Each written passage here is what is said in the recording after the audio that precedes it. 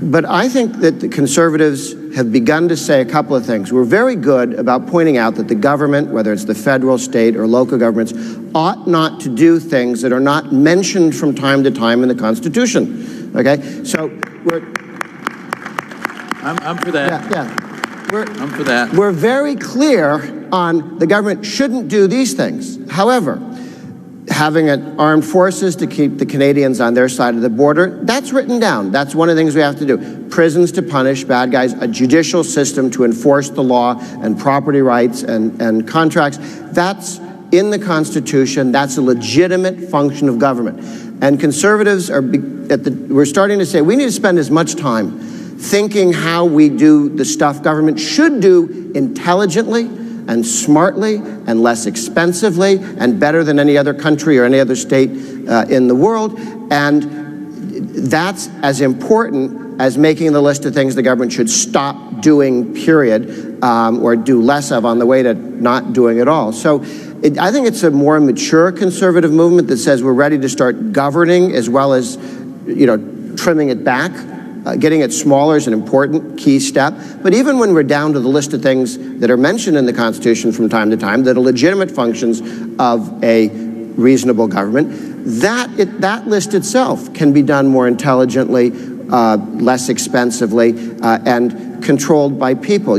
Clemenceau, the French leader looking at the disaster of World War I, said war is too important to leave to the generals. The judicial system is too important to leave to the prosecutors, okay?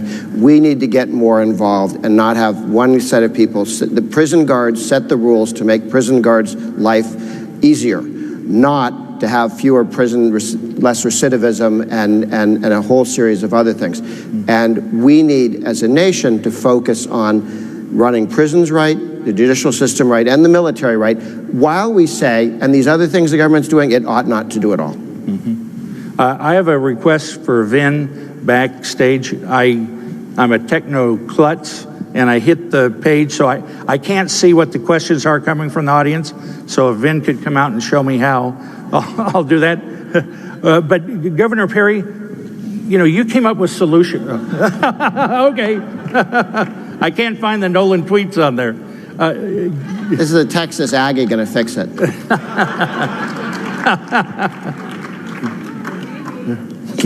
Go ahead and ask me a question while I'm scrolling down here. Oh, finding. He can double task too. We're offering solutions. It seems to me the Republican Governors Association would be a great forum to share this and have them part of a coordinated campaign around the country. Vin, I'm sorry. Here, Governor. Here you go. I'm really sorry, Vin. I was reading more of the retweets from that was going on social media that Rick Santorum's outside having a good event out there. So okay. Anyway. Your wife says to bring back the milk. Yeah. But he asked about the Republican Governors Association and the interaction between governors, and we do that. As a matter of fact, and I will say that there are other organizations out there that Democrat governors interact with. We're not really that siloed when you get down to it, because we do compete with each other. Now, it makes people uncomfortable. Competition is uncomfortable. I mean, when I show up in Maryland with some TV ads that are talking about the rain tax that you all have, and wouldn't it be wise for most of you to move to Texas so you don't have to pay those outrageous taxes? The governor of those states sometimes get a little bit peeved. Thank you. But that's okay. Because, listen, it's not personal. This is about truly having an open conversation, and people should be able to pick and choose the place they want to live, whether it's economic issues or social issues that they're most comfortable with. And that's the beauty of these 50 laboratories of innovation. But we do look at best practices. We do collect whether it's economic best practices, whether it's educational best practices, whether it's criminal justice best practices, and the Republican Governors Association, we share those with each other. So, and again, I want to go back to the President of the United States and the Attorney General, both recognizing that what we've done in Texas, and I know this was probably hard for him to admit, but to admit that the minimum sentencing guidelines, or those minimum sentencing guidelines are wrong. They're not working. And that there is a place that has implemented some programs that are making a difference in people's lives. Economically, it's making sense. Recidivism rise, it's making sense. Getting people's lives back. And if we're really going to be honest citizens of this great country, being able to give people a second chance is really important.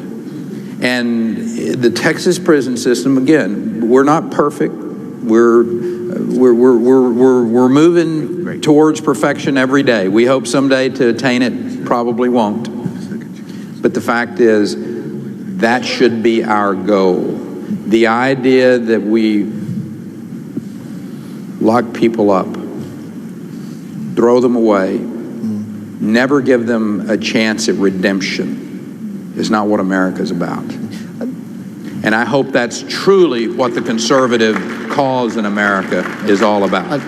On the mandatory minimum fight, I testified in Congress on suggesting that they think through mandatory minimums, and you had the list in front of me of what the mandatory minimums were. And they were a list of things that had been in the headlines, and a politician wanted to have a press conference raising or establishing a mandatory minimum, saying, you know, I'm really against carjacking, and therefore he put a mandatory minimum. Treason, by the way, has a mandatory minimum of 5 years. But all these other crimes that were not quite treason were up, but get better headlines, were way up there and just outrageous. I mean, it was clearly driven by somebody's need to get a headline one day, and we're living with it decades later, and there are people in prison living with it decades later. In addition to Right on Crime, you go to their website and to their booth here, Families Against Mandatory Minimums also speaks specifically to that issue at the federal and state level. And there are a couple of bills before Congress right now. Yeah. You can find out at the FAM site or Justice Fellowship site or Right on Crime. Rand Paul, Lee, I mean, all the good guys on our team are taking the lead on this, which is so important. We cannot, there's a problem. We cannot let the left, once again, identify correctly a problem and then stick on top of it a solution that makes it worse. We've got to wrestle with the problem and come up with solutions consistent with conservative principles. And in addition, if any of you want to contact me about the ACU's involvement in criminal justice, just P. Nolan, Nolan, at conservative.org.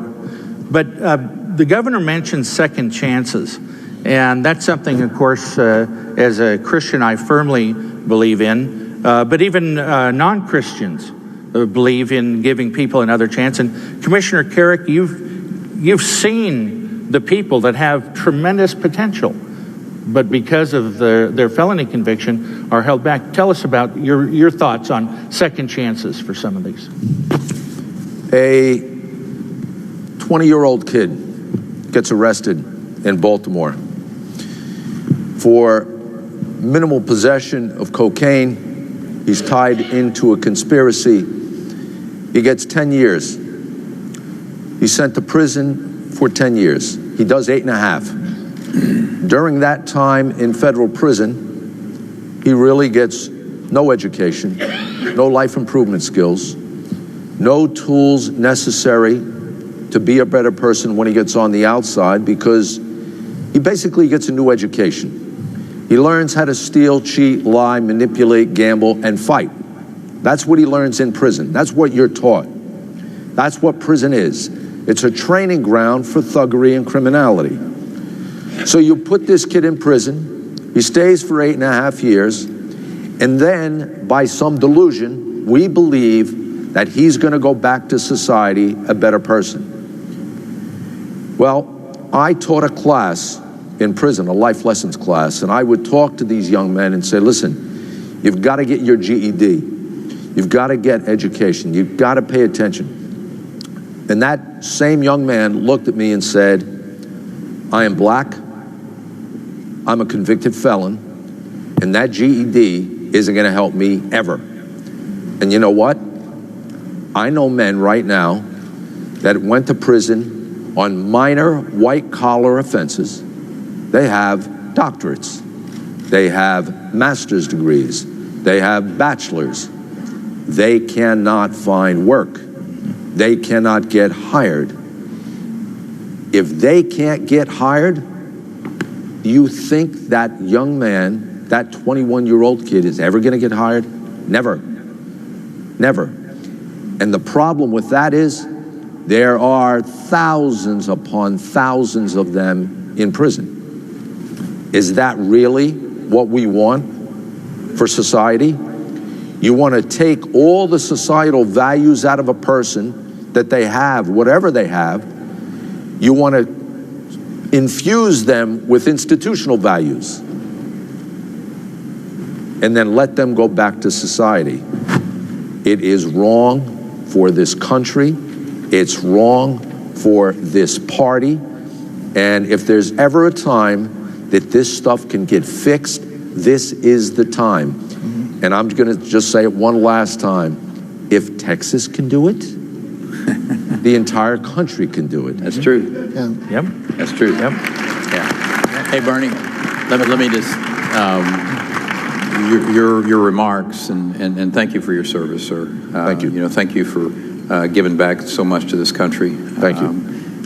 But I just want to, for sake of hopefully some governor somewhere or some legislator that's going to see this and this really impacts, over the course of just this last legislative session, I just want to go over a number of, we had a very successful session, and I signed into law requiring our prison system to provide vocational programs to inmates based on the Texas job market and what we were going to need when individuals would be able to get out, requiring inmates to be given more information so that they would have professional licensing information and restrictions before they enrolled in a vocational program.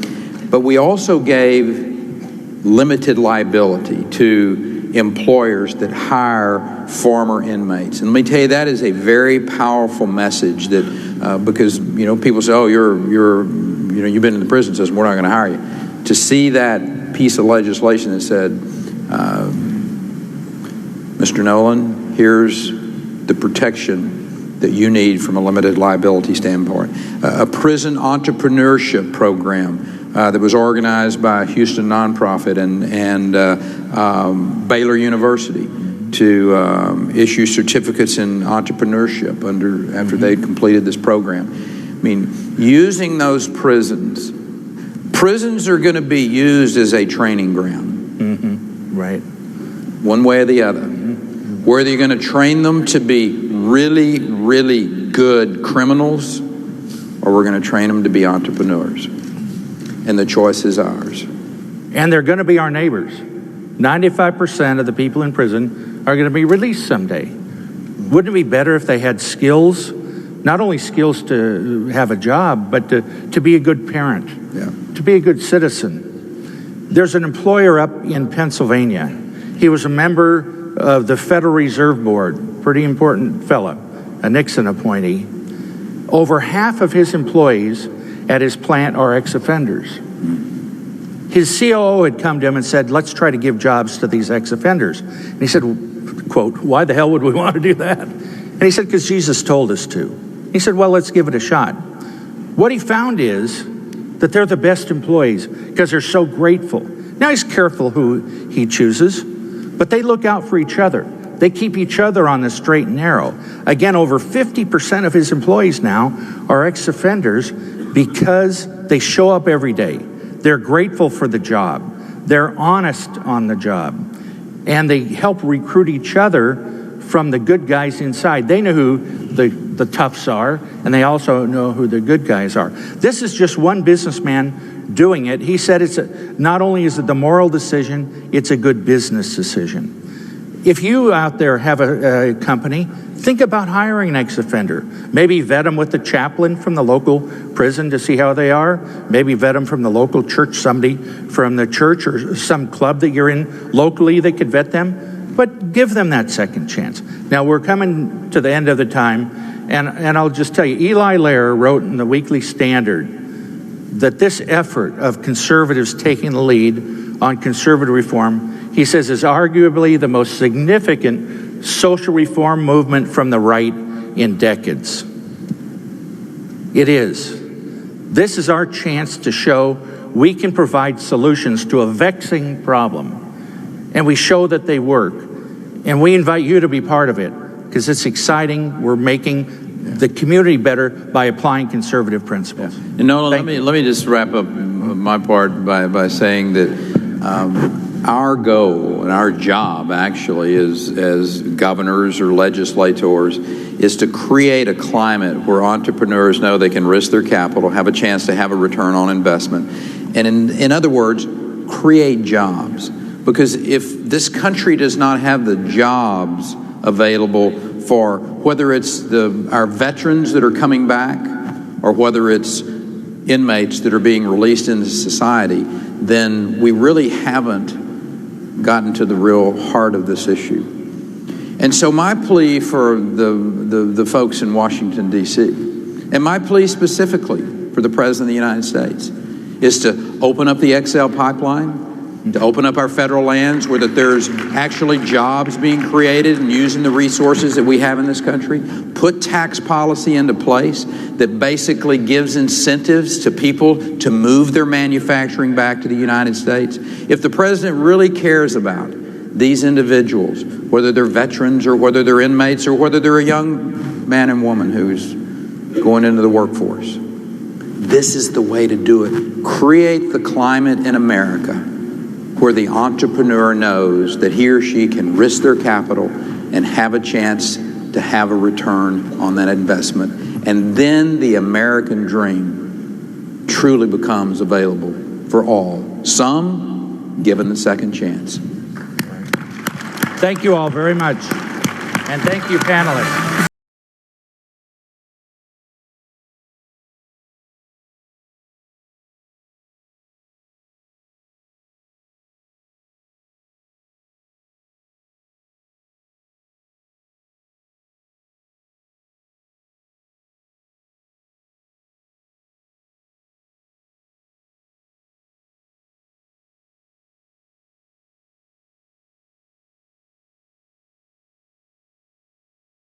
Good morning, CPAC. Are you having a good CPAC?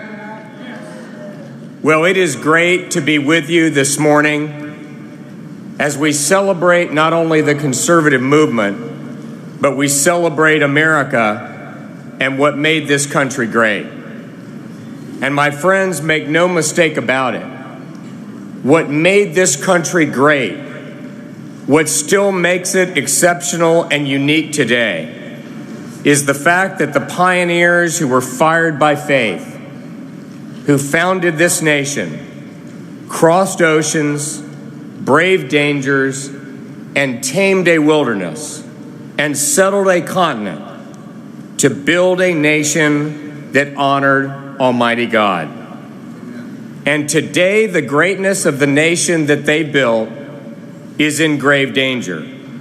And it is in grave danger in no small measure because our freedom as Americans to practice our religious beliefs and to express our faith in God is under assault as never before. There is, in truth, a war on religion and a war on religious values being waged by this administration and by their radical allies. A war that vacillates between a stubborn, secular insensitivity and at times outright hostility to the expression of faith in the public square.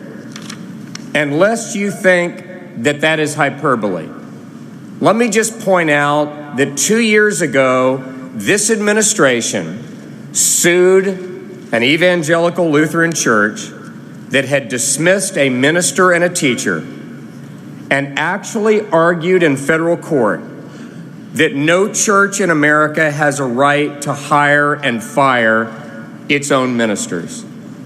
This astonishing argument was so morally and legally repugnant that the Supreme Court ruled against the Obama administration 9-0, including both justices appointed by this president.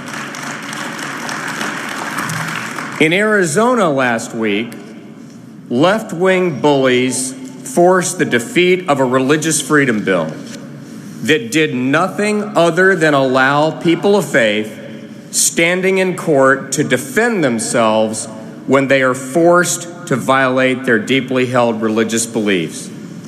And here in Maryland, not far from where we're gathered right now, this administration is attempting to force an order of Catholic nuns who care for the elderly and for the poor to pay for health care services that violate their religious teachings and assault their conscience, including taking the lives of the innocent unborn.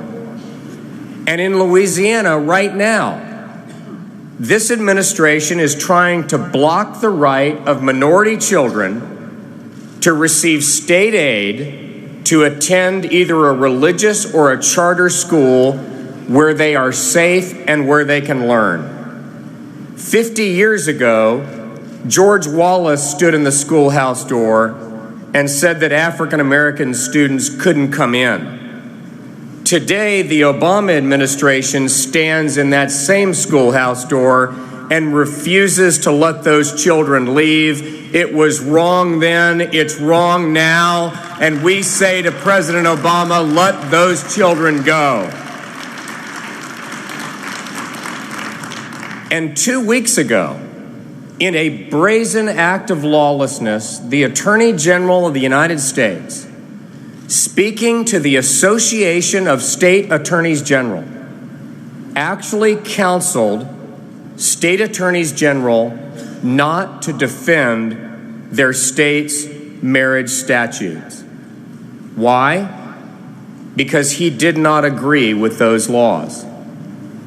Now, my friends, when the chief law enforcement officer of the United States shows no respect whatsoever for the rule of law and shows no respect whatsoever for the state constitutions and the duly passed laws of sovereign states, particularly when that same attorney general has lied under oath in Congress, has defied subpoenas repeatedly, and has been found in contempt of Congress, then I say that is an impeachable offense, and it is time for Eric Holder to go.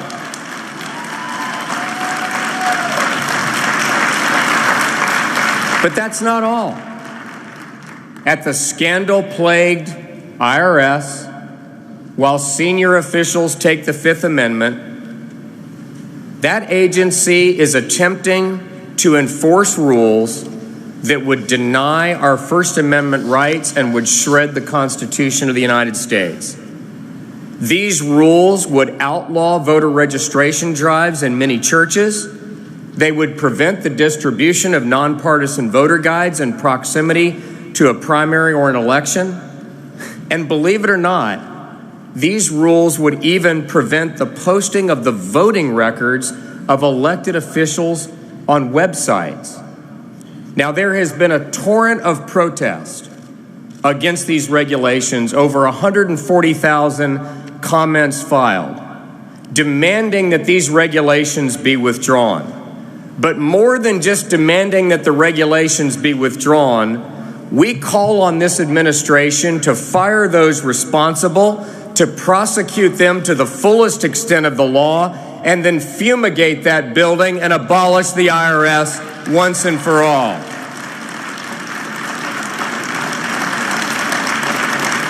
Now, really none of this is terribly surprising from an administration that is led by a man who once said the American people, and I quote, cling to guns and religion because they have antipathy in their heart for people different than themselves. But what's equally disappointing, in many ways even more disappointing, is that this radical secular agenda and this war on religion is at times aided and abetted by Republicans who lack the courage to stand and fight. After all, last week in Ohio, Georgia, and Arizona, it was Republican legislative leaders who caved under pressure from the liberal media and the lies of the radical left and killed religious freedom bills in each of those states that were simply modeled after the Federal Religious Freedom Restoration Act, passed by a bipartisan Congress and signed into law by Bill Clinton. And I have a message for these profiles in cowardice who often display the backbone of a chocolate eclair. Delivery MHz 370, good morning. And that is that we're really done following those who advocate. Malaysian 370 standby and Malaysian 6 is cleared to Frankfurt via Agosa Alpha departure, 6,000 feet squawk 2106. Cleared to Frankfurt, Agosa Alpha departure, 6,000 feet squawk 2106, Malaysian 6. Malaysian 6 over the ground, good day. Malaysian 370, request level.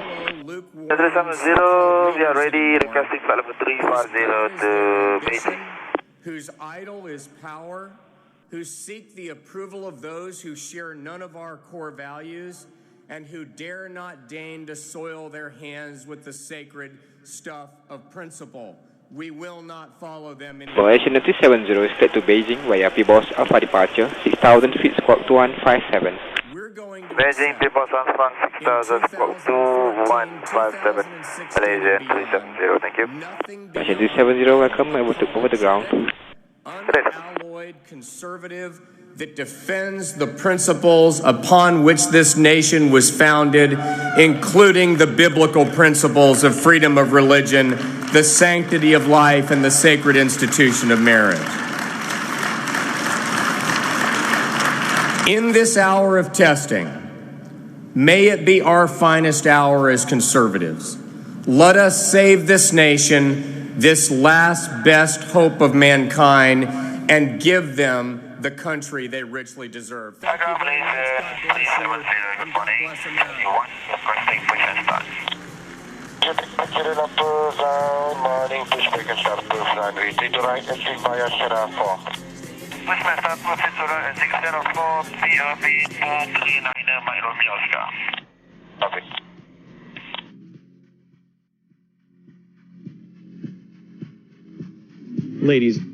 Ladies and gentlemen, please welcome Brock Lawley and Tim Neely. Hi guys, my name is Brock. Thanks for listening.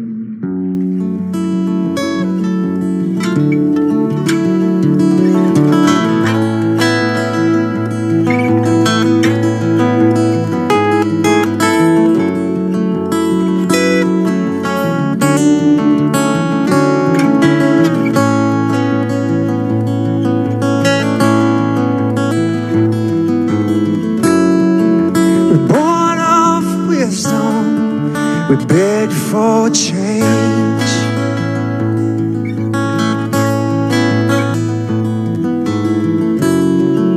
We opened up our minds so wide that nothing true remains.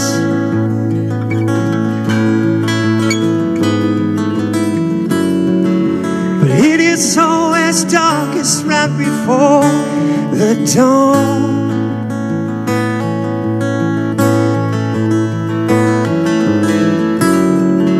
First step to repentance is admitting we were wrong, oh, we were wrong. I'm praying for courage, culture. I'm praying for a few good men. I'm praying that we will not falter, standing in a lion's den, like a tree in autumn, stand in perfect view. In a blaze of glory, give it all to you. I wanna mountains, throw them in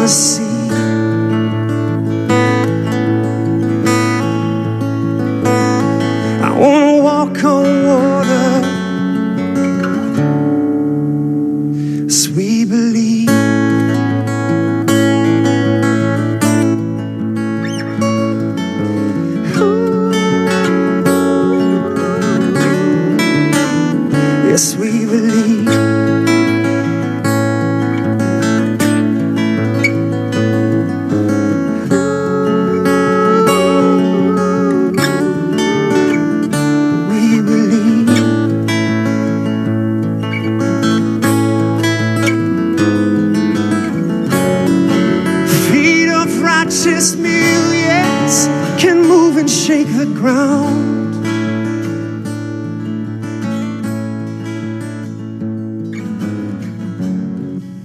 We're bringing you live coverage of the conservative political.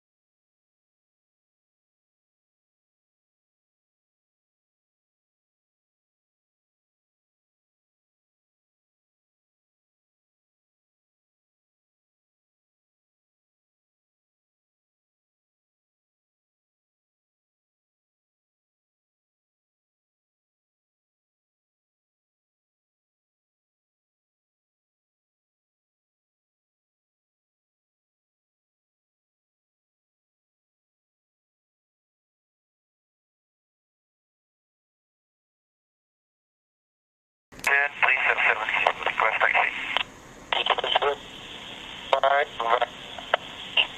Hotel Bravo.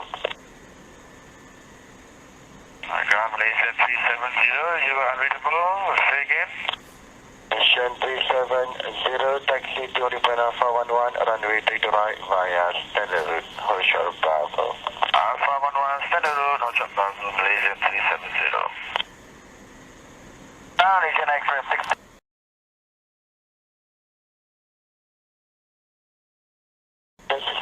Program continue. Bravo November 2 Foxtrot reach. Bravo November 2 for Fox 30 Asian Express 6121. Station. Alamai Alpha Hotel Zulu.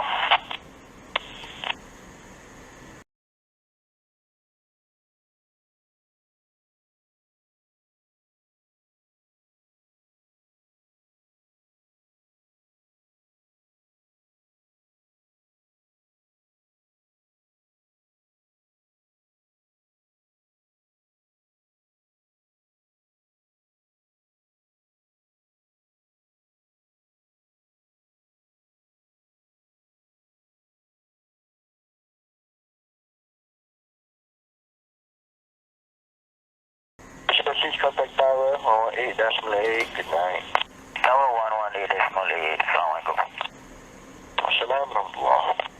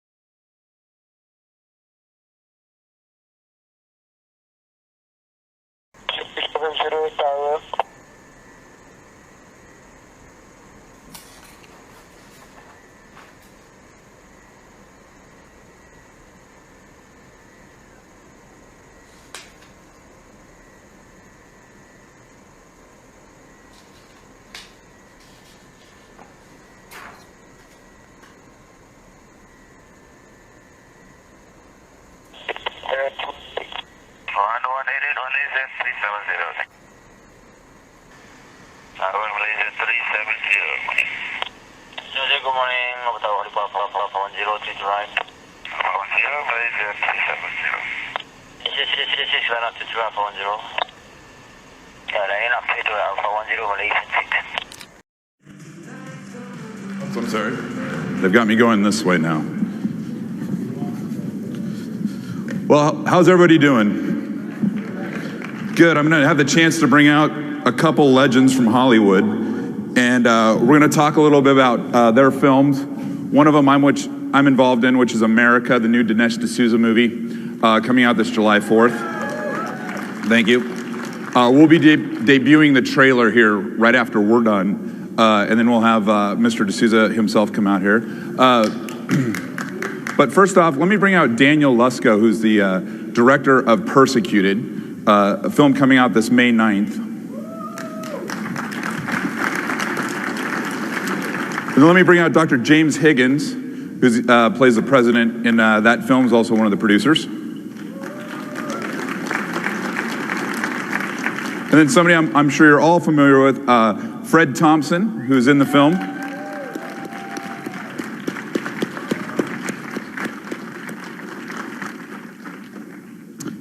And then Academy Award winner of Schindler's List, also Jurassic Park, Minority Report, the list goes on, Color Purple, Hook, Mr. Jerry Mullen, and the producer of America in 2016. Well, guys, you guys have a new movie coming out, Persecuted. We're going to show the trailer here in just a little bit. I know as a filmmaker how difficult it is to get a film. So what inspired you to make this film, and why is the time right for this film now? Well, it's kind of strange because current events have certainly caught up. I wrote the script 5 years ago. I woke up in the morning and I just had a vision of this man running through the woods with this deeply held conviction, standing up for what he believes, and this intrusive...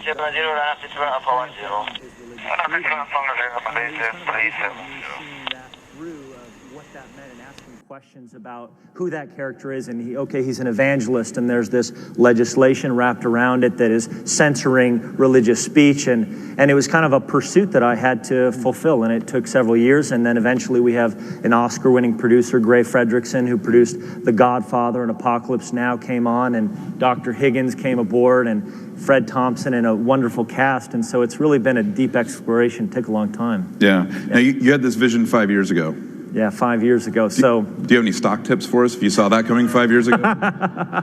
That's a good question. But it's funny how a lot of people don't understand how long it takes to get a film from concept onto the screen. I mean, these journeys are long times, 5 years. The average in Hollywood's about 7 from development all the way through, and that's if you have a studio behind you. The closest thing I can parallel to it, and my wife was the one to suggest this, was that it's like birthing a child for 5 years, being in labor pains and just wanting to be done with it. And I know that's not a pretty picture, but it's the closest thing I can come to. But I'm just so grateful to be here, to be sitting with all of you, and to have the movie done with such a great, esteemed cast, and what people are receiving as a great political thriller. Yeah. Also, we'll be taking questions here, so if you want to send us a question, you can get us at CPAC News, hashtag Sullivan Panel. Again, that's at CPAC News, hashtag Sullivan Panel. And thank you for stroking my ego here at CPAC for putting that on there. Dr. Higgins, how did you, you're a cardiologist, you're an actor also, but how did you get involved in this process? Well, let me say, first of all, I'm a cardiologist. Yeah. And way down the list am I considered an actor, so... 370, 32 right of takeoff, 9. And there was 200 things on that list, and I've subsequently done over 2,000 things, and I have about 1,300 left to do before I die, and one of them was to be in a movie. My picture was that I was going to be holding a newspaper, and the star would go by, and I'd peek around the newspaper, and that would get me in the movie. And this script was presented to me. I read it multiple times. Some people call it a Christian-based movie, and I wouldn't, it is, but I also loved it because it's a political thriller. And of course, when I got to read the script, it wasn't 5 years ago, it was relatively recently, and things were coming about in this country where I thought it was very apropos to do this movie. So I did it, and Daniel cast me as the President of the United States, and I'm an evil person in the movie, and kind of sets kind of what we got now. An evil president. Is that typecasting? Yeah, I think that was. No. Now, and Fred, how did you get involved? I mean, you could be easily sitting at home collecting a reverse mortgage, and you know, how did Daniel entice you to get off the couch and come out? I mean, you're very well known and lend yourself to. Well, I heard that there was going to be one of the world's leading cardiologists on this movie set. And I like to stay as close as I can to people like that at this stage of the game. No, it came to me the usual way, and they contacted my agent. My agent called me, and I looked at the script, and it's an unusual movie in many respects. First place, there are a lot more independent movies nowadays than there used to be. A lot of people you don't have to go to a major movie studio anymore in order to get something done. So I think that's good news for conservatives. I think that's good news for the country, number one. Mm-hmm. And so what you're seeing is things are starting to happen that hadn't happened before. And one is this... Malaysian 370. Malaysian 370, selamat pagi. Identified climb flight level 180. Cancel SID, turn right direct to Ikari. Okay, level 180, direct Ikari, Malaysian 370. To dictate what Christian ministers could say and would say or not say. So, the idea a few years ago that the church could tell religious folks what they could and could not do in terms of providing services was pretty far-fetched, and not so far-fetched today. So it kind of takes that on, but it's within, as has been said, the framework of a political thriller, and so it's entertaining. I think that that's the bottom line for success for anything in this business. You've got to have folks that finds it's entertaining, and I think that this one fits that bill. So great. I'm delighted to be a part of it. Well, and we got our first question in here, and actually goes to you, Fred. So it's from Larry Lease, and it says, Fred Thompson, do you miss being Arthur Branch? Do I miss being Arthur Branch? A time and place for everything. I don't really think about it. That was, of course, the Law and Order thing, and I did that. The old show is no longer with us. I think we've got Special Victims Unit is still left, but the one I was on is not there anymore. I discovered a long time ago that anything that they pay you for eventually turns out to be work. And the same is true with that business. It's assembly line work. You go there and you learn your part, and some 25-year-old guy tells you where to stand and what to say and when to say it, and there's upsides and downsides to everything, and there are long hours, and sometimes you work 11, 12 o'clock at night and things like that. So time and place, it was wonderful. I love to be a part of it. They let me every once in a while massage my character and say things like, take the copy of the Constitution off my wall and hand it to Sam Watterson and say, where is there a right to privacy in this? And of course he couldn't answer that. And a few little things like that were fun, but that was then, and this is now. So I can't say I really miss it. Yeah. Well, we're gonna. I want to talk a little bit more about Persecuted. We're going to show the trailer here a little bit more, and then we'll kind of, I think, get kind of more out into Hollywood itself. We're getting a lot of questions here on Hollywood. Why are there so many liberals in Hollywood? Things of that nature. And we can, I think, talk a little bit about that. But before we leave that, I want to talk a little bit more about Persecuted. I know in independent filmmaking, it's very hard to kind of, we don't have a studio behind us. Like when we released 2016, we started in one theater, we grew to 5, we grew to 10, we grew to 169, we grew to 1,100, 2,000, 2,800. Yeah. So, thank you. And we ran around doing that all from Starbucks because we were running around the country, you know, doing that. And as an independent film, you don't have a studio behind you, so it's really... 70, contact lampu radar 1326 tonight. Alright, 1326 Malaysian 370. Yes, press 1. You have one tomorrow at 1 o'clock, and I think Fred's going to be at the one at 1 o'clock. So, That's right. So what can we do to help you guys? Well, like you said, John, you know... Lampu control Malaysian 370. Malaysian 370, lampu radar, good morning. Climb flight level 250. Morning, level 250, Malaysian 370. Like a platform release. Yeah. And that's really what we're dealing with. And we need people to go and act now, to go to persecutedmovie.com to bring the movie to your city. There's a whole link, you can fill it out. And we've got to get a commitment of 500 tickets with each city in order to justify bringing the movie to that particular city to cover our hard costs. Yeah. And from there, we'd hope that it would be successful, because maybe like a studio could just, you know, throw it out into 3,000 theaters and just let the chips fall where they may.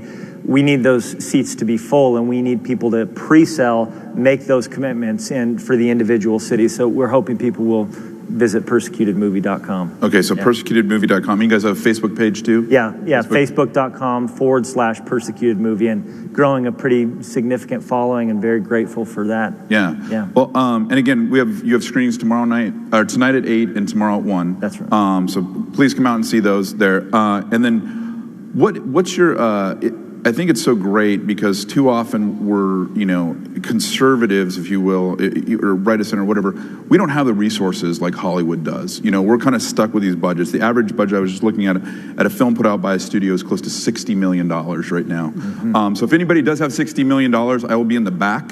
Available to take that check. Together. Yes, but so we don't have those resources. Well, the thing I love about this is you guys did make this a thriller. You know, so many people could have just made a documentary or something like that, or a YouTube video, but you guys are really tackling this in the medium of film. Yeah. Even though it's got some big ideas in it versus, you know.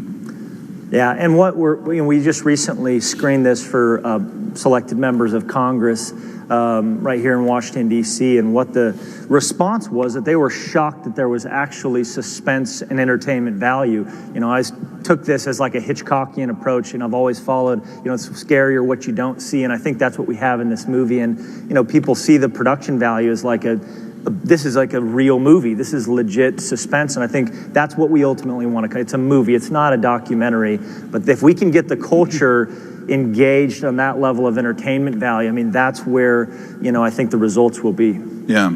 Well, I want to show the trailer here. I want to get Jerry in the conversation. We'll talk a little bit about America, but I also want to talk about just Hollywood. And Fred, I'll have you chime in there since you've been around the business quite a bit of time. But let's go ahead and roll it. It's the trailer we're going to see right now. That's right. Yeah, okay, the theatrical trailer. Let's go ahead and roll the trailer.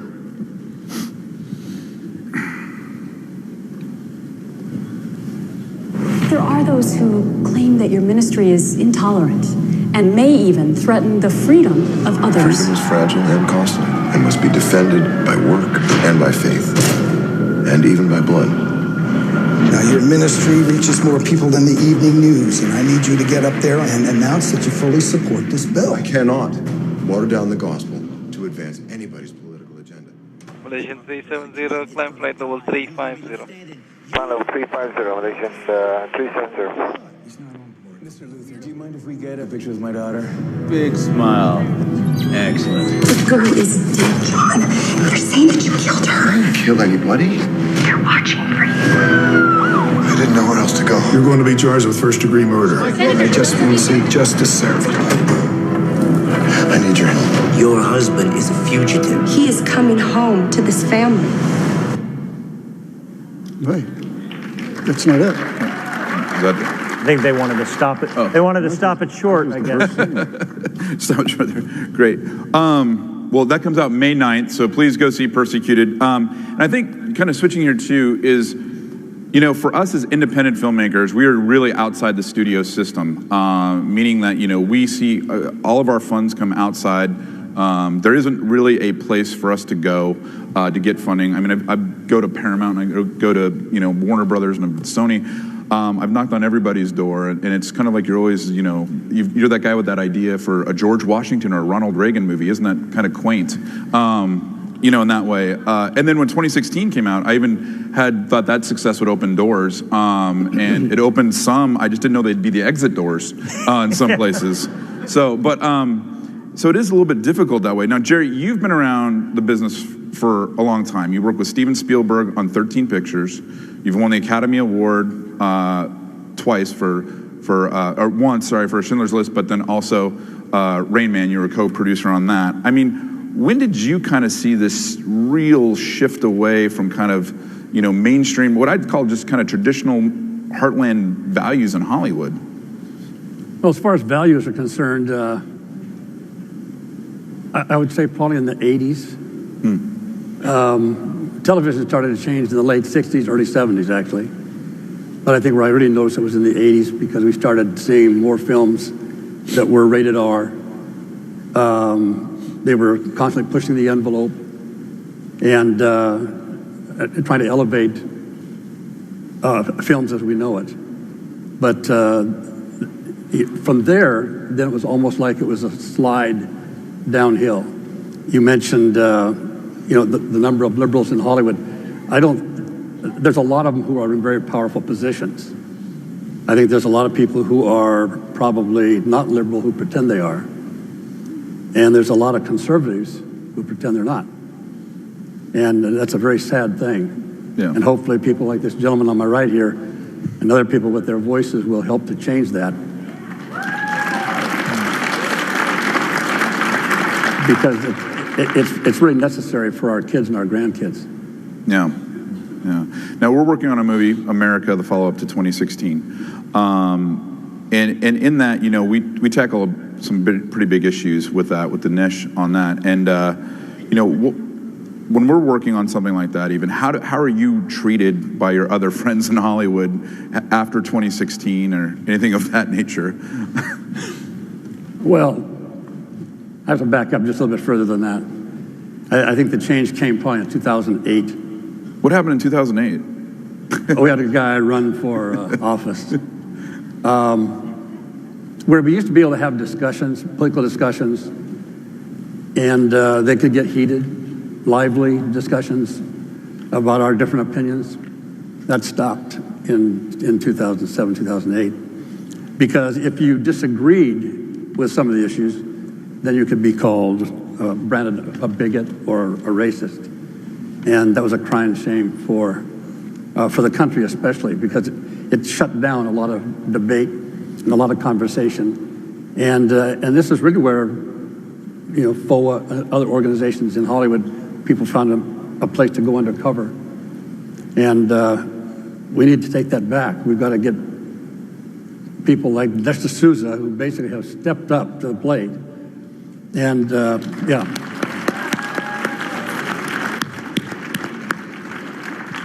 And Dinesh can kind of lead the pack there, and maybe get other people to stand up,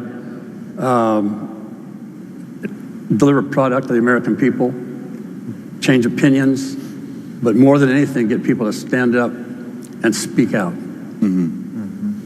Now, one thing, I think we could have some other people on this panel, if we're able to kind of bring them in. But I mean, there is a little bit of a shift that I've seen in the last few years. So we have movies like Act of Valor, which are at least pro, America that way, or Lone Survivor. That movie did $125 million.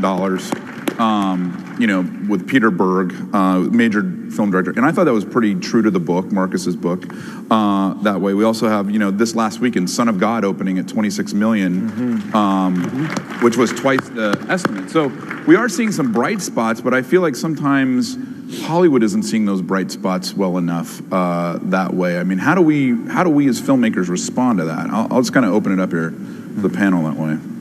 I'll make a comment. Yeah. Best way to get them to respond is what you just said about them making money. Yeah. I mean, unfortunately, that's the best way. And just a little plug for Persecuted. Daniel did such a great job with the script, but the cinematography in this movie is as good as any movie. The score in this movie is original, and it's as good as any score. And obviously, the actors that are in this are top-notch, excluding me. But that's the kind of thing that's going to change the movie industry, I think, and get Hollywood to us. It's a very good film. It's very well done. And hopefully with your support, it's going to make some money, because the more money it makes, the more time we can add to doing a sequel and doing something just as good, because it gives out great messages in terms of religious freedom, our First Amendment rights, and the overbearing government that sometimes is hitting us today. So that's how you do it. Well, and I want to respond to that a little bit too. You know what? It is really about the money. It's about the box office, and people vote with their dollars with ticket sales. And many people don't know this, but we shot this film in New Mexico in Albuquerque, and many of my crew members had just come off of Breaking Bad, which had just finished up. I mean, many of our crew members, and they didn't really care about the political elements. They wanted to make a good movie. I mean, and I think a lot of people like, for example, I'll go see a movie that may not always agree with my viewpoint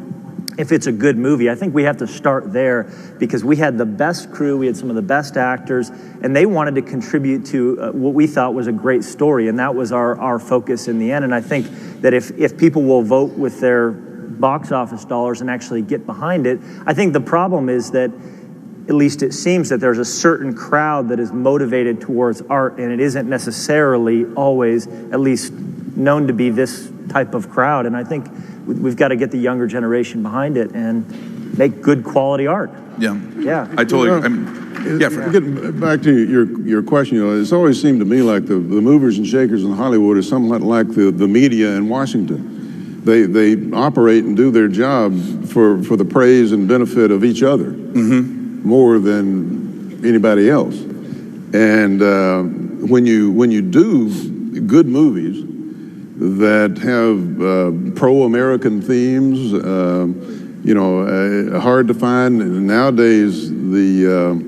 The market is mostly a foreign market, so that affects how many pro-American projects you're going to have, or things that cast the CIA or the FBI or a business person in a good light. It doesn't happen much, but when you make good movies, and movies that families can go see, or films that show the triumph of good values and things like that, they do well. They do very well. Yeah. And they're interested in the bottom line out there. But I think that there's not that many people who know how to do that. Yeah. And are willing to do that to the possible scorn of their colleagues out there. But from a bottom line standpoint, it's there to be tapped into by the people like the people up here are, I think, beginning to do. I don't know, Jerry, that hits home with you at all, but that's been my read on it. I agree. Yeah, I find that there is kind of a double currency. I call it in Hollywood. There's the bottom line, like if you're in any other business of running the bottom line, but then there's the cocktail currency, which is they can't be that person that funded that movie or greenlit that movie because it'll affect their peer group. And I've encountered that, Yeah. I had a story once when I was president of a studio. I was with him, and I won't say his name, but he leans to the right. And we were inside and we were talking about his love for President Reagan. And he's just almost jumping on the table talking about Reagan. As soon as we got out in the hall, it was suddenly all a whisper. And I'm like, you're the president of the studio. If you can't kind of set an agenda here, what's going on? And I just realized then that this kind of currency like you're talking about there. Now, do we see something going on? Maybe TV responds a little bit faster. We've seen that a little bit more. I mean, Duck Dynasty, biggest reality show in the history of reality shows. Yep. 10.7 million viewers. We're seeing Pawn Stars, which I think, again, leans to the right, free market values, Last Man Standing, Blue Blood, Shark Tank, things of this nature. I mean, these are all top-rated shows for their things. Compare that to, I'm just pulling out, Pawn Stars. Pawn Stars has 4.6 million viewers a week. Glee has 2.9. Isn't there something, can't we make a case? Isn't there a rational case we can make that stuff that leans to the right, just kind of people respond to it? Yeah, I think that case could be made. Okay, great. Thanks. Moving on. But I think the point that Fred made about that is, let's call it closet conservatives. It's harder sometimes to talk about them in the hallways than it is to watch it on your TV. Huh? Yeah. And I think that's true. I think that's something that starts, unfortunately, sometimes with education. 670 maintaining level 3. Malaysian 370. Quote, higher education. So these people grow up that it's kind of afraid to maybe speak out about for their values in an open session. Yeah. Yeah, Jerry. Yeah, John, it's like family films. Frozen just passed $1 billion in box office. If you take a look at the family films, for the most part, they make a lot of money. So if you're a businessman, it would seem to me that that's where you would apply your wares and put your finances behind more family films, but they're not there. Yeah. I think we also see, we see a lot of stuff, film, we're focused on that, but we also see stuff that's happening, I have a friend sitting out in the audience somewhere, Tad Lumpkin, who, Tad did a short movie called American Dream, had 12 million views on YouTube. I mean, it's kind of a right-centered thing on the economy. I mean, what about going out in that route and doing more stuff that way? I mean, can we get short more creatives? Stuff of that nature, going to YouTube, going to, making shorter films, things of that nature. I think there's a limited market for short films. I think it's kind of that way for even films on the other side of the fence and any side of the fence. I think you're right. TV series are more sustainable. They're long-term. The box office films, I think it really does determine on whether people will actually go out and see it, because what we see, I think, is there can be censorship from the institutions as well. They won't get behind it because it's too edgy, or that it has to be this, and we tend to sort of kill our own. And I think that's the biggest problem, is that you'll see that the films that are promoted, maybe not from this group here, tend to be much more, here, make whatever you want, and we just love it no matter what it is. And then on this side, it's kind of like, let's whittle it down, and there's no, you're not accepted, you're different. And I think that it tends to be a very limited group that will actually support liberal arts. So speaking with short films, those are definitely dominated by the liberal community. Yeah. Let me switch just a little bit here, and I'm going to throw this down to Jerry first. Jerry, if you were put in charge of the Republican Party for just a moment, how would for how long?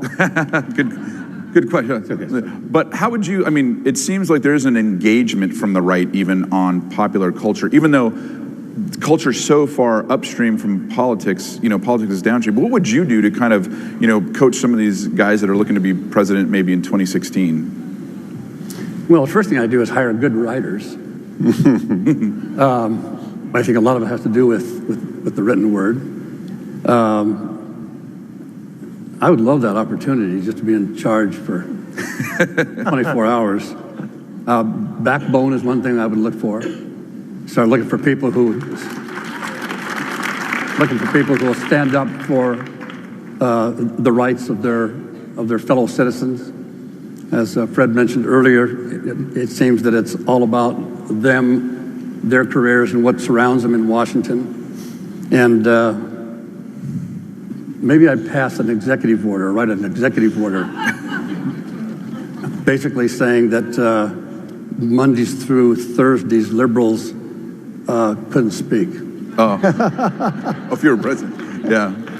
But it does seem like, we've the right hasn't engaged the culture. I mean, we consider and kind of say, hey, we haven't had the shots, we haven't done that. But even then, it's like, have we really gone into the industry?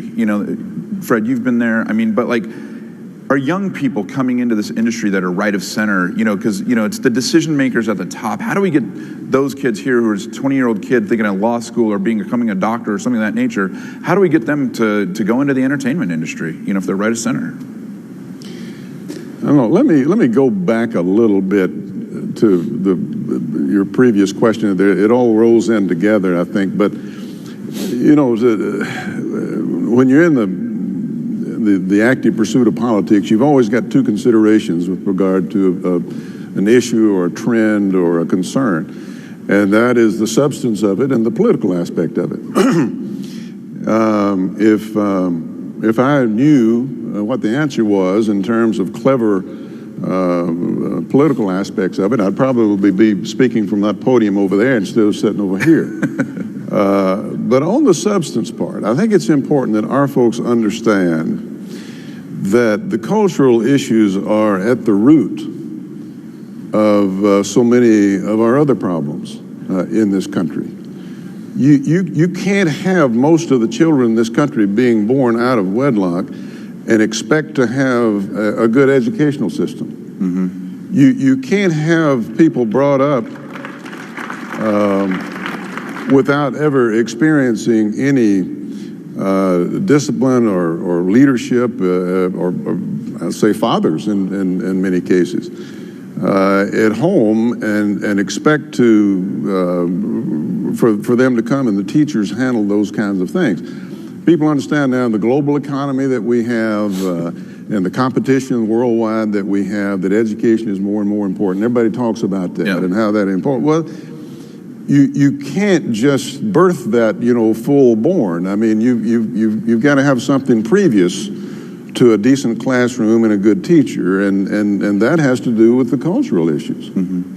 And it is at the core of some of our economic problems. Certainly our jobless situation now, that people are having trouble making this transition, into the different kind. We're moving out of the buggy whip and into the automobile, and out of that into the spaceship tomorrow or whatnot. And people got to be agile. People have to know some things. People have to have a decent education.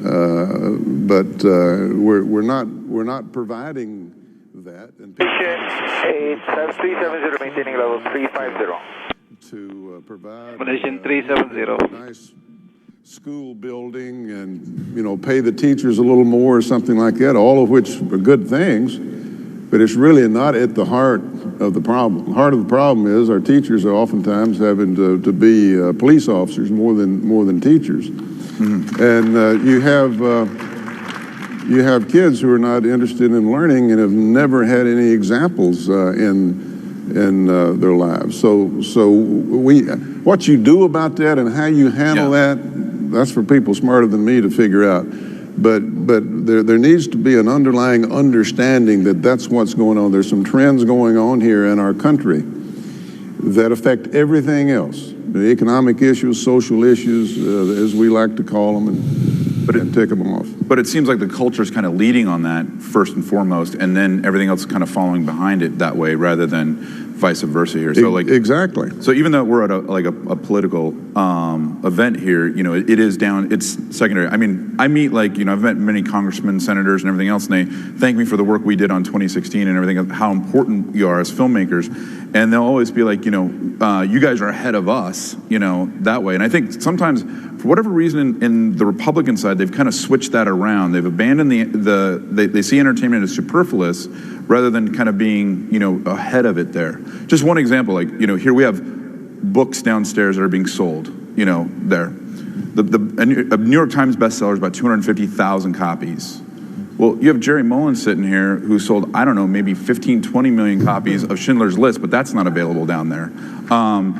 We don't I think, respect the arts this way like the other side does in this sense. And so I think, how do we it's great that CPAC's had us on this panel. I really appreciate that. But how do we start in this community ourselves, I'll tell you, by every single person here going to persecutedmovie.com and bringing them in. No, seriously. Yeah. I mean, I know it's my movie. You expect me to say that, and I appreciate that. But I really think whether it's that or whether it's this other project you guys are both working on, you have to start at that level, one by one. I think we get overwhelmed by it, and those who tell the stories of society rule society, and they are telling the stories at the box office. And, we've got to promote those stories. I think the ideology is so strong in the Conservative Party, but the ability to convert that into stories that kids and young people can relate to and say, oh my gosh. For example, I recently screened Persecuted with a very prominent religious figure. One, if I said his name, you would all probably recognize. And he came out of the theater and he was scratching his head and he was thinking, and he said, these are all things that have been inside my head that you mentioned. He said, I hope I'm that man but I wonder if I'm not. And really the movie being about an evangelist who stands up for what he believes in against an intrusive government that's trying to censor everything is one he identified with. And that man had to pay a serious cost for what he believed in. He was persecuted, he was hunted, he lost all of his security. And I think that's what we're trying to do here, is trying to convert that into a story that young kids can wake up and say, oh my gosh, I actually have a responsibility for these freedoms I'm enjoying. I mean, all those people with this strong agenda that disagree with me and my beliefs are enjoying those freedoms. They're enjoying those in Hollywood, they're enjoying them everywhere, and they don't maybe realize a lot of times that there's a reason they have those freedoms, and they come at a cost. And I think that's what we're trying to do with Persecuted, is help them realize that oh my gosh, I might have to pay a price, I might have to stand up for what I believe. And I think that that's where we're starting, at least. Great. And by the way, the neat thing about this movie is it leaves lots of things out there that you have to question. Yeah. You have to ask, what happened here? What did really happen? What's he going to say here? And if you go to these, what I like about this is when you leave the theater, you should be able to have a great discussion with your friends, with your neighbors, with your kids, and get them involved. And hopefully the kids will ask questions about it and do the same thing at school. Yeah. And that's what I like about this. All right. Well, we're going to wrap up here. We're going to stay on stage here. We're going to show now, and this is for Jerry and I, this is our new movie along with Dinesh. We're going to show the trailer here. We're debuting it here at CPAC, so that you're going to be one of the first audiences to see it. So we're pretty excited about that. And it almost sounds like the guy you were talking about will be our next speaker after the trailer, Dinesh D'Souza. So, but let's go ahead and roll the trailer for America if we can.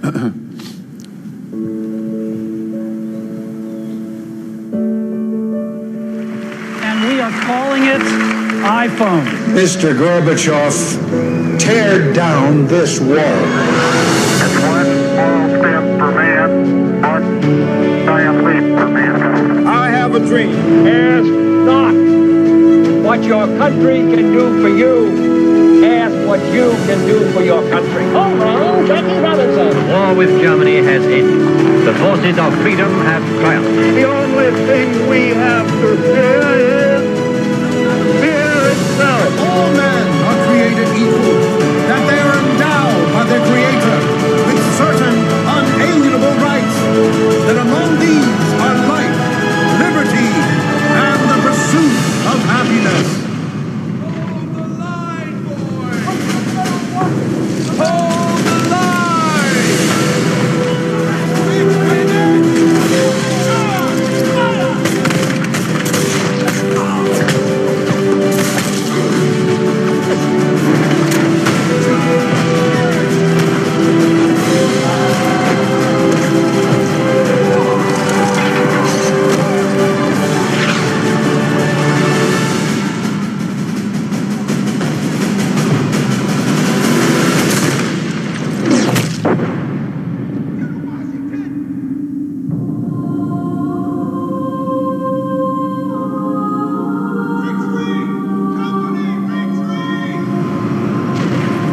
Imagine the unimaginable. What would the world look like if America did not exist? America, in theaters this summer.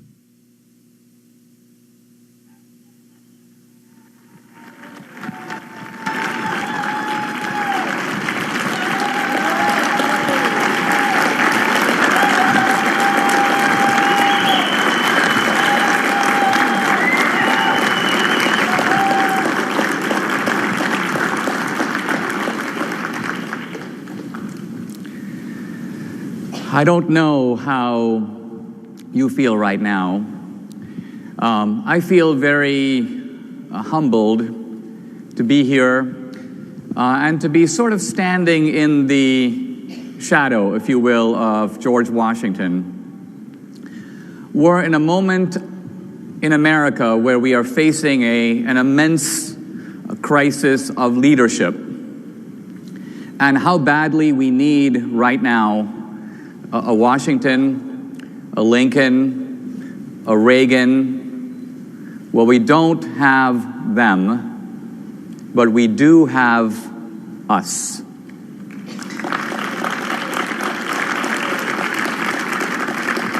I'm an immigrant, and I just love America. I remember in the last scene of The Great Gatsby, Fitzgerald talks about the Dutch sailors who kind of came around the corner and the sense of wonder and astonishment that filled them when they first saw what he calls the green breast of the new world. I was 17 years old when I first set eyes on America, and I felt that same sense of astonishment and wonder. Somehow, even then, I knew that this was a country in which I could be the architect of my own destiny. And that feeling has somehow never left me, and it lies behind my writing and my work. We're living in the American era, an era that began in World War II, at the end of World War II. But this moment of American superiority, if you will, of American triumph, is very fragile. And in some sense, we fear very short-lived. Look around the world. It seems like what we're seeing is not only threats on the horizon, but new emerging empires. The consolidation, for example, of the Islamic Empire. Putin in Russia, in the Ukraine, in the Crimea, an attempt to revive Russia as a global power. Now, the remarkable thing is not what's going on over there, but the response to it coming from over here. The thesis that we laid out in the film 2016 was that it is a great mistake to understand Obama as a mere bungler, as a mere amateur, as someone who sort of doesn't know what's going on. If that's what you think about Obama, you end up lecturing him about the geography of the Ukraine, reminding him that Putin used to be a KGB officer. He knows that. The point about Obama is that he is somebody who wants to shrink America's footprint in the world. He wants to remake America, as he put it. That is his ideology. So we predicted that in 2016. And I'm not happy to say that those predictions have in a way come to pass. Obama is almost like an actor playing out our script. And he's not going to change. I mean, he reminds me a bit of the toy soldier who walks into the wall and, keeps going. He is a creature of ideology. Now, after we did 2016, Obama was very upset. He did a big diatribe against me in the film on his website, barackobama.com. But if he was upset about that film, wait till he sees the new one.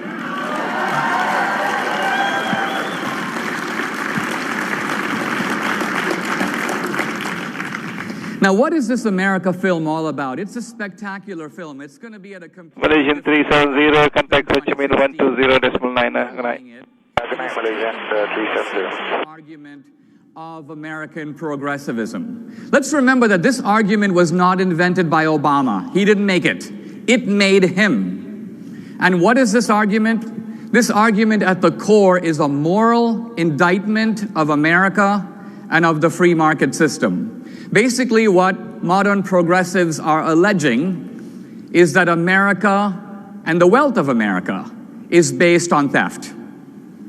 There's a historical part of this argument. We stole the country from the Indians. We stole the labor of the African Americans. America took half of Mexico in the Mexican War. American foreign policy, even now, is based upon taking the resources and the oil of other countries. And the free market system is based on theft, depriving people of what Obama calls their fair share. So think about this. It's almost like here you are at home, you're watching TV, and a bunch of government guys show up at your door and they start taking your furniture and taking your car. And you're like, well, what are you doing? They're like, your paycheck that you got last month, you didn't earn that. You stole it. It doesn't really belong to you. This is what, in a sense, we are up against. The idea, it's a sort of a moral attack on capitalism. And you can't just answer it by saying that capitalism is efficient. What we do in the America film is we take this progressive argument head on. We take this bull by the horns. We make the moral case for America. We make the moral case for the free market system in a fresh way that you have not seen before. Now, when I think about the American era, and when I keep hearing, we've been hearing now for 6 years about change. For progressives, change is another word for progress. I think as conservatives and libertarians, we know that there can be good change and there can be bad change.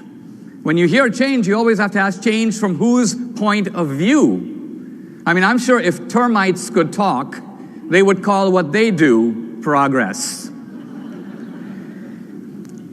George Washington risked everything for a country that had not even come into being. We have America. What are we going to do to keep her? I remember reading at the Constitution in Philadelphia and in the Federalist Papers, Alexander Hamilton says that this is a country that is unique because it is based on reflection and choice. For us as Americans, decline is a choice, but so is liberty. So let us resolve right here, right now, that liberty is our choice. Thank you very much.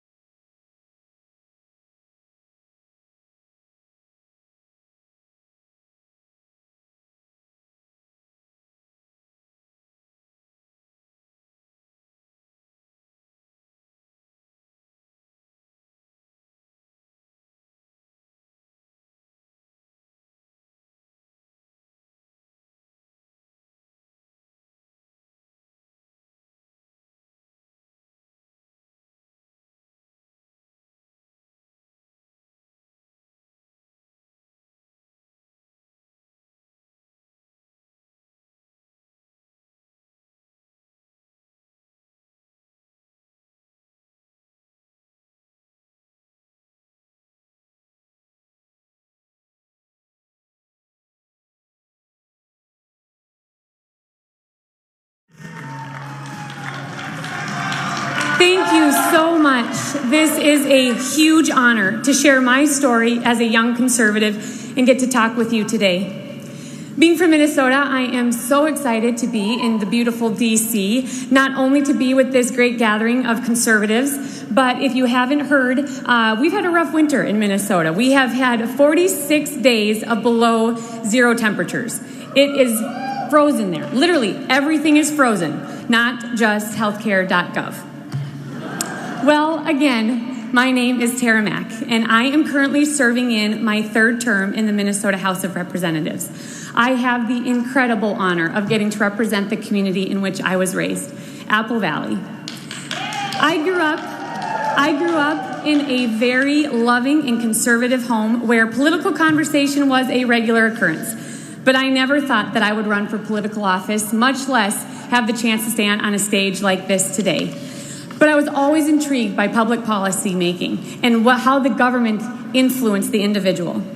While pursuing a degree at the University of Minnesota in political science and global studies, I found that my conservative convictions were being challenged every day and questioned at every turn. I will never forget one day I had a political science professor in one of his lectures say something that I'll never forget.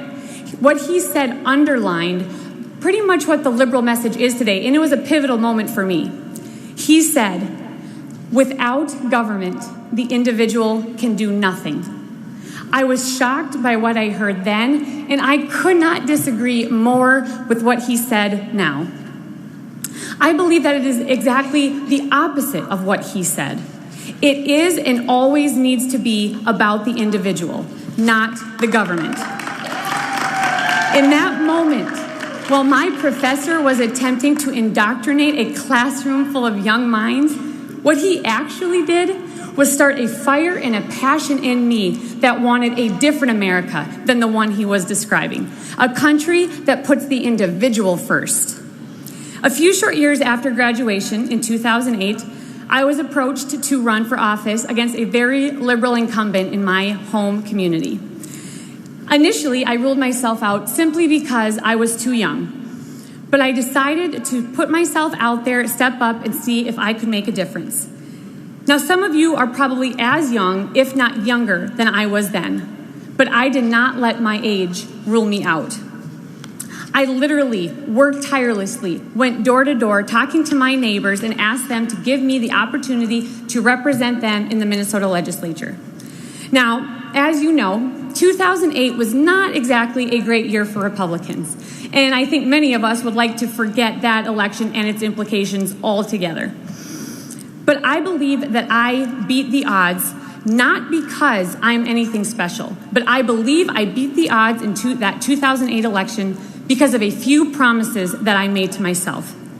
I promised myself that I would stay positive and optimistic with our message. I promised myself that I would not be disrespectful of those who disagreed with me, including my opponent.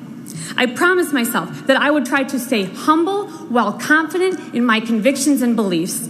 And I promised myself that I would show people that I was a conservative who truly cared about the individual, even if that meant that I had to close my mouth and just listen. Why is it that liberals are the ones that have become known for their compassion and that we as conservatives have become known as only caring about ourselves? Somehow, the left has successfully convinced American voters that Democrats care for people and Republicans only care about the bottom line. Too often we hear that compassion and fiscal responsibility are mutually exclusive. They are not. But I do believe that we as conservatives have to tell a better story. A story that shows people we care about the individual, no matter what their circumstances. We need to show them that fiscal responsibility and compassion are not mutually exclusive. We, each one of us, young and old, need to tell a better story. A story that shows that we care about people. We need to show them what compassionate conservative looks like and lives like. Let me give you an example. I sit on the Health and Human Services Committee in the Minnesota House. And as a result of Obamacare, we have a state-run health insurance exchange called MNsure. As the lead Republican on this committee, I have worked the better half of the past year trying to make sure that we lower costs, increase choice, and protect the privacy of every Minnesotan. Unfortunately, at this point in Minnesota, the House, the Senate, and the governor's office are all controlled by the Democrats. As a result, more than $150 million has been spent on a dysfunctional and extremely frozen website. In addition, over 280,000 Minnesotans have been kicked off of insurance that they liked, and many Minnesotans have had their private information compromised as a result of a major data breach. The 280,000, those aren't just numbers. They are individuals. I heard from one mother whose daughter has ovarian cancer, who was released from her current insurance because of Obamacare. This is just one of their stories. It is unacceptable. Their story is neither compassionate nor fiscally responsible. The implications of decisions being made in DC, in Minnesota, and across this country will have profound impacts. And we as conservatives face great challenges. I know my professor had it wrong that day. It is about individuals like you and me. I believe that if we as conservatives stay optimistic, if we stay respectful of those who disagree with us, remain humble while confident in our beliefs and our convictions, if we can become better examples of what it looks like to be compassionate conservatives, we will together tell a better story and inspire many, both young and old, to join us. We need individuals like you to step up. Don't wait to be asked. Please don't wait to be old enough. Thank you so much. God bless.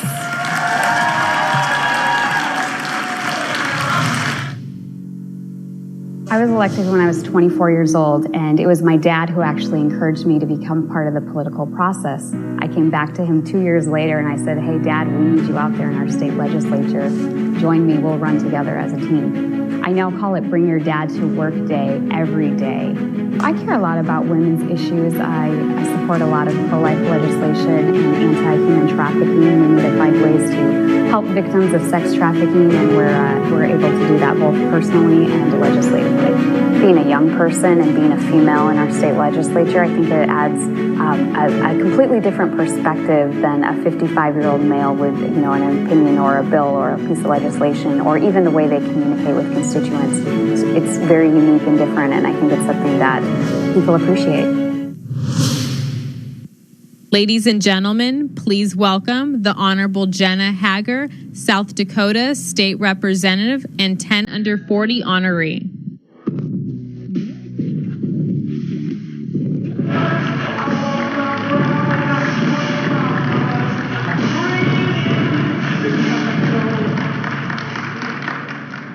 Hello. The American dream is about the freedom to achieve your God-given potential, to do more, to create more, to be more than the generation before. This is the free America we want to leave for our children. But the big government, progressive policies that promote handouts, welfare, and not so free health care as a luxury you're entitled to instead of a safety net have made generations of Americans dependent on the government. America was founded by virtuous, self-righteous, self-reliant people. We even joke in South Dakota, you have to be a strong woman to survive the winter. And with a winter like this, I might have to become Wonder Woman to survive. The people who drove covered wagons across the prairies and badlands to settle my state had to work to survive. There was no government to provide for them. Instead, community, church, and charity assisted them in times of need. Thomas Jefferson warned that dependence suffocates virtue, made people tools of an oppressor's ambition. Now we have proven President Jefferson right, as we live under the imperial president, His Highness Barack Hussein Obama.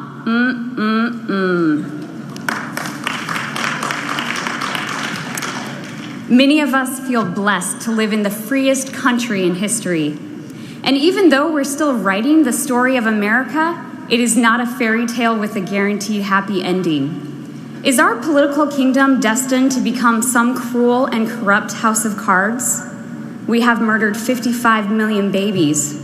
We're leaving the next generation $17 trillion in debt with blatant disregard for their future and livelihood. Is this the freedom our founding fathers envisioned? The good news is that it is not too late. Whether you are aware of it or not, you are here because you are called to a greater purpose. You want your life to count. You have a value far greater than what the culture would have you believe. We still have a freedom with eternal significance, freedom to choose what we believe. What you believe determines the direction of your life and ultimately your destiny.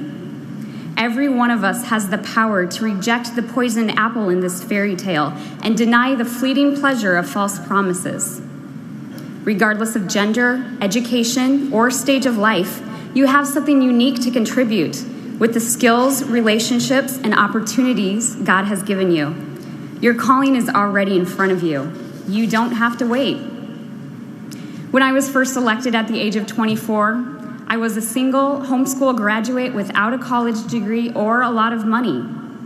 But in retrospect, perhaps that's why I was given the opportunity, because I wasn't the model politician. I campaigned with a simple goal. I care about you, and I want to know your story and passionately serve your needs. I knew that regardless of election victory, the mission was worthwhile. So what are you being called to right now? Perhaps you haven't discovered the part you are to play, the how and where of your involvement. As you discuss political strategy, listen to speakers, or simply engage in your local community, you will eventually encounter something that strikes the core of who you are. A strong reaction in your soul is usually a good indicator of a battle you are called to engage. When I consider abortion or when I consider sex trafficking in our day, I'm cut to the heart. It was the desire of justice and mercy that made me get involved as a young person, and eventually what led me to run for office. Since I was elected 4 years ago, I have brought legislation defending life and to prevent human trafficking. Being affected at the soul level is all that is needed to energize and begin your calling. We may have reasons to feel inadequate, and when I looked at myself, there were many. But when I redirected my focus to a hopeful vision of love towards my community, suddenly my inadequacies didn't matter. The missions of justice and mercy are so much greater than us. As we align ourselves with a mission of eternal significance, success is guaranteed because good always triumphs over evil. My desire is to help young women recognize their value, pursue their dreams now, and reclaim feminism. Women across cultures have saved the lives of many people and even nations, not by competing with men, but because they dare to pursue what is good and true in our world. We need more women like that. I started a political action committee called RushmoreWomen.com. Our mission is to recruit political candidates who know the true definition of feminism. Instead of protecting a deadly choice, we protect and value every individual life. Instead of demanding equality, we pursue goals and dreams based on our unique gifts and skills. And instead of waiting for the future, we seize the opportunities that are before us. So while all of us here work diligently on political strategies, we must remember that we have a greater calling that goes beyond political victory. Its success is not determined by an election day or a political party, but by its alignment with eternal principles. So discover your personal passion, seize opportunity right in front of you, and watch your calling unfold. Thank you.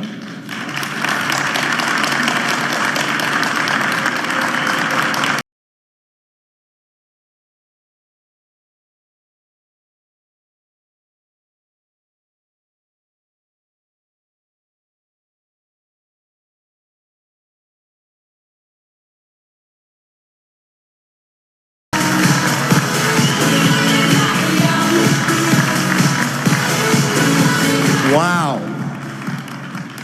please sit. Please, come on. Thank you. Please, no, be seated. Thank you. Wow, good afternoon, CPAC. All right. I'm thrilled to be here again this year. It's an honor. I was busy fiddling with the speech this morning, so I'm a little behind on the news. Did Putin invade any peninsulas recently? Is Florida still ours? Oh, good. I thought Raul Castro kind of sniffed the weakness and sort of seized. No? Oh, excellent. All right. Well, listen, since I'm not being paid for this speech, I thought I could ask you to follow me on Twitter. Is that okay? I can ask, but... and if you want to follow me on Twitter, you can find it at my website, ericmetaxas.com. I won't mention that during the course of my speech, but before I begin, it's ericmetaxas.com. Thank you. Let me start with a downer. We might be too pumped up here to think that, for example, Hillary Clinton could be elected in 2 years. But I'm here to tell you that it could happen. And some of the ideas that haven't been so wonderful to this country could continue. So first of all, let me say we need to get serious. We need to be really careful about not attacking those on our side out of some false sense of purity unless it is absolutely necessary. But I want to, on a larger scale, say that getting serious means knowing what we believe, understanding what we believe. Just as Governor Christie said yesterday, we have to tell people not just what we're against, but what we're for. What we're for. For example, we have to get the message out on the GOP side that we are against people suffering in poverty. We have to get that message out. That is why we oppose Democratic policies. Did you know that nearly 50 million Americans are on food stamps? 50 million. That is a national humiliation. We have to let people know that we think good jobs are better than food stamps. That's what we believe. We're for that. But on a larger scale, it's not just about policies. It's about what do we think America is? What do we say that America is? Why do we say the conservative values are better for America or truer to America? Why do we say that? Have we forgotten about that? Have we gotten mired in legislation and policies? Have we forgotten the larger narrative? I sometimes think that our side is very bad at getting out the larger narrative, and we would do well to get serious about that. So I want to ask you, do you remember the story of America? We need to know that story ourselves and get that story out in every election cycle. Who are we? Do we remember the Pilgrims as real human beings who suffered horribly? First of all, they suffered tremendous religious persecution, being thrown in jail. We kind of think of them as cartoon characters. They eat turkey. We watch football. That's what it is to be an American. God forbid. They suffered because of religious persecution. They risked life and limb, and many of them lost their lives to come to these hostile shores. They lost their children, their spouses. Do we remember that narrative, that that's real, and that those people paid that price so that we could watch football and have what we have? Have we forgotten that? Do we remember that the revolution was a real thing? It's not a cartoon thing, that real men bled and died for that thing called liberty. You know, there was a time when every American school child memorized Longfellow's great poem, Paul Revere's Ride. Have you read that recently? Read that aloud. It is beautiful. It will move you to tears.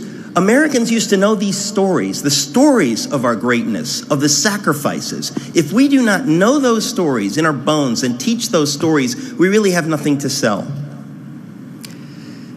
Have we forgotten that over the years we believe God actually had his hand on this country?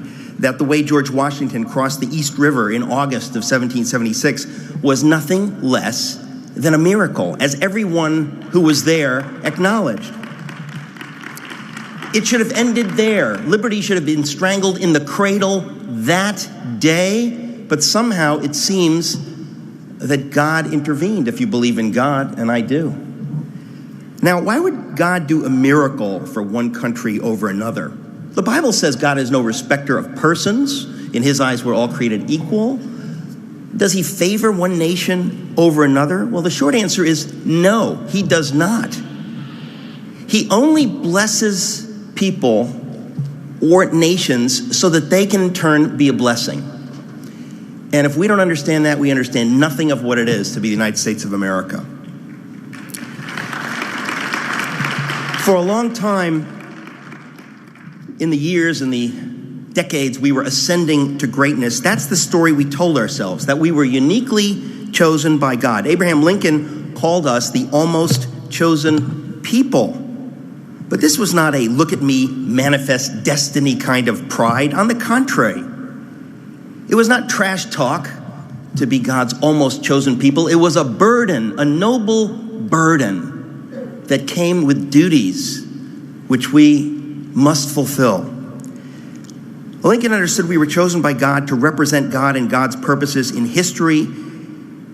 Lincoln was very clear on that, very explicit about it. He did not shy away from that sort of faith-based language. In his 1862 message to Congress, he called us the last best hope of earth. Does anyone think Lincoln was a saber-rattling, jingoistic buffoon? He wasn't. He knew that God Almighty had blessed us from sea to shining sea so we could be a blessing to those between the seas and beyond the seas. That's the only reason God blesses, and certainly the only reason he has ever blessed America. We need to remember that. We also need to remember our history, that motivated by faith in God, the early abolitionists stood against the zeitgeist, which I recommend always standing against, and by God's grace, slavery was abolished. Have you heard recently that part of the narrative, that it was people of faith, crazy evangelicals who said, we're all created in the image of God? Have you heard that one recently? That's our history. We need to know our history. We need to know that motivated by faith in God, the civil rights leaders did what they did to fulfill the larger promise of America. Did you know that Rosa Parks was a serious Christian, that Jackie Robinson was a serious Christian? Have you heard that recently? That God had a hand in helping us fulfill who we are and making us great? This country was wealthy and made wealthy so that we could be generous, and we gave, and it was and is a privilege to give. And whatever we gave away, God replaced so we could keep giving it away. So giving away is an act itself of trust in God, and in God we did trust, and he blessed us. Jesus, who was the favorite philosopher of George W. Bush, thank you, you've been a great audience, good night, said, "For unto whomsoever much is given, of him much shall be required." And to that, we as a nation said, amen. Now, we didn't just give money, okay? We gave of ourselves. We gave of our brave young men to fight against Adolf Hitler, for one thing, not only because it was in our self-interest, not at all, but because it was the right thing to do as we understood the right. We understood that apart from God's grace, we ourselves might be in the death camps of the Third Reich. So as we were able, we did what we could to free those who were in them, and God blessed us for doing so. And here's something else we gave to the world. We gave hope. We were a beacon of truth and a beacon of hope and truth in a dark world of hopelessness and lies. To those in the Soviet Gulag, we said, we are here. By God's grace, we will do whatever we can to free you, and by God's grace, those gulags are no more. My parents came to this country from Europe in the 1950s. My dad from Greece, which was torn apart by World War II and civil war with the communists. And my mother from Germany, half of which, the half in which she lived, had been taken over by the Russian communists. And my parents knew the evils of communism. They knew what it was to suffer, to be hungry, to have no hope.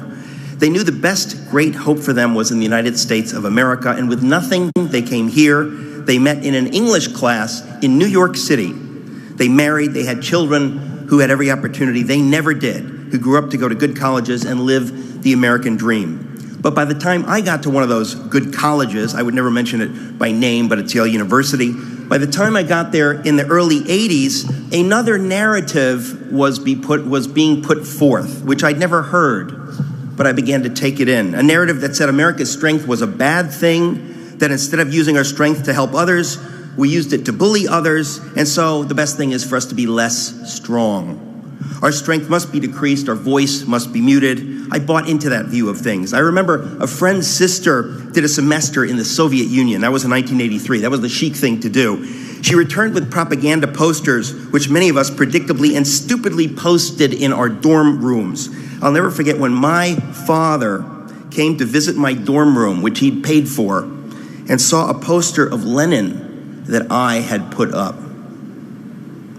He said to me, "Eric, I want to ask you a favor."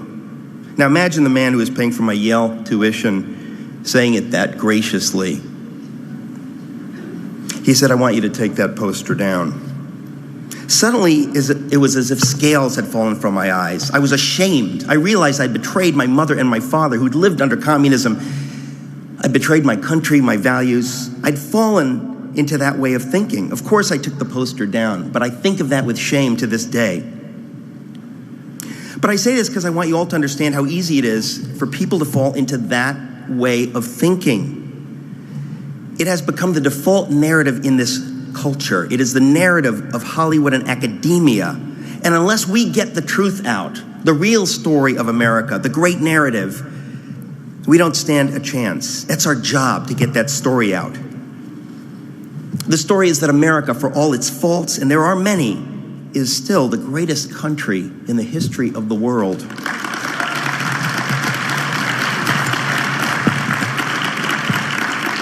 America is great, not because our people are better than other people, because we're not.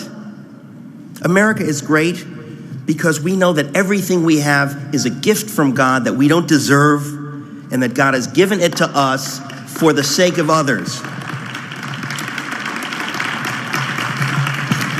So, when our president says something like, "You didn't build that," understand that in that wrong-headed statement, there's nonetheless a kernel of truth. We need to be confident enough to acknowledge that kernel of truth. Because, of course, the crucial difference is that between the whole truth and the kernel of truth, it's not the government that helped us build whatever we built, but it was others. It was the founders, the people who died for our liberty. It was God who gave us this country and these opportunities. What we have here is not a gift of our government, but a gift from God. Are we humble enough to acknowledge that? To acknowledge that even the hard work you do, the ability to do that, you didn't invent it. So are we inherently better somehow? No. It's the ideas of America that are better. That's what American exceptionalism is. We need to get that story out there. It's not chest-beating American exceptionalism. And most Americans don't know what those ideas are, and it's our job to let them know, to remind ourselves. Do you realize that because you know some of these things, you have the burden and the responsibility to share them with those who do not know it, like the Eric Metaxas of 1983. There are people on the fence, who have never heard these things. So you have a responsibility to share it, and to share it with humility and love. That's the nugget of truth in a liberal saying that is against American exceptionalism, because I too am against jingoistic American exceptionalism. If we do not know the difference, let us never use that phrase again. If we can't admit when we're mistaken, if we can't repent of our mistakes, we don't really believe in truth. We believe in nothing but ourselves. And if we believe in nothing but ourselves, God help us. Again, it was Lincoln who said, we shouldn't pray that God is on our side, but that we are on God's side. That takes humility. Now, I'm a Christian, and I say that I share the good news because I know that I didn't invent the good news. I didn't earn the good news. I didn't get the good news because I'm smart or wise. No, it was a gift given to me. So I could share it with others humbly, lovingly. If I cannot speak the truth of America and America's greatness in humility and love, let me not speak at all. And by the way, that's impossible to do apart from God's grace. Now, if you don't believe in God, that's okay, because that's what religious freedom is, among other things, all about. We're all free to believe or not believe what we like. The founders guaranteed it. The government can't tell us what to believe. It can't tell us what God to believe in. It can't tell us to believe in God. It can't tell us what church to go to. It can't tell us not to go to church. And can't tell us what to do when we leave church and live in the world to exercise our religion, which is something we must do. The government must allow every American to believe or not believe as he likes. When it picks winners in the marketplace or in the realm of ideas, it puts its thumbs on the scales of justice. No company is too big to fail. No idea is too big to fail. They stand on their own or let them fail. I say that because the idea of same-sex marriage, the idea of paying for contraceptions, we should let the voters decide. This is the United States of America. We don't need the mandarins of justice to make these decisions. We're supposed to trust the voters to make those decisions and let the voters decide. If the ideas can't stand on their own, let them fall. The government must stay out of that marketplace of ideas, the free market and the free market of ideas and beliefs. It must not tell people what to do on these important issues. The moment it does that, it violates religious freedom, which is at the very heart of who we are. It begins to undo all the freedoms for every American. America has been great because America is good. And when we cease to be good, we will cease to be great. I just came up with that. Finally, what we mean by that is that, yes, we conservatives, we Americans want to be wealthy, and we want America to be wealthy so that we can be generous. So that we can give hope to those with no jobs. So that we can give jobs to those with no jobs. We are blessed, and we want to be blessed so that we can be a blessing. We want to be militarily strong so that we can help those who cannot help themselves stand against aggression. And this does not mean fighting more wars, but it means being willing to do so if necessary and letting the world know we are willing to do so if necessary. Because doing good for others when it is not immediately in our self-interest is in our self-interest. It is what has made us great, and by God's grace, it's what will continue to make us great, not for us, but for the whole world of which we are a part. God bless you, and God bless the United States of America.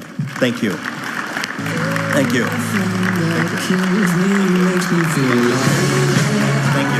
Thank you.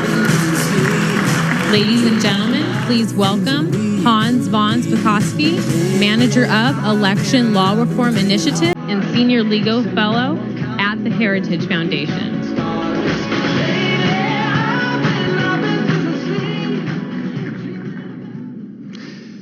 Well, hello, and welcome to CPAC 2014. Before I get started, I did want to tell folks that if they're going to have questions for members of our panel, they can tweet it to CPAC News, and the hashtag is Hans, H-A-N-S, panel. You know, usually they use the last name, but they figured mine would be a little too tough. April 15th is rapidly approaching, the day that all Americans don't like and fear. And so we're here to talk about the IRS targeting of conservative organizations, why that happened, how it happened, and what is going on today with it. You all realize this effort is supported by many politicians in Washington. Just recently, Chuck Schumer gave a speech in which he said that he wanted the IRS to redouble its efforts to go after conservative organizations. At the end of November, the IRS put out a new proposed regulation that in fact would govern the same kinds of organizations that were previously targeted by the IRS. And those regulations, I can tell you, are one of the worst attempts at censorship since the Alien and Sedition Acts when this country was first started. The comments period for the public ended last week. There were over 140,000 comments to the IRS, more than they've ever received, overwhelmingly against it. Now, here to talk about it today, we've got three real experts on this, starting with Cleta Mitchell, who is a partner at Foley & Lardner and a member of the firm's political law practice. She is an expert on campaign finance law, election and lobbying law, and she represents many of the organizations who were targeted by the IRS. She's testified numerous times in front of Congress, and I can tell you, if you want to see some exciting and fun video, you should pull that up. And I can tell you, I've known her for many years, and if I was in a fight with the government, this is the woman I would want in the foxhole with me, defending me against the incoming artillery rounds. Next, we have Eliana Johnson, who is a political reporter at National Review, where I'm also a contributor. She writes about Congress, the administration, and the media. She has covered the IRS scandal extensively from the time it broke in May of last year. She was the first to report that this was orchestrated out of Washington rather than Cincinnati, as both the agency and the Obama administration initially claimed. Finally, we have Christine O'Donnell, a political commentator, marketing consultant, speaker, and author. You all know that she was a Republican nominee in the 2010 special election to fill the Delaware U.S. Senate seat once held by Joe Biden, and she became one of the most talked about political candidates in 2010.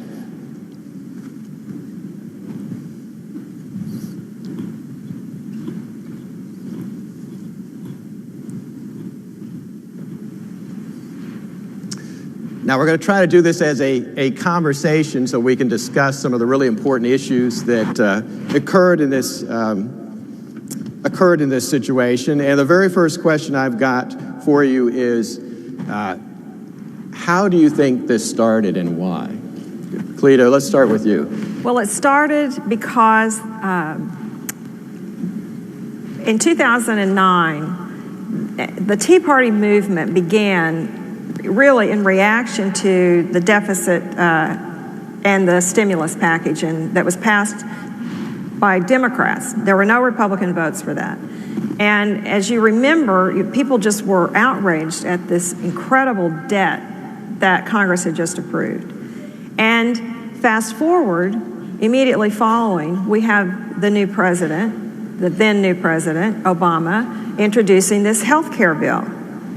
And again, this just enraged and infuriated and concerned citizens all over the country.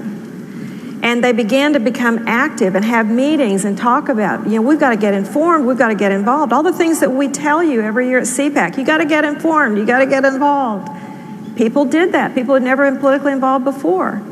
And they began to do that in numbers in 2009. And then you have the Citizens United decision in January of 2010. Now, we really, as conservatives, we all applauded that because we believe in freedom and freedom of speech. And Hans and I have worked on campaign finance issues for many years together. But that Supreme Court decision absolutely traumatized the left and continues to do so to this day. Because all of a sudden now, here's what this meant in real life. Now citizens organizing these groups, these grassroots groups, not only could they talk about issues, now they could connect the dots and they could say, this congressman voted for Obamacare. This congressman voted for the stimulus package. We need to get rid of this guy. That's what they hate. That's what the left is so worried about. And so what began to happen in late 2009 and early 2010 is that the IRS suddenly says, and that was Lois Lerner, you've got the President of the United States, you have Max Baucus, the chairman of the Senate Finance Committee, the Democratic chairman of the Senate Finance Committee, and 8 other United States senators who all start pounding on the IRS, demanding that the IRS do something. And that is where it started. That is, as I have said, as we've all said, those smoking guns are all laying right there. And this scandal began in Washington, which I'll be happy to talk about later, but it was out of this fury that these leftists who are running our country, running and ruining our country, became so worried that now citizens were going to be able to talk at election time about the people who were in charge of Obamacare and the stimulus package. And so they turned their attention and their sights on trying to stop these citizens organizations and to silence their ability to talk about how people in Congress had been voting. Eliana, you've been covering this since the very first. And do you think that the press in general has ignored this story? Have they given it the attention that it should be given? I think Republicans in Congress were very lucky. Initially, when the story broke, there was tremendous interest in it and coverage because there was a trifecta of stories that hit the administration. The IRS was one of them. The administration monitoring the AP was another one of them. And the media realizing that the administration had not been totally straight with them on the Benghazi scandal was another one. So these three stories all hit at the same time, and there was huge coverage of the IRS and the other two stories, and it was a tough time for the administration. But it's very difficult to keep a story on the front pages or even on the back pages over the course of several months. And you've seen it recede from the headlines. I don't think that Republicans in Congress have done a tremendous job painting a picture of what happened here, a compelling story that's easy for people to follow. And I think that's one of the reasons, though it's obviously, again, hard to keep people's interest, and you're dealing with a complicated and admittedly boring matter, which is the intricacies of the Internal Revenue Service when it comes to how some of this has worked.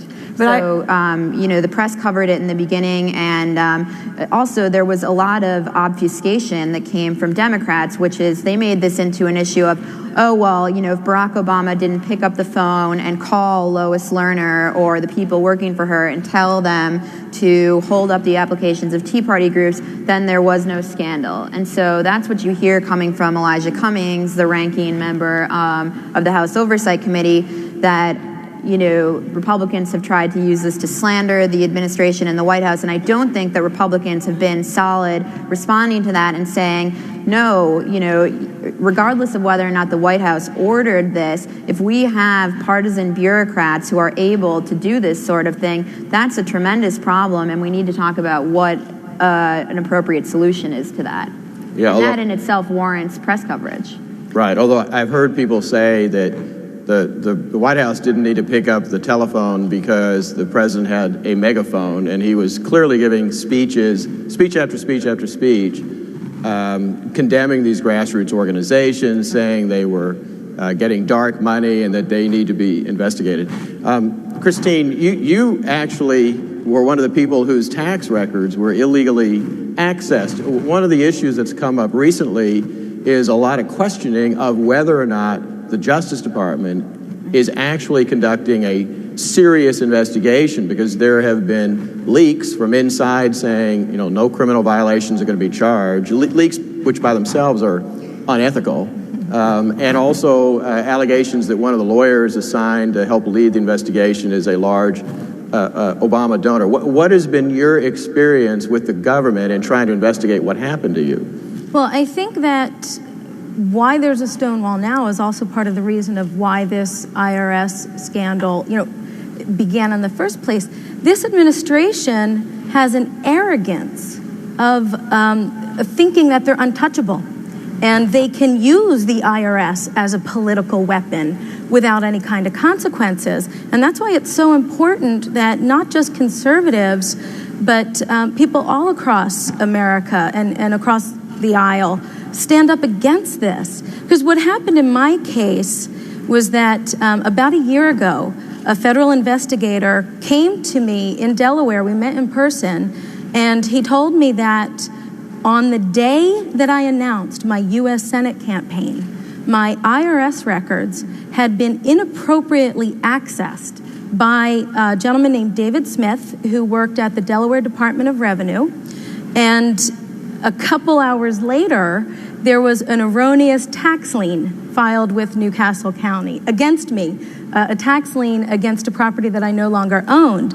The IRS said that it was a computer glitch and it was an error, but the damage had been done already. That erroneous tax lien had been widely circulated in the media and had been something that had become attached to my name and my reputation.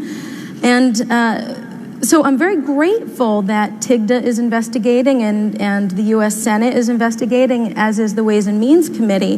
However, specifically to your question, the fact that the Justice Department has acknowledged criminal wrongdoing, yet declines to prosecute, should enrage everybody, because if it happened to me, that means everyone in this room could be a target unless we stop it now. They're using the IRS to intimidate people off of the battlefield, to shame you into inactivity so that they can run their agenda, however they want, unopposed. And we have to stand up against it. And if we speak up, if the public outrage is loud enough, we can back Eric Holder into a corner to the point where he is forced to do something. Yet, unfortunately, in my situation, I was told that a lot of the investigators' hands are tied because there's something called Rule 6103. Rule 6103 says that these government workers with access to our tax information cannot pry and cannot reveal it. Well, that was supposed to prevent what happened to me, but it's being, I believe, misapplied, and it's protecting the person who accessed my tax records. Yeah, They're saying that one of the things that, and that has happened, not just in Christine's case, but at least 4 conservative organizations had their confidential donor schedules released publicly. I've heard of no liberal groups whose donors have been publicly released. But I know of at least 4 conservative organizations whose donor records were released. And Section 6103 of the tax code says it is a felony for the IRS to release confidential tax information. And what the IRS has done over the years, just as they've done in Christine's case, is they have said that once the IRS conducts an investigation of the wrongdoing, and they identify the individual IRS employee responsible for the wrongdoing, that they will not only do they turn it on its head and say it protects the wrongdoer, the employee of the IRS, they will not even tell you, they won't tell Christine, they won't tell the National Organization for Marriage who it was who was responsible for releasing their confidential tax information, because they say, well, that is confidential taxpayer information, so we can't tell you. I mean, it completely twists the purpose of Section 6103. And just dealing with the IRS the last several, I started dealing with this when I began to realize in 2009 that there was something going on, because normally it would take about 3 to 4 weeks to get a 501c4 application processed. I filed one for an organization in October of 2009. They cashed our check within 30 days, and we never heard another word until June of 2010. And guess who we heard from? We heard from Washington. We didn't hear from Cincinnati. So I knew, and later that another year passed, I talked to the IRS in Cincinnati about another 2 applications of clients who'd been waiting now for more than a year. And the agent in Cincinnati told me, basically, lady, there ain't anything I can do because we are waiting for instructions from Washington. And that's what I was told in the fall of 2011, which is what that first conversation I ever had with Eliana was about that, and about the fact that that whole business of these rogue agents or boneheads in some remote office was just a complete and total lie. Supposedly, the Justice Department is conducting a criminal investigation, but also, of course, several committees in the House of Representatives have been investigating this, including the House Committee on Government Oversight and Reform, the Ways and Means Committee. Do you all think that, one, a special committee should have been appointed to investigate this, and 2, the committees that have been trying to investigate it, do you think they've done everything they should have been doing to try to find out what happened here? I think because of Rule 6103, their hands are tied a lot. Well, I had a meeting on the Hill today, and I did find out that they introduced legislation to change Rule 6103. So, of course, we said, could you write it into the bill that that's retroactive and that I can be told? But I do hope that there is more that they do. I would like to see David Smith put under oath. Ask him, why did you go into her records? I'd like to see his boss put under oath see what they say. I think that the more that we are engaged, the more we're talking about this, the more Congress can do something. But the bad news of what I learned in my meeting this morning is that they can only do so much, and eventually it has to become a criminal investigation, which is why, with CLETA's help, we're starting the Legal Offense Fund. And notice I say offense fund, because we plan to go on the offensive with this and hire our, thank you. We need your help, so go to ChristinePack.com and donate, please. But we plan to go on the offensive and hire our own team of private investigators who aren't bound by, certain scopes of what they're supposed to do and what they aren't supposed to do. And we're gonna make sure that this does not happen again, because this throws a stake right into the heart of our freedom. And everything that we're fighting for when we're talking about getting involved, as Cleta said, citizens speaking up because they're frustrated with the direction of our country.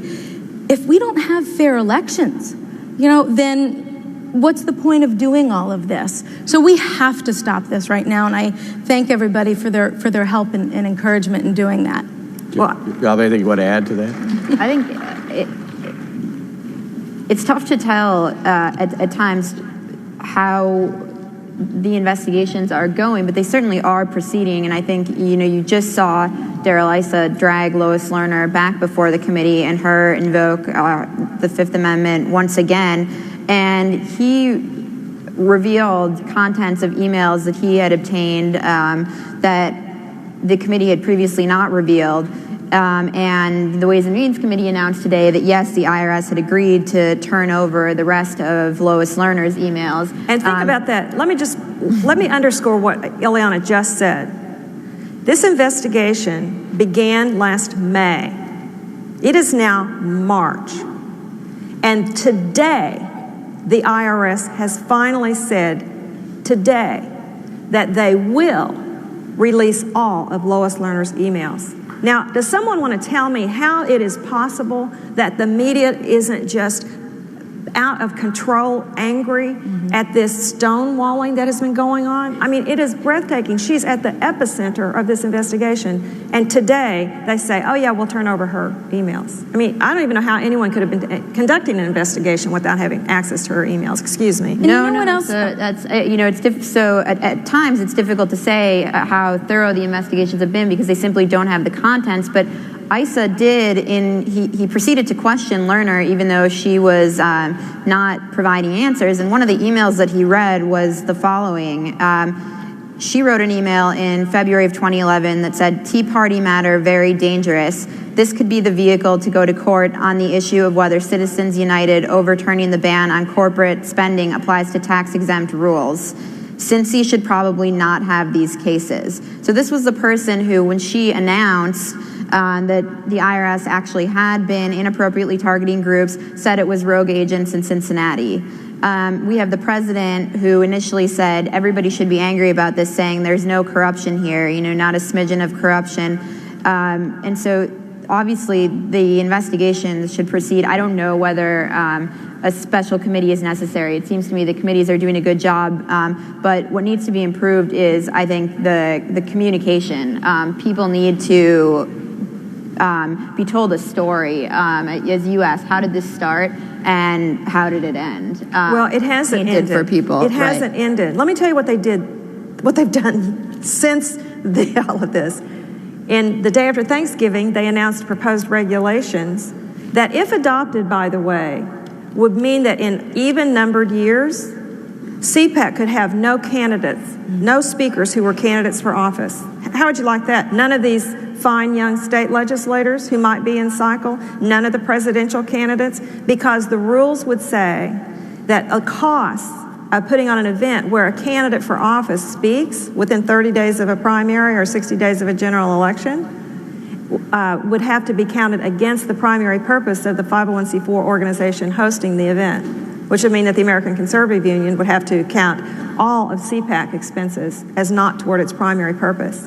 And they issued, that's just one example of the regulations that they issued the day after Thanksgiving. And we did organize. I mean, I was so angry when I saw those. So I thought, but there was no way to try to organize people till after the first of the year. So we waited till then, and then we worked very hard. A number of people worked very, very hard to generate those 146,000 plus emails. Comments opposing the regulations, almost all of them. So guess what they did this week? I'm reading my exempt organizations update that comes to my computer once a month from the IRS, 4:55 p.m. on Tuesday. The IRS has stuck into a newsletter, buried in it, no announcement, no PR release, that from now on, all applicants for C4 status will have to answer, if they appear to be engaged in lobbying or any kind of advocacy, will have to answer all the questions that the Tea Party groups were subjected to for the past several years. It is a very lengthy set of questions. And this time, so what they're now trying to do, it's the same subjects as the Tea Party questionnaires, it's the same subjects as the regulations. And they did that this week. We learned that yesterday, we learned that Lois Lerner had given an interview to the Department of Justice criminal investigators within the last 6 months, but she still won't speak to the American people and to their elected representatives. And we have the President of the United States calling this phony, and the IRS doesn't announce until today they're going to turn over the emails. I think Christine is right. I think we are going to have to take matters into our own hands, set up private investigations, and rewards for whistleblowers. And I got an email just a few moments ago from a retired IRS employee who told me that he worked in the exempt organizations unit a number of years ago, but his responsibility was to get those applications processed and out the door within 30 days, which was my experience until the end of 2009. I'm sorry, go ahead. Well, I was going to say, one of the other important reasons we have to take matters into our own hands is we have to keep in mind that the IRS is soon going to have access to our medical records thanks to Obamacare. So in my case, I wasn't treated differently like the Tea Party groups were. Someone actually went into my records. And then this, access of my records randomly and coincidentally turned into an erroneous tax lien on me. If this government employee can get, and he's saying it was just part of a routine check, if he can get away with this without any consequences, without even getting fired, which I actually think there should be jail time, then imagine what's going to happen when people step up to run for office and these same government employees have access to your medical records. Imagine what's going to happen if you write a letter to the editor speaking out against a politician. What's going to be exposed about your medical records or your tax records? When a government employee has access and has that kind of power, it should not be abused without serious consequences. And that's up to you guys. Let me go back to something, Cleta, that you mentioned, and that is that the IRS is now going to implement these very intrusive questions that they were asking of Tea Party and other organizations. Many have said to me that they think that in addition to trying to chill the political speech of these organizations, that the real intent of both the targeting and these new regulations is because they want to identify the donors of these organizations and go after them. Do you think that's part of what's going on here? I absolutely think that one of the great, and Eliana and I talked about this at some length because we've tried to figure out how you would get our arms around it, but I have traveled the country a lot in the last year speaking about the IRS scandal, and everywhere I go, people say, I had never been audited, ever, until I gave money to a conservative group, and then I was audited. And I actually believe that what the IRS has been doing, and I said this the other day because I actually did meet with the Justice Department a week ago today because I'd been haranguing about the fact that they'd never called me, so they finally called me. Yeah, actually, I filed my testimony that on a Tuesday morning, February the 4th, castigating the Department of Justice for their sham investigation, as evidenced by the fact that they contacted none of my clients, none of the other Tea Party groups, and hadn't contacted me. Within 3 hours, I had a phone message and an email message from the Department of Justice saying, we're trying to reach you. But I raised the point about the audits, and I think that the IRS has been using publicly filed campaign finance donor reports that are required by law that candidates have to file.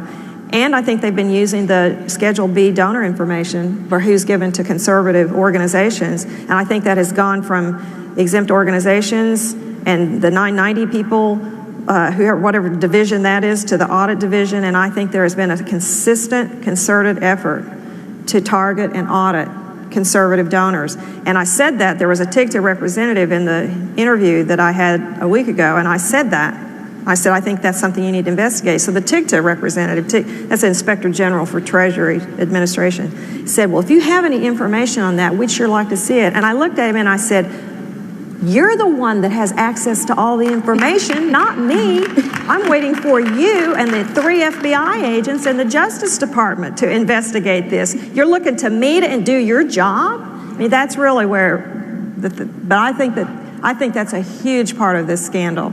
Huge part of this scandal. And we see an email from Lois Lerner referring to the wealthy Kochs.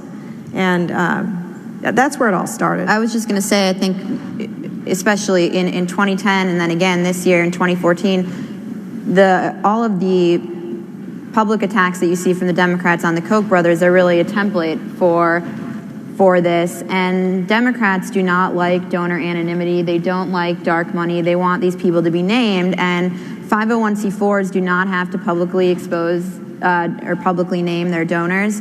And you've seen Chuck Schumer and several Democratic senators, from Al Franken to Max Baucus, a whole number of them call on the IRS to change 501c4 regulations.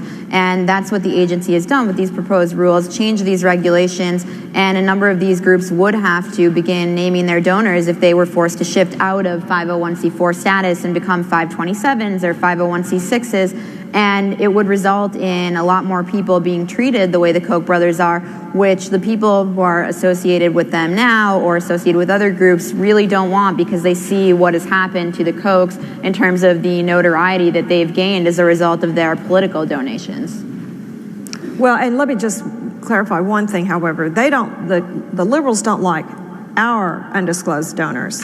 They have plenty of undisclosed donors on their side, but Well, I would say, I think that, and even the donors who are known, like you've seen Tom Steyer has been in the news a lot in recent weeks, they're treated a bit differently, I think, by the media. They get more friendly treatment from the press. Tom Steyer, the big environmental donor who's a billionaire, got, I think a friendly profile in the New Yorker and in the New York Times.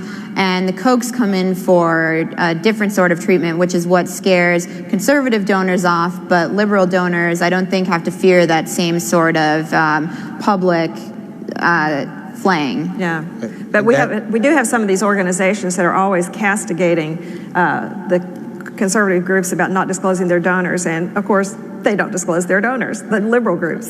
And that is going to have to be it. We're out of time, but please give a round of applause for our great panelists.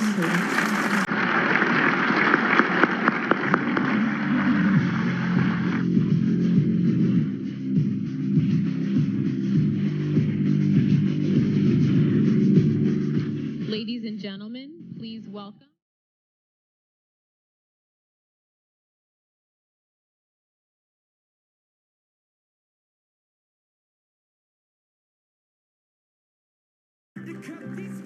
Oh, can we all just get along? We have to, and we need to. But first, we've got to get to some issues. Citizen Link is a public policy partner of Focus on the Family. We are social conservatives, and I'm going to dive right into the deep end. We believe that marriage is one man, one woman. Marriage today means mom and dad. And I realize how difficult that is in some circumstances to hear that, but that's where we are, that's who we are. And that's actually an entry into our discussion this afternoon. When we religious people want to find out what libertarianism is all about, we check out the platform of the Libertarian Party, and there is so much to appreciate in that party platform. Libertarians have led the way in helping us understand the need to cut back wasteful government, to get government out of our lives. But we also find this in that party platform. Government does not have the authority to license personal relationships. Consenting adults should be free to choose their own sexual practices. And we say, you know, sometimes it's not only about what adults want, sometimes it's about what children need. The Libertarian Party wants to get rid of that little government document called the marriage license. And we say, now, hold on just a minute.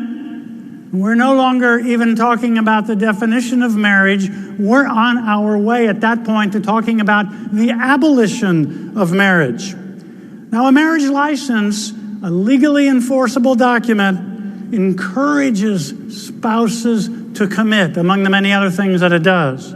That marriage license helps provide children with a secure, stable, permanent home because it encourages spouses to work it out and parents to work it out with their kids. And if we tear up marriage licenses, it means a lot more struggling moms trying to raise kids, trying to get it done, are going to be forced onto the government rolls for Medicaid, for welfare, for aid to families with dependent children. When we denigrate that little government document called a marriage license, we're going to have kids, many of them young men, teenagers, getting into trouble, and that means more judges, more juvenile detention facilities, more court orders, more social workers. This is not a recipe for smaller government. This is a recipe for larger government. Well,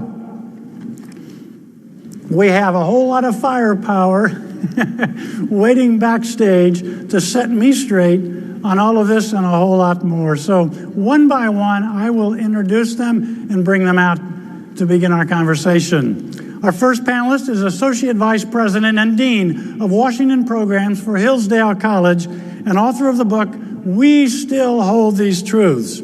He's also Executive Editor of the Heritage Foundation Guide to the Constitution. Please welcome Dr. Matthew Spalding. Our next panelist is Editor-in-Chief of Reason Magazine, co-host of The Independence with a TS on the Fox Business Channel, and co-author with Nick Gillespie of the book, The Declaration of Independence, again with a TS, How Libertarian Politics Can Fix What's Wrong with America, and we need that. Please welcome Matt Welch. He is the host of Talkers Magazine's top 10 political talk shows, reaching an audience of 4.7 million and a best-selling author. From the Salem Radio Network, please welcome Michael Medved.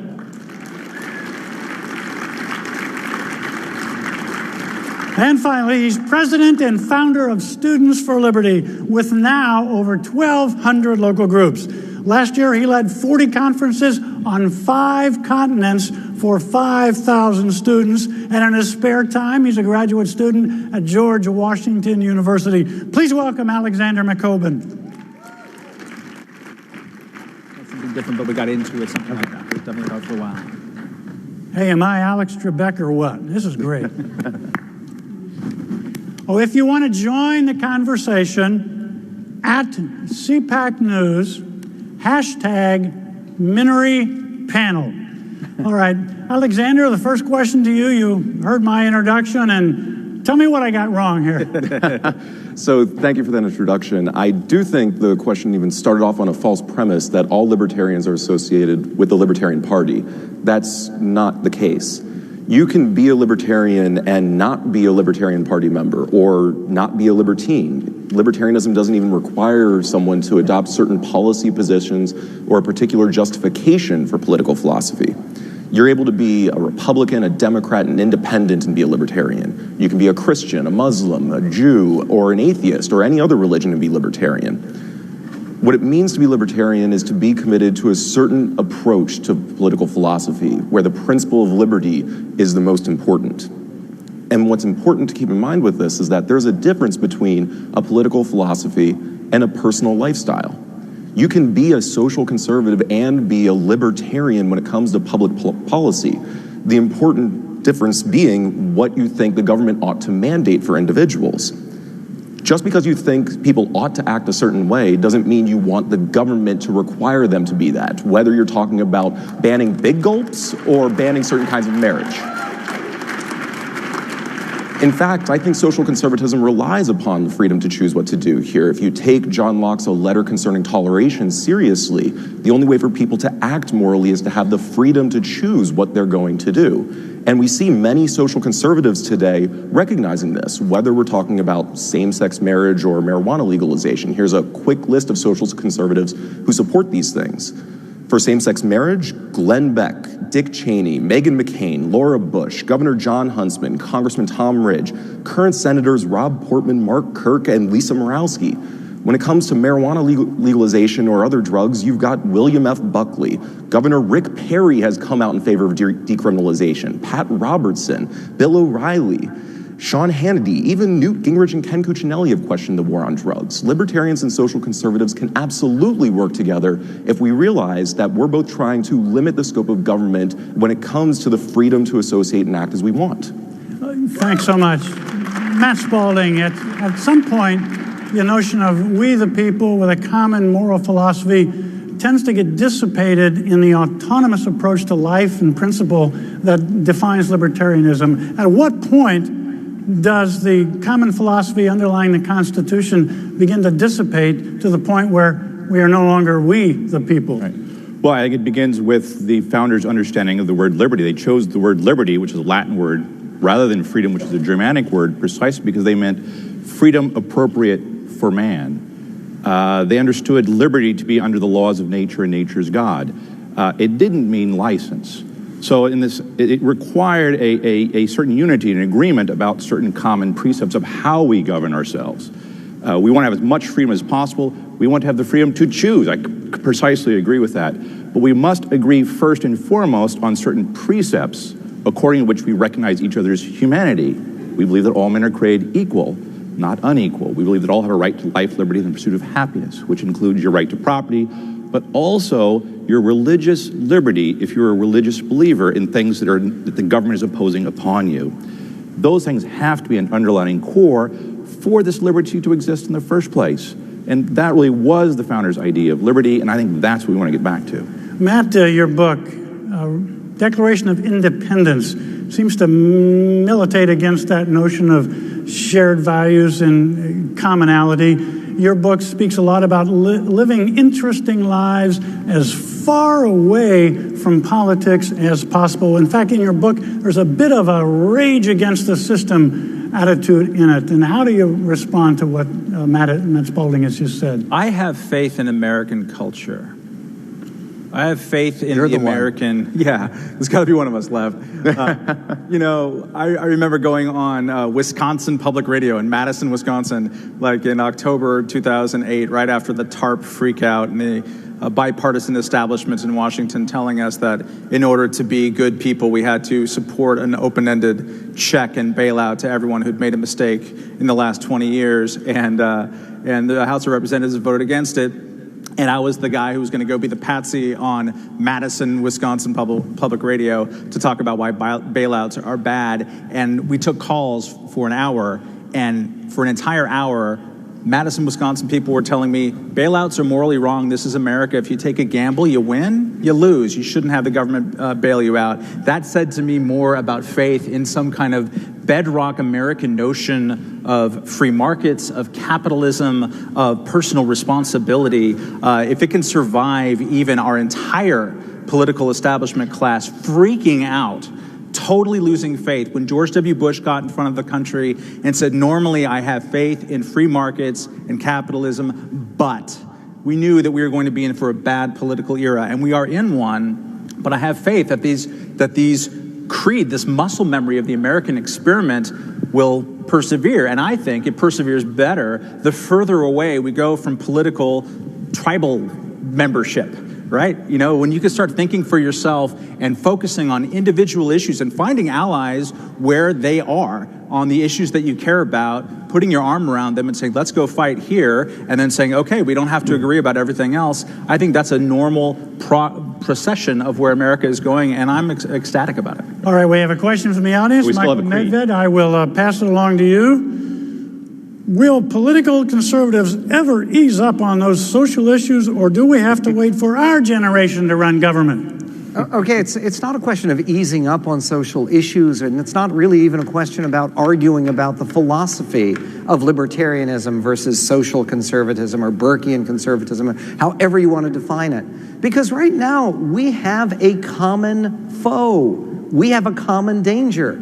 The Battle of Gettysburg, the federal line up on the ridge, wasn't arguing between Republicans and Democrats, and they were both up there. There were 15,000 Confederates coming up the ridge, and you had to deal with it. Right now, the forces of big government are on the march.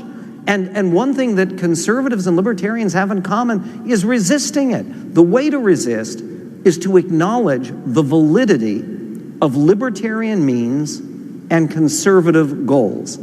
And let me give you an example, because it's one of those areas where on one of the social issues that conservatives care about most, we have had great success using libertarian means that I would imagine everyone on this panel could support. The issue is abortion. Now, one of the things the pro-life movement has achieved without changing law, without changing government, what the pro-life movement has achieved is cutting the level of abortion in the United States to its lowest point in 30 years. How? By preaching and teaching and reaching people and convincing more people. And this is one of the only social issues in which the support for a conservative position, a pro-life position, which I share emphatically, that support is higher among young people than among codgers like us. And really, that is a very important achievement. It was achieved not by legislative means, not by government force, but by argument and persuasion. Libertarian means for a conservative goal. Let me say one other thing quickly about one of the other big issues that purportedly divides us that shouldn't. Right now, the key issue regarding marriage is not the definition of marriage anymore. It is now an issue of religious liberty. And I don't believe there's a libertarian in this hall today who believes that, well, for instance, that the government has a right or a need to order a group of elderly Catholic nuns in Colorado to insure their employees for birth control. That is big government run amok. And by the same token, we right now have a great belief not only in religious conscience and the rights of religious conscience when it comes to marriage, but a great belief in federalism. The idea that New York and California may have legitimated or recognized or decided that those states should sponsor gay marriage doesn't mean that Texas should be compelled by overreaching courts or anyone else to sponsor and legitimate gay marriage. And that belief in federalism, again, should unite libertarians and should unite conservatives in passionate agreement, not in any kind of squabble. Well, thank you. Alexander, if Michael is right, if the marriage issue is no longer a marriage issue, if it's about religious liberty, that is to say, rights of conscience, where does libertarianism come down in terms of supporting our right to be conscientious objectors, so to speak? So I largely agree with what you just said. The issue here is religious liberty, but the kind of religious liberty that has been infringed upon for decades in recent memory has been the liberty of those religious institutions and practices that support same-sex marriage. The government has prohibited them from engaging in the religion and the religious practices that they want. Where? no prohibition. There has never been a state in this country that has ever banned gay marriage. That's a liberal lie. Defining marriage is between... There's state-sponsored discrimination against various associations between individuals. We're talking about the denial of basic rights and privileges of individuals in committed relationships. The only difference being their sexual orientation. This is the civil rights issue of the 21st century. Okay, so the problem... I guess you'd say no, that those of us who uphold the traditional definition of marriage as religious liberty issue, you're not with us on that. As an issue, I'll jump in for Alex here. I don't want any baker, any photographer to be told they have to work with someone because they're gay. For crying out loud. Amen. People should have the right. It is not 1964. It is not 1864. We live in a country now where if you want to openly discriminate against whoever you want in your business life, and we actually have a broad right to discrimination in this country, so congratulations for us. But the thing is that we don't exercise it because we're decent people. We don't need the government. You know, we talk a lot about government granting license or not. Morality is not dictated by the government. It's dictated by each individual and their conscience, and then there's a community effect. If someone wants to be openly discriminatory in their policies, they're going to open themselves up to the free market, punishing them or rewarding them as necessary. Tom, could I just ask... Hold on. I think this is what gets back to the precepts under which we govern ourselves question, right? We agree that all men are created equal. We all commonly accept this idea. Many people don't agree with that. We have to have those kinds of agreements to have a civilized society. That's the basis of free government and constitutionalism. I think the problem you have here with this particular issue is that the question of marriage does cut to the nature of things, which is the grounding for precisely the liberty you wish to defend. And if you don't recognize the fact that the government needs to protect those who have religious liberty objections to this fundamental question, then you're giving up your liberty because now government has the right to step in and define those things for you. And I guarantee you that's what they're going to do. And we're going to see the massive expansion of the state unlike ever before.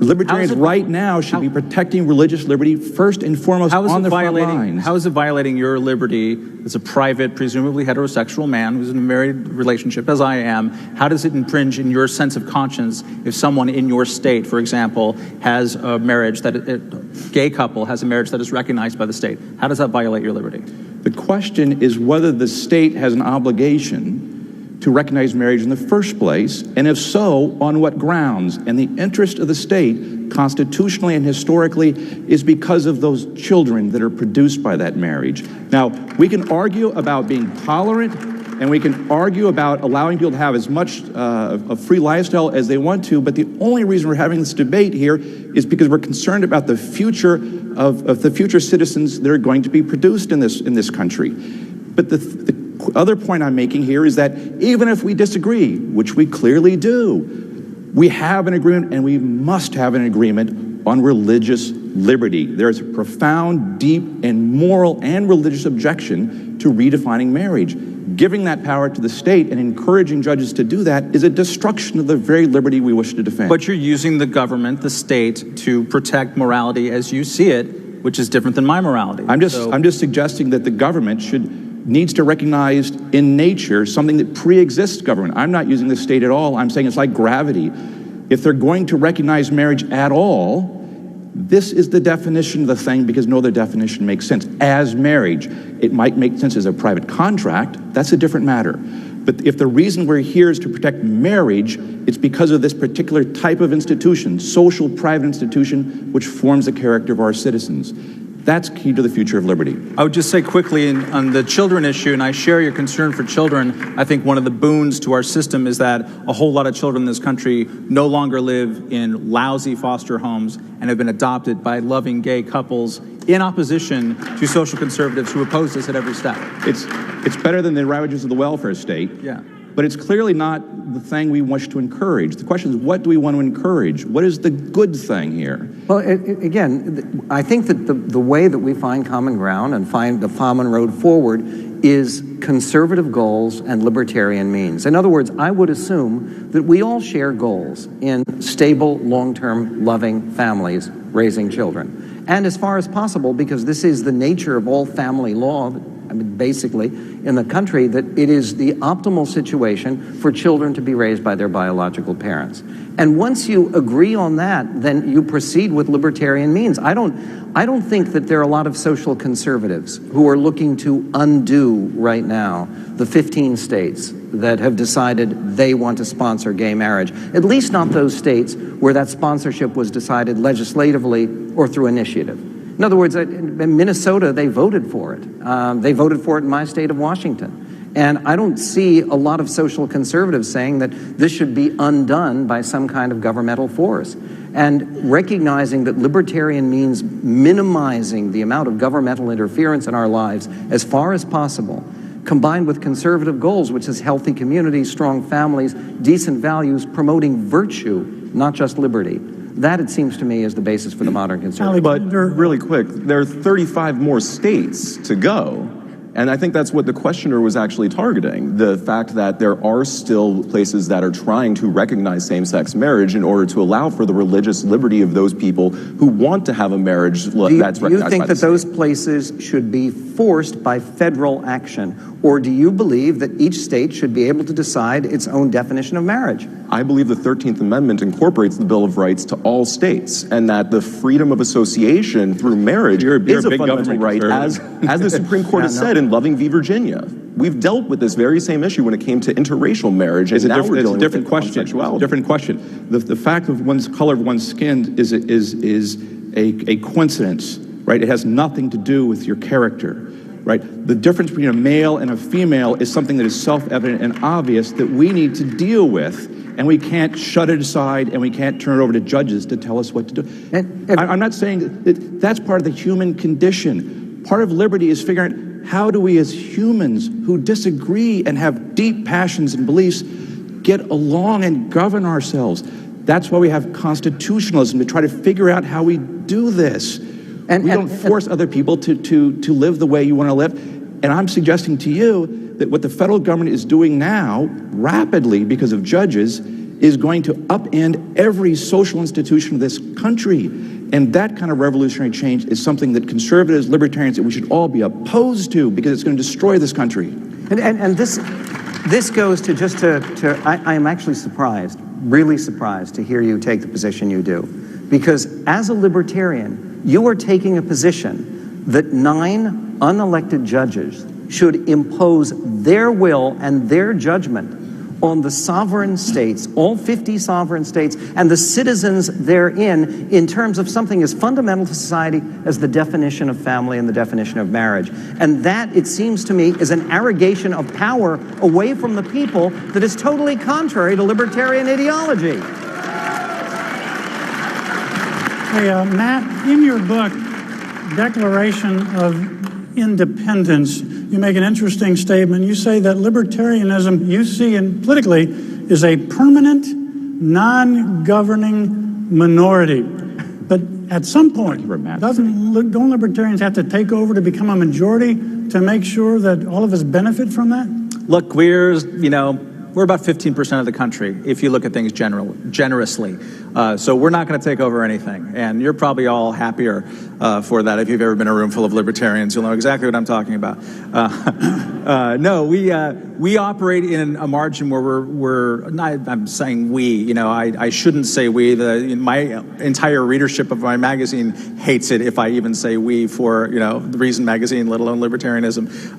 But libertarians are perpetually disappointed by the activities of both major parties for various reasons. Sometimes it's because the parties have failed to live up to their own best ideals, which I think many people in this room can agree took place between the years 2003 and 2007, for example, when we had what was supposed to be, according to David Brooks, a permanent Republican majority, that was going to last forever.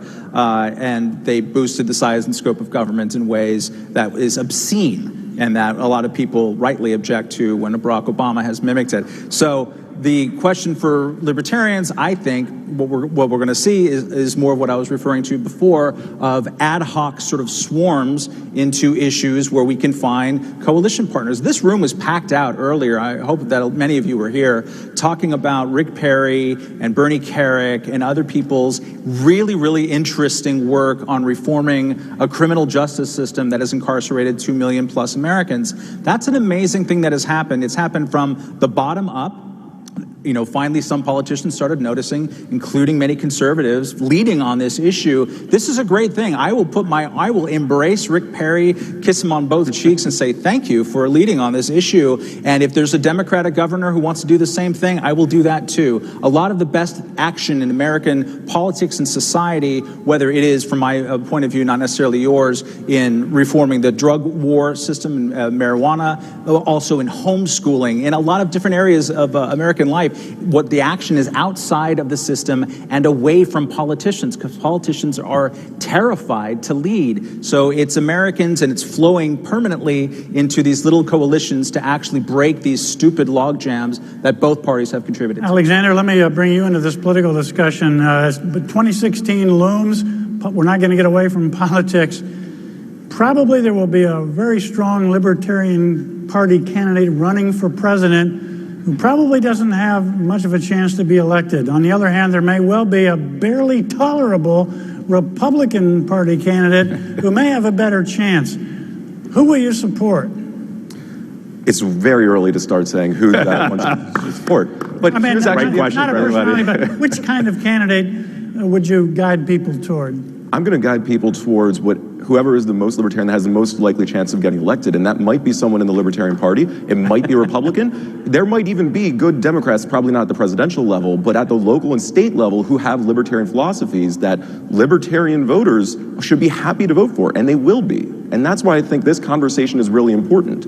One of the big things that divides libertarians and conservatives right now are these social issues. And there's a question as to whether libertarians should maintain the alliance with conservatism that's been around for a long time, or if we should form other alliances, or if we should develop our own effort. And we need to figure out if there's a way for us to work together or not. I think there is, but we need some give on both sides. Well, thanks so much. One question from the audience here. Back to my original point. Why have government define marriage at all? That is in the Libertarian Party platform. Michael? The government defines marriage because ultimately when marriages break apart and there are children in the marriage, a government is inevitably involved. How else do you settle who gets custody of children, where the children will live, who's going to be responsible for supporting the children? And even marriage is a contractual relationship. Marriage is not a private relationship. We are just planning, my wife and I are planning our son's wedding, and it's not private at all. There are lots of people involved, and there are lots of legalities. In Jewish tradition, it is a contractual relationship. And contractual relationships in our society are enforced and arbitrated by the government. And what I think is fascinating here is the notion that, particularly with gay adoption, which, by the way, I've supported for a long time, because I do believe that a loving, stable gay couple is a much better place to put a child than with either a single father or a single mother or in some kind of institution. And I think that most conservatives can acknowledge that. But having said that, if you have gay adoption and the couple breaks apart, it obviously has to be a governmental matter. It's going to come before a court. And courts need to be governed by legalities. For the libertarians, what do you guys do with Matt Spaulding, who wrote in his book, quote, "In a nation of limited government, religion is the greatest source of the virtue and moral character required for self-rule." Does that fly in the face of the autonomy that's inherent in libertarianism? Not for me. I mean, that very well might be true. I don't know. And if it's true, I'm totally happy with it. I mean, one of the geniuses of the American system is that we not only had some separation between church and state, but we allowed for religious competition. You know, my wife is French. And France is a dominant Catholic country, and they had a different idea about how to build their republic than not. And it's amazing to me, and it's amazing to them, to see how the amount of religious devotion in this country and the amazing good works that churches do in this country, which is totally not replicated anywhere else in Europe, which has a much different approach towards these issues. So our free market in religion, to use a term that might sound crass, I think has been a wonderful thing. The churches are integral. I don't know how integral, but they're integral to how communities get built and how America maintains itself. So I'm not kicked off the island. Yeah, no, I mean, my point here is, we're having two different conversations. We're getting mixed up. One is a political conversation about how to fight through existing policies right here and now. But the broader question is more of this philosophical question. And there, I think we misunderstand it when we start talking about the various isms we fall into, whether it's libertarian, conservatism, or whatever it might be. The true fusion, the higher fusion, the true fusion of Western civilization is in what the founders did themselves, not just because they're ours, but because of what they accomplished, namely bringing all these things together, a very strong moral backbone and a moral understanding of the grounds for liberty with freedom in a very powerful way through the Constitution. That's the source of the fusion, and rather than bickering, we will continue to bicker over policies until night comes, I suppose. But we should continue to focus on why that agreement, that thing which is created the greatest freedom on the face of the earth, right? That's the fusion, and that allows for liberty, but protects religious liberty as well in a very powerful way, and that's our model for figuring out. Well, wait a minute, though. Matt Welch has written in his book, quote, "One-size-fits-all colors are fading. Americans are becoming more individualized, not just with their personal choices, but with their ideologies and politics." Does that give you concern for the future? No, it doesn't, right? If one size fits all, I mean, that's progressive liberalism, the expansion state. I mean, there's complete agreement on that question. There's also increasing diversity in our society, partially because of technology, which I think is true. But remember, diversity in the diversity of opinions, including religious opinions, was exactly James Madison's argument about the Constitution. But that diversity, he also recognized, as did Jefferson, Washington, all the other founders, is based upon a unity, a philosophical unity, which they said was self-evident, a moral claim. These things have to go together. You can't have a defense of liberty in a practical sense without first recognizing that we recognize a moral precept that cannot be denied, that all men are created equal. And that's a fundamental truth that gives rise to life, liberty, and the pursuit of happiness. I think a major departure point, and I agree with most of that, is that simply I have faith that that exists in America, that it's written into our DNA through the Constitution, through our cultural patterns, it's transmitted. I have faith that that's going to exist. I don't worry that this country is going to be destroyed on that axis at all. I would disagree with you, because particularly when you have government, and this is big government again, promoting multiculturalism, which is the opposite of Americanization, the idea of not e pluribus unum, not out of many one, but out of one many, then it's government once again taking a hugely destructive role. And I don't believe that government has to force people into anything, but to encourage the idea that we are one nation and one culture, and we share common precepts and common responsibilities. It seems to me is fundamental to a flourishing republic. I just think the culture takes care of that itself. We don't need government to, in a Teddy Roosevelt style spasm, tell us that we have to be Americans in this one way. Fine, agreed. But we do have to pull back from government-sponsored multiculturalism and government-sanctioned. I mean, look, I do not believe that we should outlaw the speaking of any language other than English. But it seems to me absurd and destructive to the Republic that we now print ballots in 70 languages. I mean, if people are going to vote in the United States, they should be able to share a common language. Wait, I'm confused. Weren't you just saying that we needed to recognize that the one comes from the many rather than the many comes from the one? Shouldn't that be an embrace of decentralization and diversity? No, that is an embrace of the idea that if you want to be part of the one, you share something in common with your neighbor, which is the ability to communicate with them. I mean,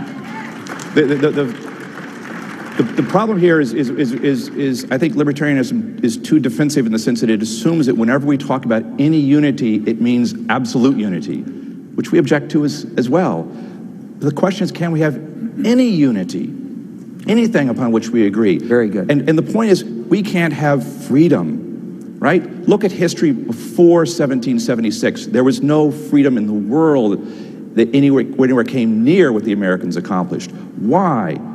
Because it was either run by absolutism and kings and absolute rulers, or it was complete and utter anarchy. What the Americans said is that no, we agree on certain things that are unalienable, right? And on the basis of that, government should be based on consent, right? Those are the two sides of the coin, and they follow like night and day. And when you deny one of them, the other one collapses. And that's what we're threatened with happening here, I think. Alexander, do you think that we're destined to remain in a two-party system, or do you see a breaking up and realignment on a big scale coming in the future?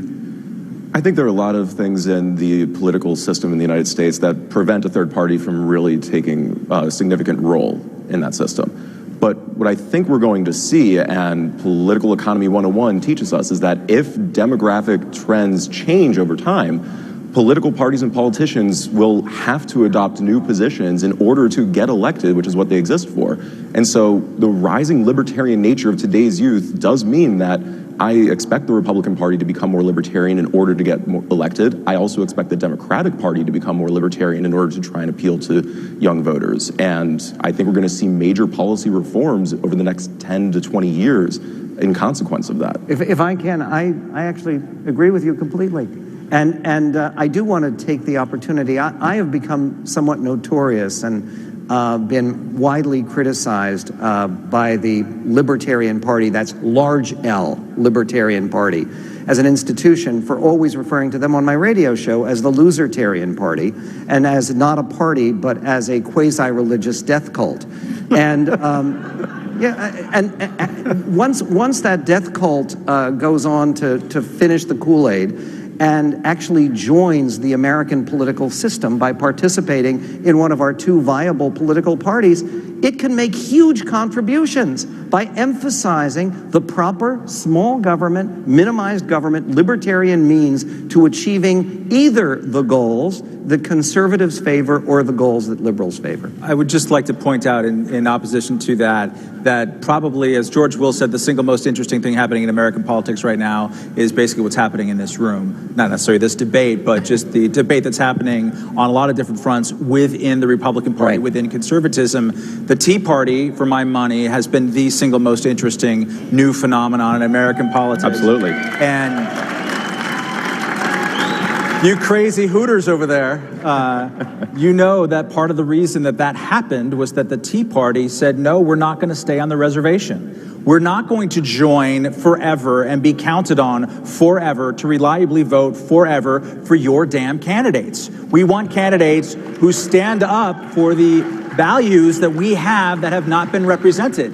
And so when they said, yeah, we'll lose, we'll nominate Christine O'Donnell, bring it on, who cares? When they said that, they announced to Karl Rove and the political establishment in Washington that, look, values matter more than pretty candidates, than people that you want to nominate, and we're going to change the type of Republican that goes to Washington. We have new Republicans in Washington because precisely people said, I'm going to be more of a free agent politically. I'm going to use independence as a weapon. And so now we have interesting people like Rand Paul, like Justin Amash, who are inconceivable in American politics in 2009. I think that's a great thing. Thank you. Matthew Spaulding, last word to you. I was just going to say, you know, at Hillsdale, we make all of our students actually learn something about America and the Constitution. And one of the things we ask them when they come to school, when they come and I ask my students what kind of conservative you are, then they say, I'm a libertarian, I'm a traditionalist, I'm a neocon, a theocon, a paleocon, you name it. That's the wrong question. That immediately divides us, that immediately points to our differences. The question is, what do we wish to conserve? And that is American liberty. And this country is the most powerful force for liberty in the face of the earth. And I'm telling you, we are on the verge of losing that country. And if we don't come together in a very powerful way, in the way the founders did, we are going to lose it. And we shouldn't be an instrument of losing it. But if we come together, we win because we have the ideas, and we are the group of ideas, and we have the truth. So well said. We're out of time. Please express your appreciation. Great panel. Thank you. Great panel. It's fun.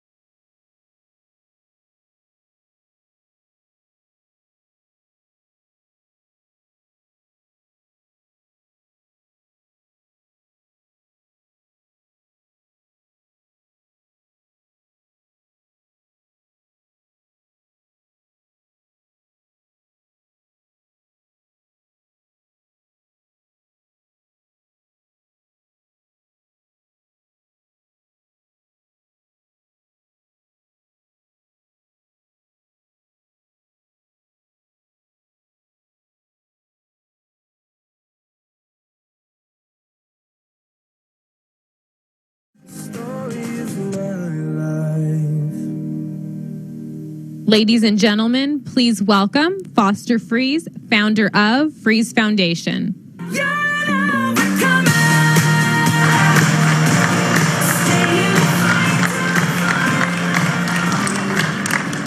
It's always nice to be at CPAC to see a lot of people that care. I have the honor today of introducing Rick Santorum.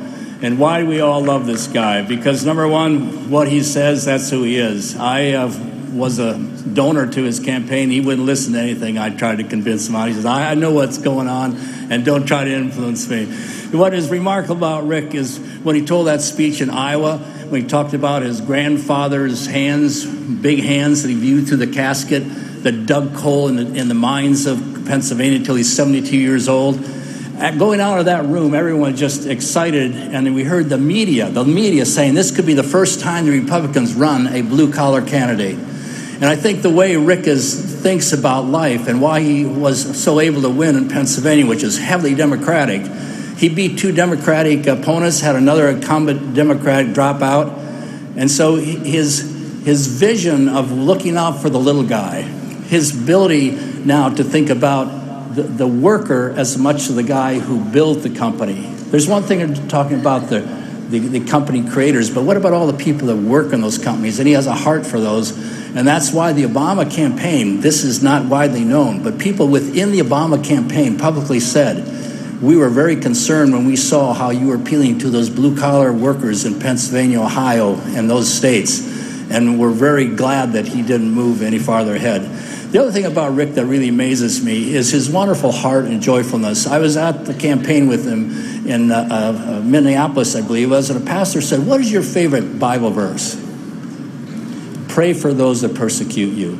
If any of us in this room has received more persecution than Rick Santorum, I don't know who you are, but this guy just knows what he believes, knows his heart, and is willing to take the grief that people throw at him. And I think that's really special about Rick, too.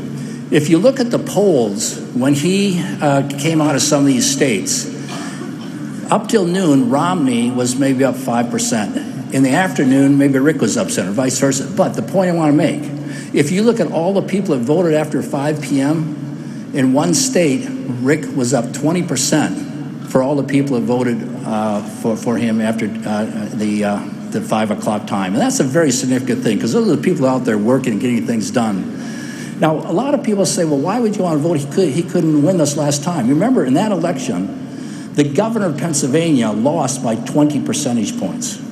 Secondly, the Democrats ran a pro-life candidate against him. Thirdly, a lot of the conservatives had no clue of what his backing Specter was all about. He basically backed Specter because he and Bush made a deal, say, look, if you help us get judges, we'll back you. And Toomey had a good chance of losing. So to me, where some people criticize him for that decision, it's a profile in courage and who Rick Santorum is. And I'm glad to be his friend. I'm glad to be his supporter. But I wish the heck I could beat him in golf once in a while. Welcome, Rick Santorum.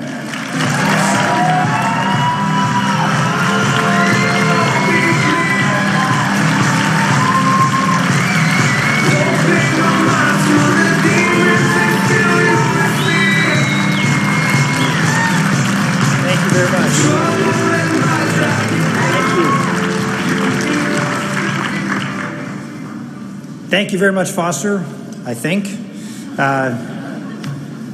It's always a joy to be with Foster Freeze, and it's always, you never know what you're going to get.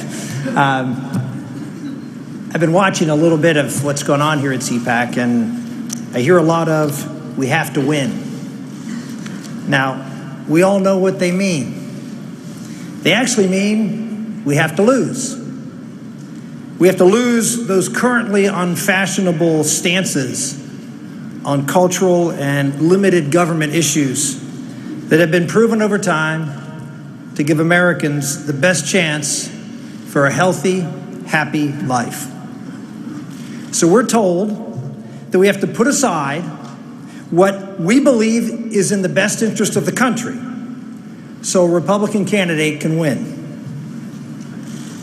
Now, that may result in a win for a Republican candidate, but it will be a devastating loss for America.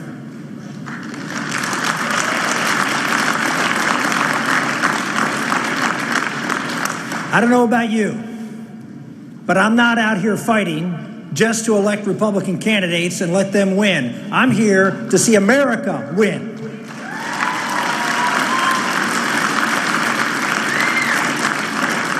By the way, how did it work out for the Republican establishment in following their lead, nominating moderate candidates in the last 2 presidential elections?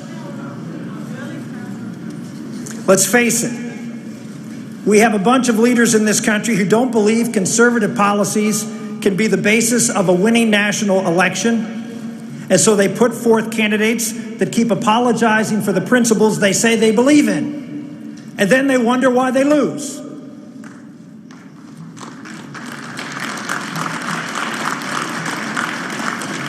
I want to win too. I think everybody here wants to win. But unlike a lot of these Beltway talking heads, I'm not pontificating. I actually put my neck out there and just about every other body part. You may recall that I ran for president in 2012, and I didn't run to carry an agenda. I didn't run to put forth issues. I ran because I wanted us to win the White House.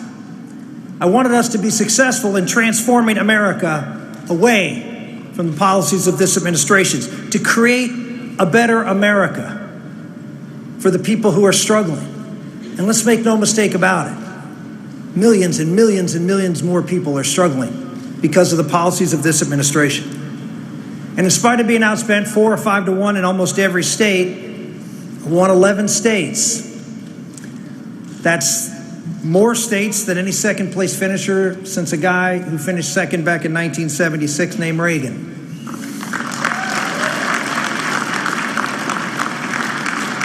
Now, the popular consensus of the media is that, well, he won because he was a conservative, he was a cultural conservative, and he appealed to the cultural conservative voters. Well, that really wasn't true. Let's be honest. Everybody in that race was a cultural conservative. They all had the same positions I had, almost identical. But you wouldn't know that. No, we went out and talked about something different. We went out and talked about focusing on those who are working Americans. Notice I didn't say middle class. I don't know why we do this, fellow conservatives and Republicans. Why do we use a term, I should say, that is of the other side? Why do we, as Republicans who believe in the dignity of every human life, who believe in equality of opportunity for everyone to rise, adopt a class envy leftist language that divides America against themselves?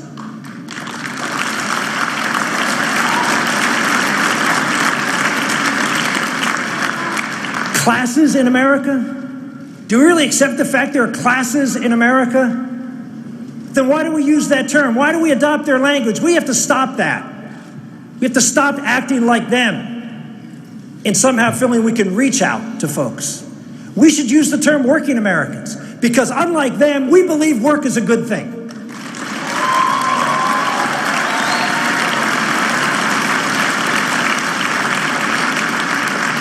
They use the class rhetoric because they're all about dividing. One class for another, one ethnic group against another. One group of Americans, that's what they do, they divide. Let them divide.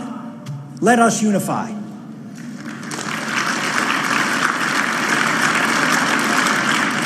As you saw from the news today, President Obama's policies continue to create an ever-increasing wealth gap in America. When I was out there campaigning, I was campaigning talking about the 70% of Americans who will not get a college degree. 70% do not have college degrees, and that number is not changing at all in America. What are we going to do to talk to them? Our answer has always been, well, we'll cut taxes for high-income people. Now, I believe in that policy. But if you're sitting there underemployed, unemployed, looking for a job, wanting to move up in your job, and all we're talking about is cutting taxes for high-income people, doesn't exactly connect emotionally, doesn't exactly resonate with the people that we're talking about. So what I did is I went out and talked about, yes, cutting taxes, but for manufacturing, so we could create jobs for those folks who don't go to college that are good-paying jobs so they can rise in society and provide for their families.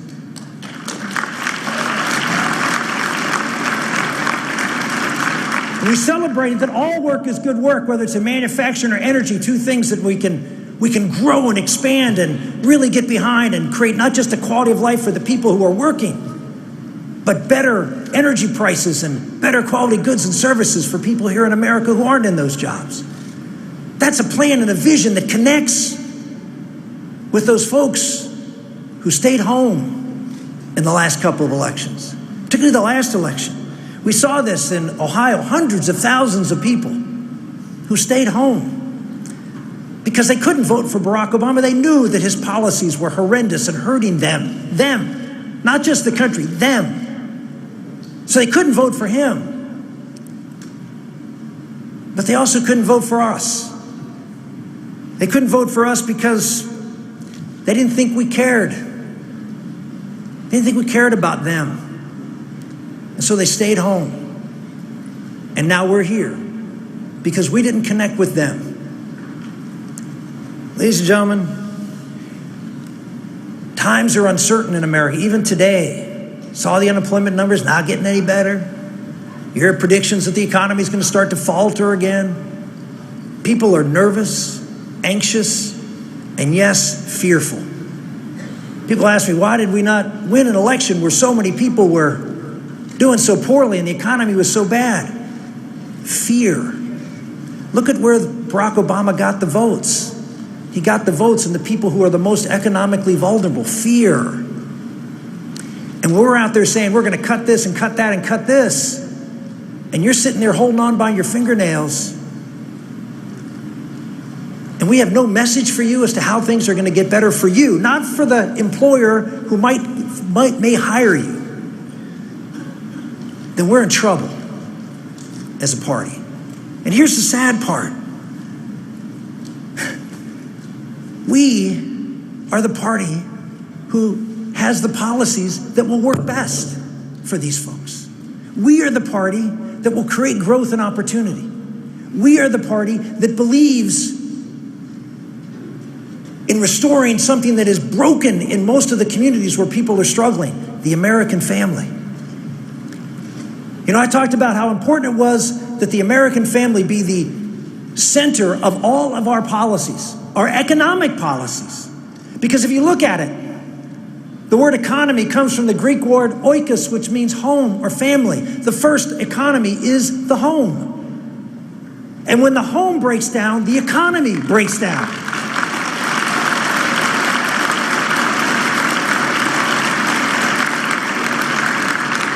I don't want to talk about redefining marriage. I want to talk about reclaiming marriage as a good for society and celebrating how important it is for our economy.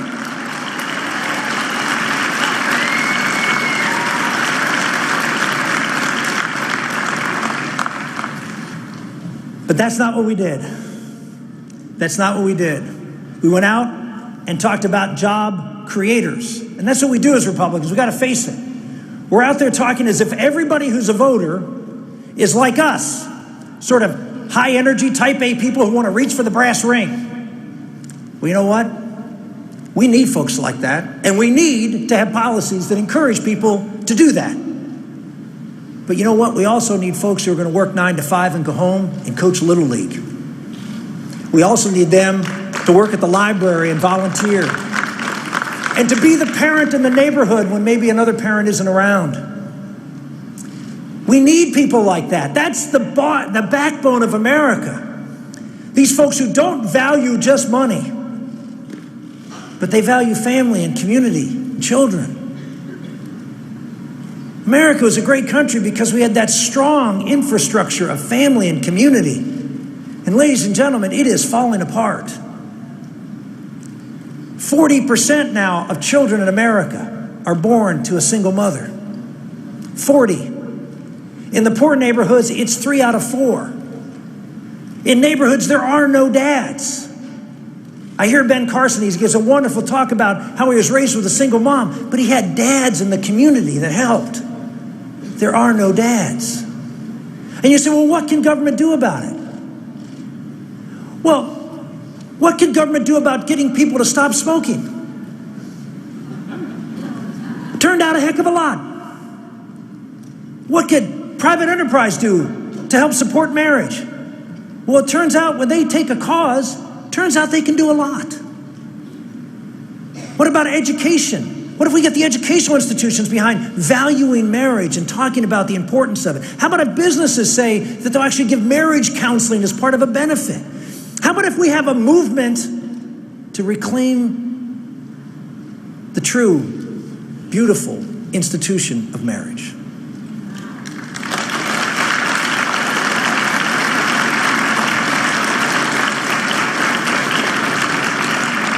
But we talked about job creators, not job holders.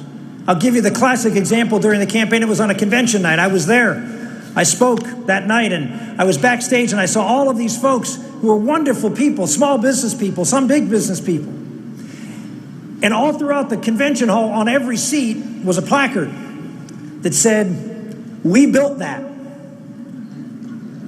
Because you remember, President Obama said, "Hey, you didn't build that."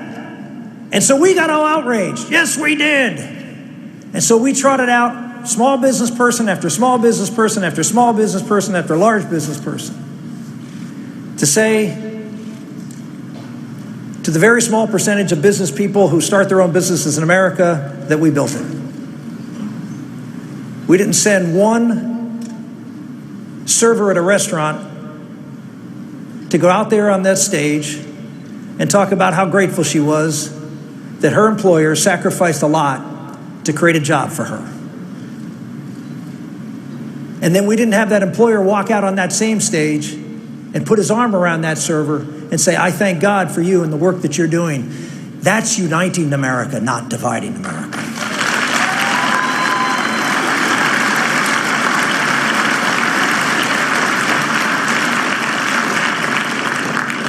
We as a, look, I understand why people come out on this stage and they bang away at President Obama. I mean, I know it's fun. I mean, I get that. It's also easy, getting easier, I might add.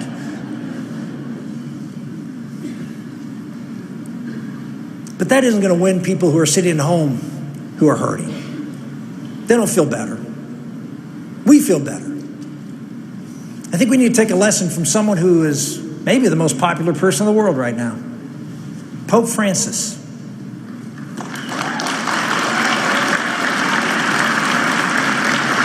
There might be some people who are surprised that Rick Santorum would suggest that we need to take lessons from Pope Francis. But I do. Because what Pope Francis is doing, he's going out there and not talking about what the Christian faith is against. He's going out there and talking about what we're for.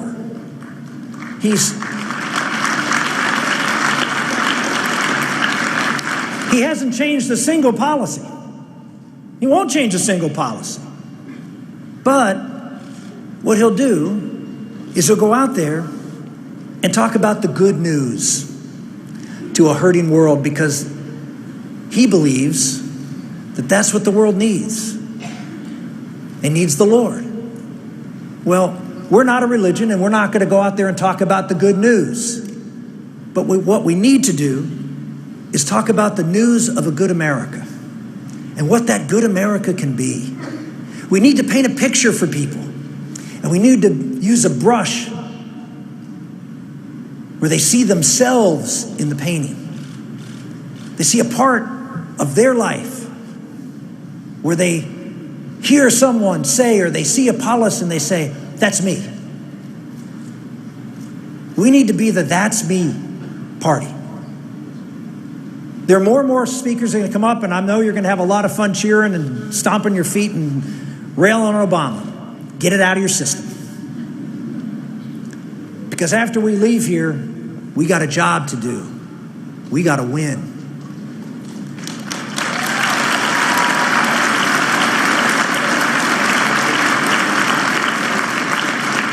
And we will win not by further dividing, we will win by uniting. So I ask each and every one of you, candidates and supporters of candidates, to go out and stand with that underemployed person working 2 jobs and talk about what we're going to do to help them. Stand with the unemployed. Stand with the single mom holding things together. Stand with the people who are fearful, because fear is powerful. And overcoming fear is what makes America the greatest country in the world, and you can be a part of that.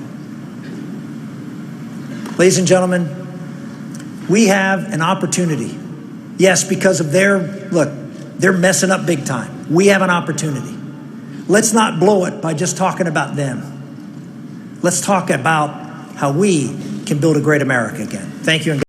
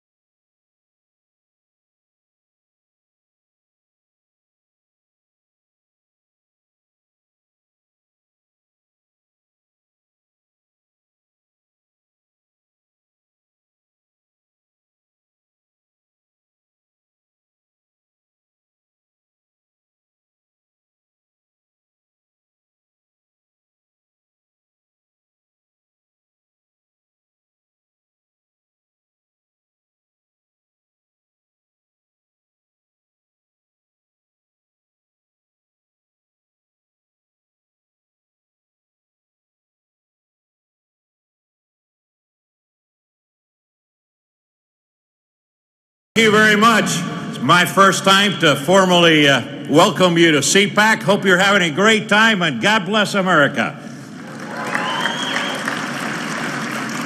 Ladies and gentlemen, this is the place where big ideas can be fearlessly discussed about our future as individuals, and our future as a nation. But as Americans, we're feeling as if we're losing our identity. our exceptional and unique character. Our fundamental values are being threatened every day by a government that's got little respect for the hardworking individuals like you. My parents lost their homeland to a communist despot. America opens its doors to us, and we arrived in 1960, full of gratitude by living our dream, being in the greatest nation on earth. Back then, America was easy to understand. The American family was our country's greatest strength.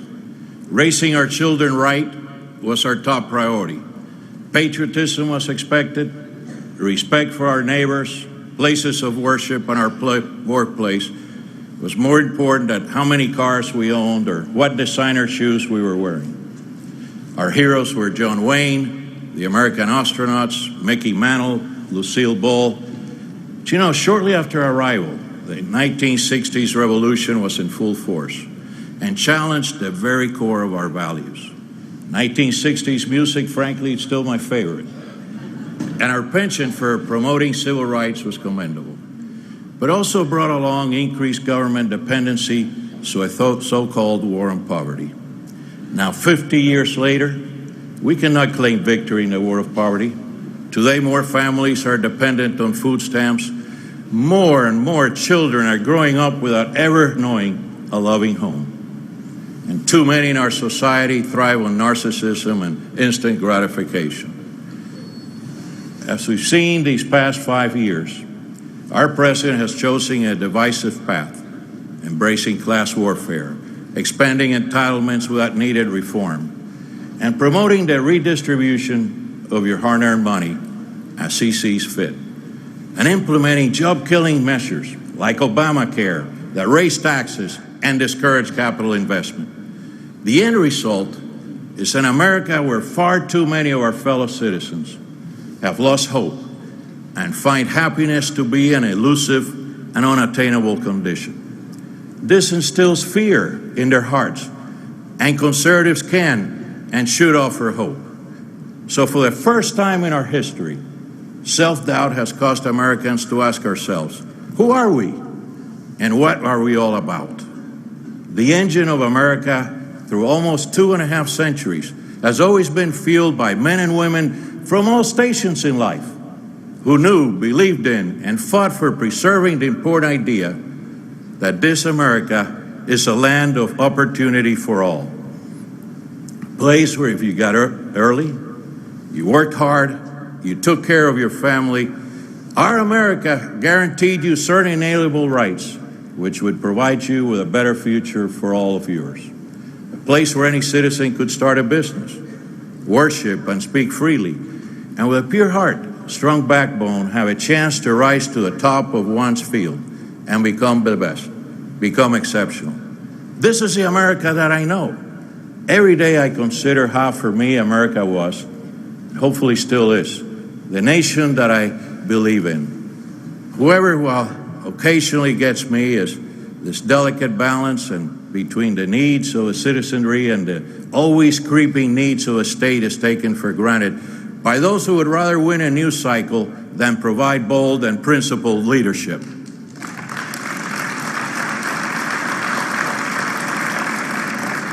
Let me share with you, if I may, my story.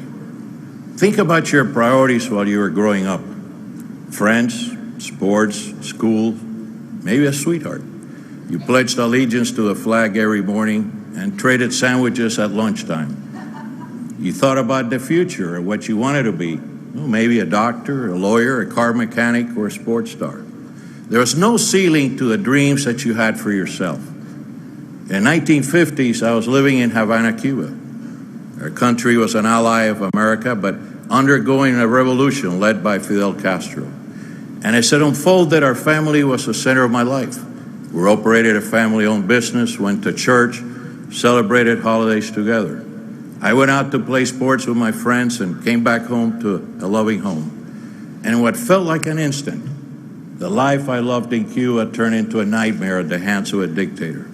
Under Castro, the careless life of a 12-year-old suddenly became one plagued with worry for my family and friends. I was racked with despair at a young age. to see the hurt and the pain that filled our days as Castro's agents murdered friends and destroyed our livelihood. We're forced to surrender the business my family built by hand. My grandfather put 40 years of hard work into his business, only to have it taken away right in front of his eyes, my eyes. The homes that provided us with shelter became government property. We lost our right to speak up. We feared for our lives. We couldn't openly express our religion, but privately turned to God to lead us to safety. Our prayers led us to America, a place of hope, a place of optimism. The government took it all. We fled our homeland to go to a place beyond our dreams, and sure enough it was. Our newfound freedom gave us a chance to start again.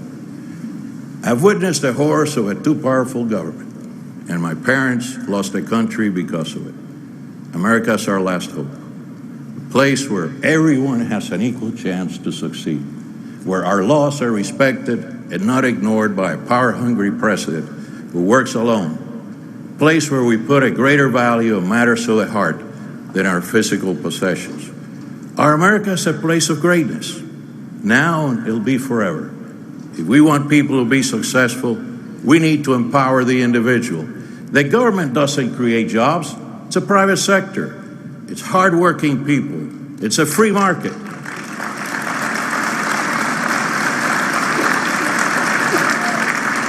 It's a free market that lets Americans take chances to pursue their dreams.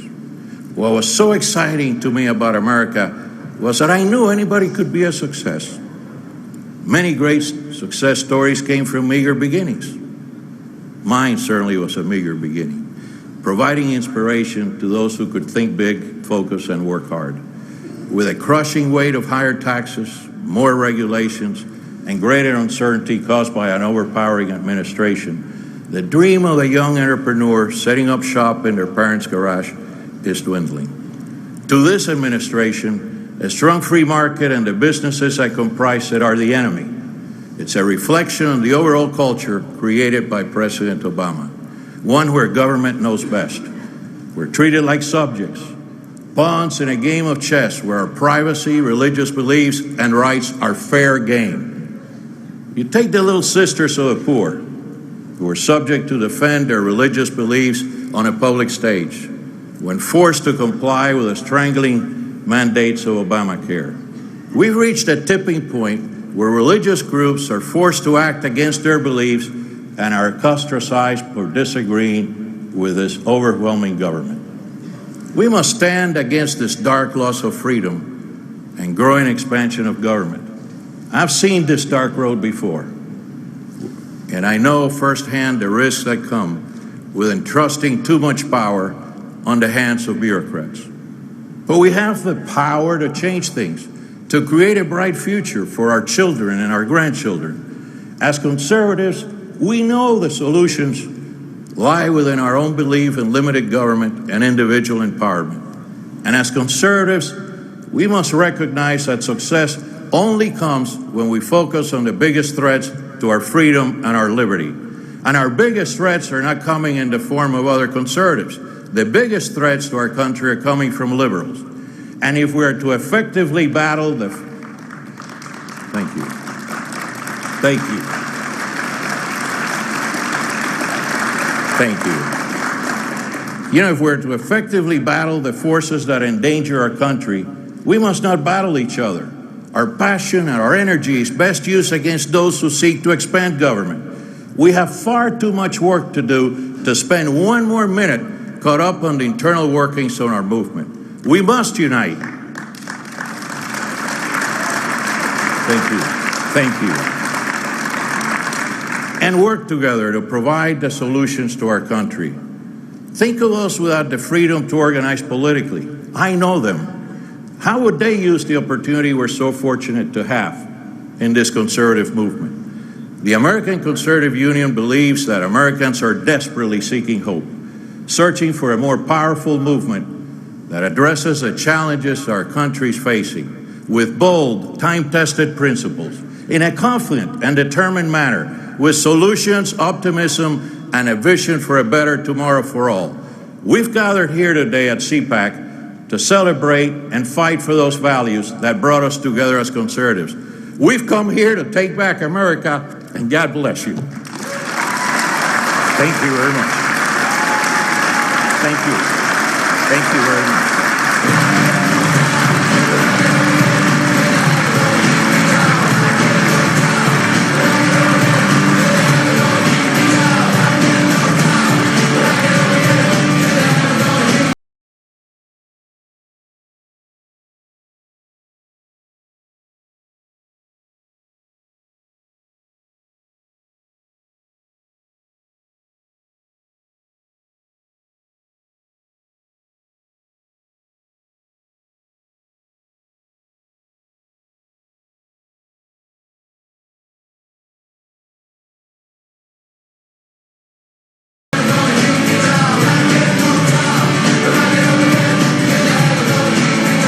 Ladies and gentlemen, please welcome the Honorable Rand Paul, U.S. Senator from Kentucky.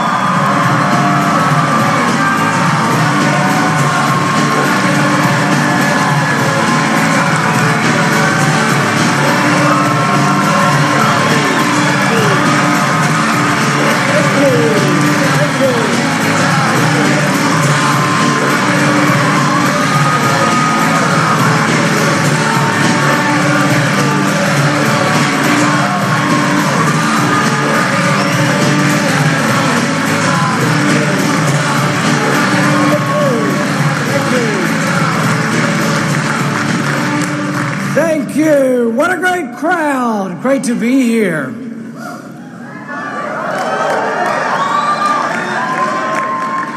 Imagine with me for a moment. Imagine a time when liberty is again spread from coast to coast.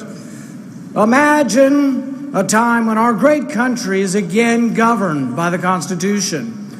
Imagine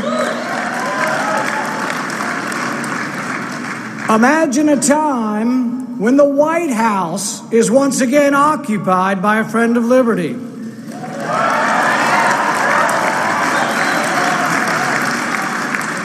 Now, you may think I'm talking about electing Republicans. I'm not. I'm talking about electing lovers of liberty.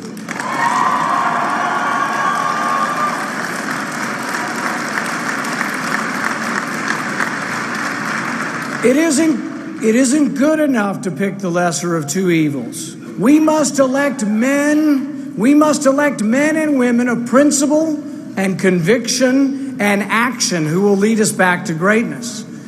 There is a great and tumultuous battle underway for the future, not of the Republican Party, but the future of the entire country. The question is, will we be bold and proclaim our message with passion, or will we be sunshine patriots retreating under adverse fire? Will we be firm in our convictions, or will we cower, defeated, and meekly dilute our message?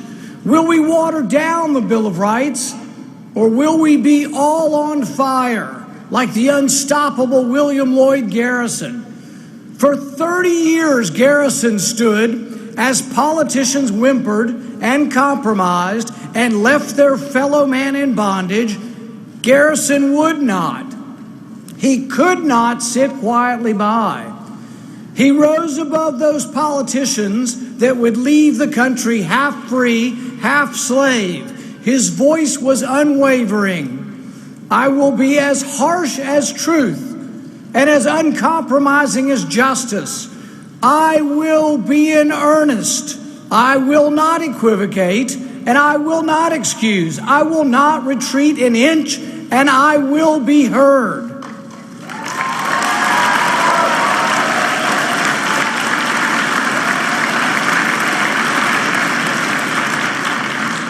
Will you, America's next generation of liberty lovers, will you stand and be heard?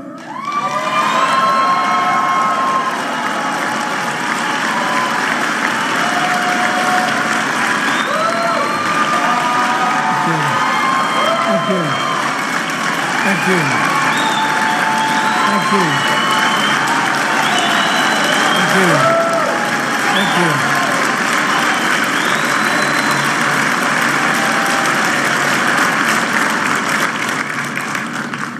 The Sons of Liberty, who fought against British soldiers writing their own warrants, would today make a bonfire of secret orders issued by federal police. The Sons of Liberty risked everything to guarantee your right to a trial by jury. They would today call out to the president. They would say, "We will not be detained, spied upon, nor have our rights abridged. We will not submit, and we will not trade our liberty for security. Not now, not ever."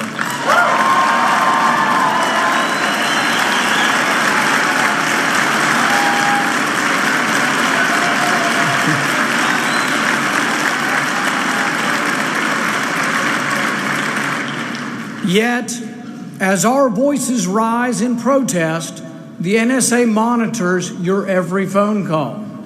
If you have a cell phone, you are under surveillance. I believe what you do on your cell phone is none of their damn business.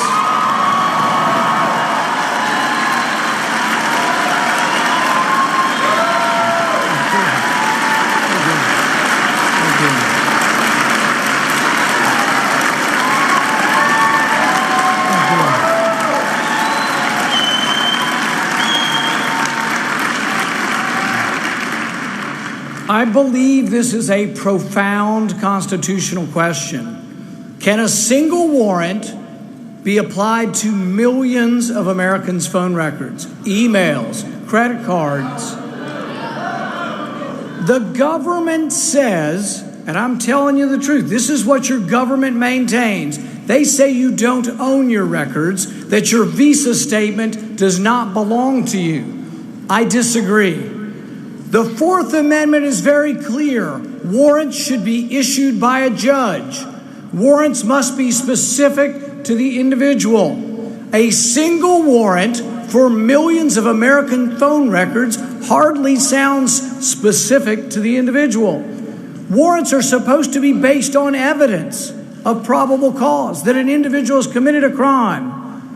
Generalized warrants that don't name an individual and seek the records of millions of individuals goes against the very fabric of the Fourth Amendment. John Adams wrote that James Otis's protest against generalized warrants was the spark that began the American Revolution. There's a great battle going on. Don't forget it. There is a great battle going on. It's for the heart and soul of America. The Fourth Amendment's equally as important as the Second Amendment, and conservatives cannot forget this.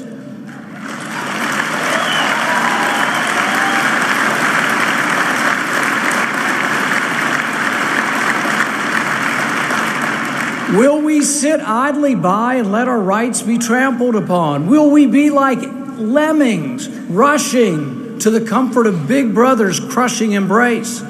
Or will we stand like men and women of character and say, we are free, and no man, no matter how well-intentioned, will take our freedom from us?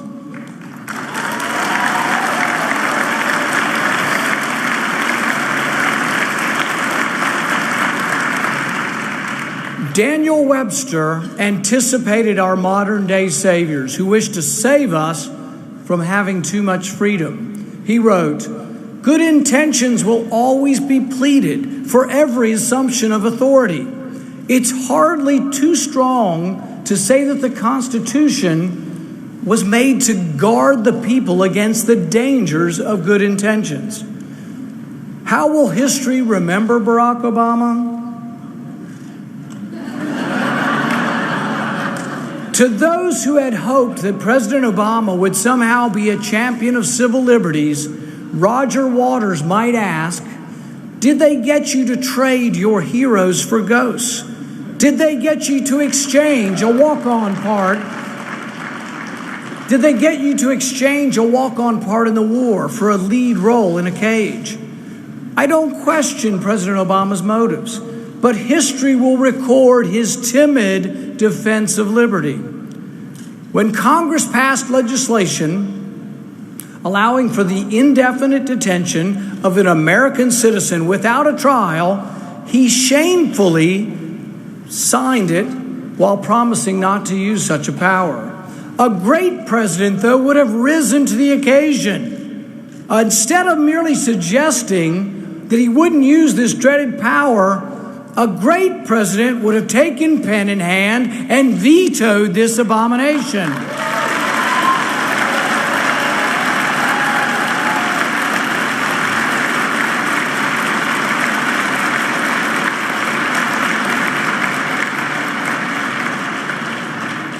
A great president would have loudly proclaimed, Congress cannot and must not overturn the right to a trial by jury. A great president would have protected us from the prying eyes of the NSA. A great president would have proclaimed, I will not abide it. The Constitution will not abide it.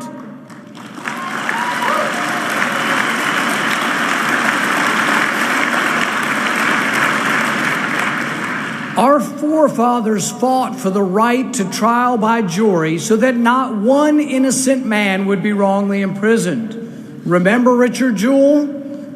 Everybody thought he was the Olympic bomber. He was convicted on television with no jury, no trial. Only problem was he didn't do it. Had he been a black man in the South in 1920, he might not have lived to prove his innocence.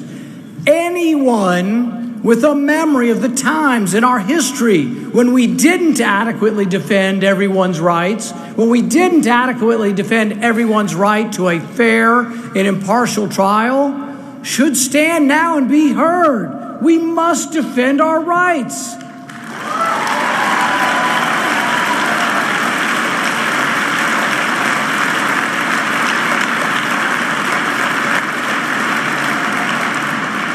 Justice cannot occur without a trial.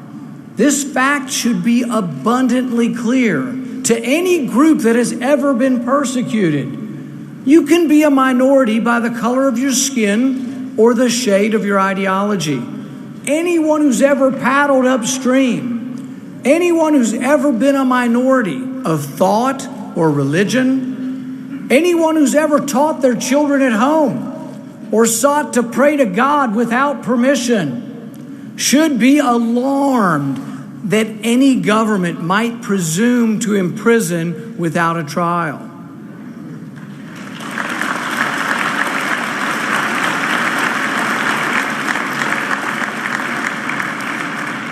Whether you are black or brown or white, man or woman, you should fear a government that maintains the authority to imprison without trial, without a jury. Madison wrote that we would not need a constitution to protect us if government were comprised of angels. Guess what? Madison readily admitted we weren't likely to ever be guided and governed by angels. It isn't so much what President Obama has done, although he's done a lot, very little good. But it's not that what he's done with his usurpations of power as much as it is the precedent that it sets for lawlessness that may follow. If the executive branch can initiate war, if the executive branch can detain citizens without trial, if it can amend legislation, if it can declare to Congress that Congress is in recess, then government, unrestrained by law, becomes nothing short of tyranny.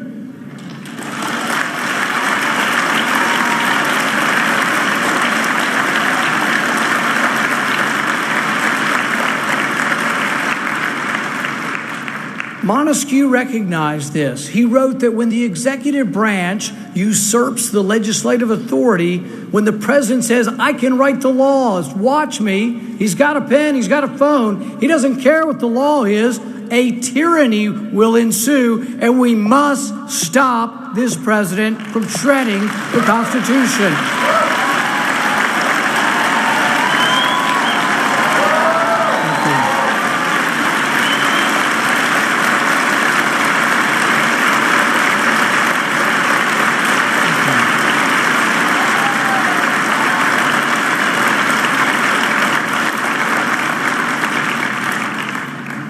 It isn't just the harm that this president is causing. It's the future harm that he allows by destroying the checks and balances that once restrained each of the branches of government. Progressives, by their own assertion, don't want to be bound by any original intent of the Constitution or its authors. They believe the Constitution is whatever the majority says it is. Progressives believe that a majority may separate you from your rights. Jim Crow, the Japanese internment, today's indefinite detention without trial only occur when we allow our God-given rights to be abridged by a majority vote. Our rights are inherent. They're inseparable from our person.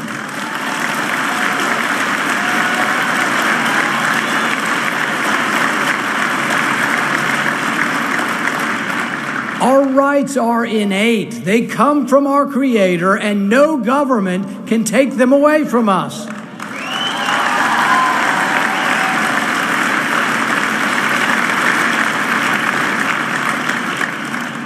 The Constitution merely codifies what exists before all time. Mr. President, we won't let you. We will not let you run roughshod over our rights. We will challenge you in the courts. We will battle you at the ballot box. Mr. President, we will not let you shred our Constitution.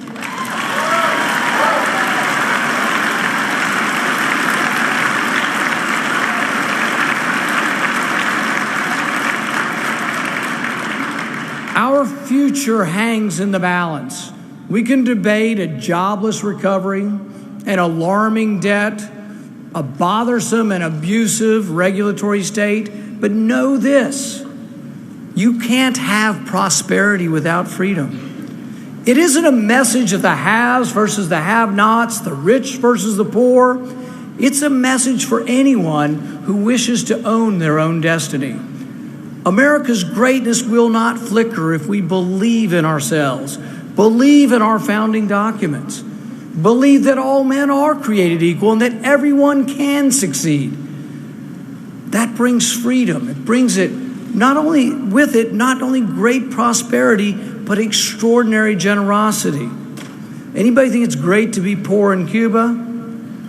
America's the most generous nation on earth. We can't forget about it, but it came with our freedom. They go together.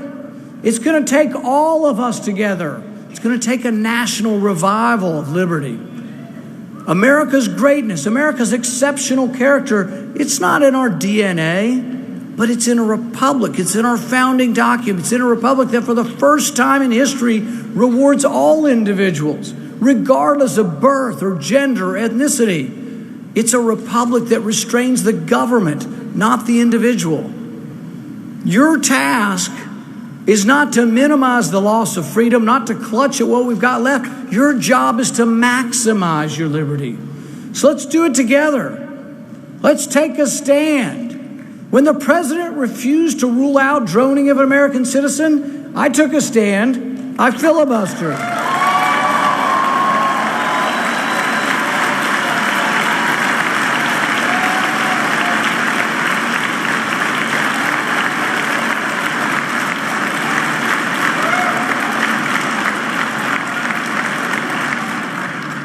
Some things are worth fighting for.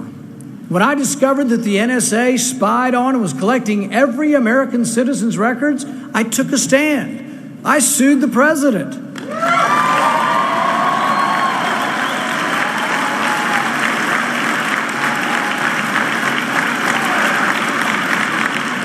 It is decidedly not a time for the faint of heart.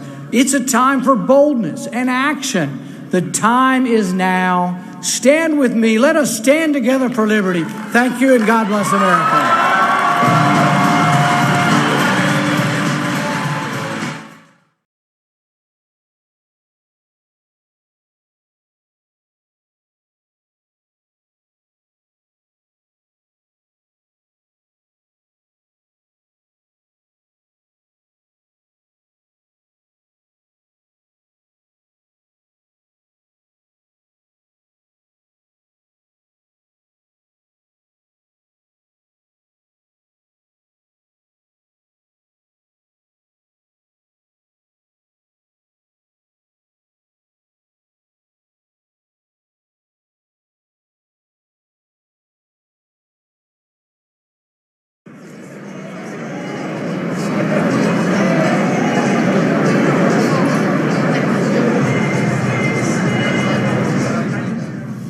The second day of the American Conservative Union's annual Conservative Political Action Conference, happening this year just outside the nation's capital at National Harbor in Prince George's County at Gaylord National Harbor. We're opening up our phone lines to hear what you have to say. We've been covering it here today for about 5 hours or so, wrapping up there with Senator Rand Paul.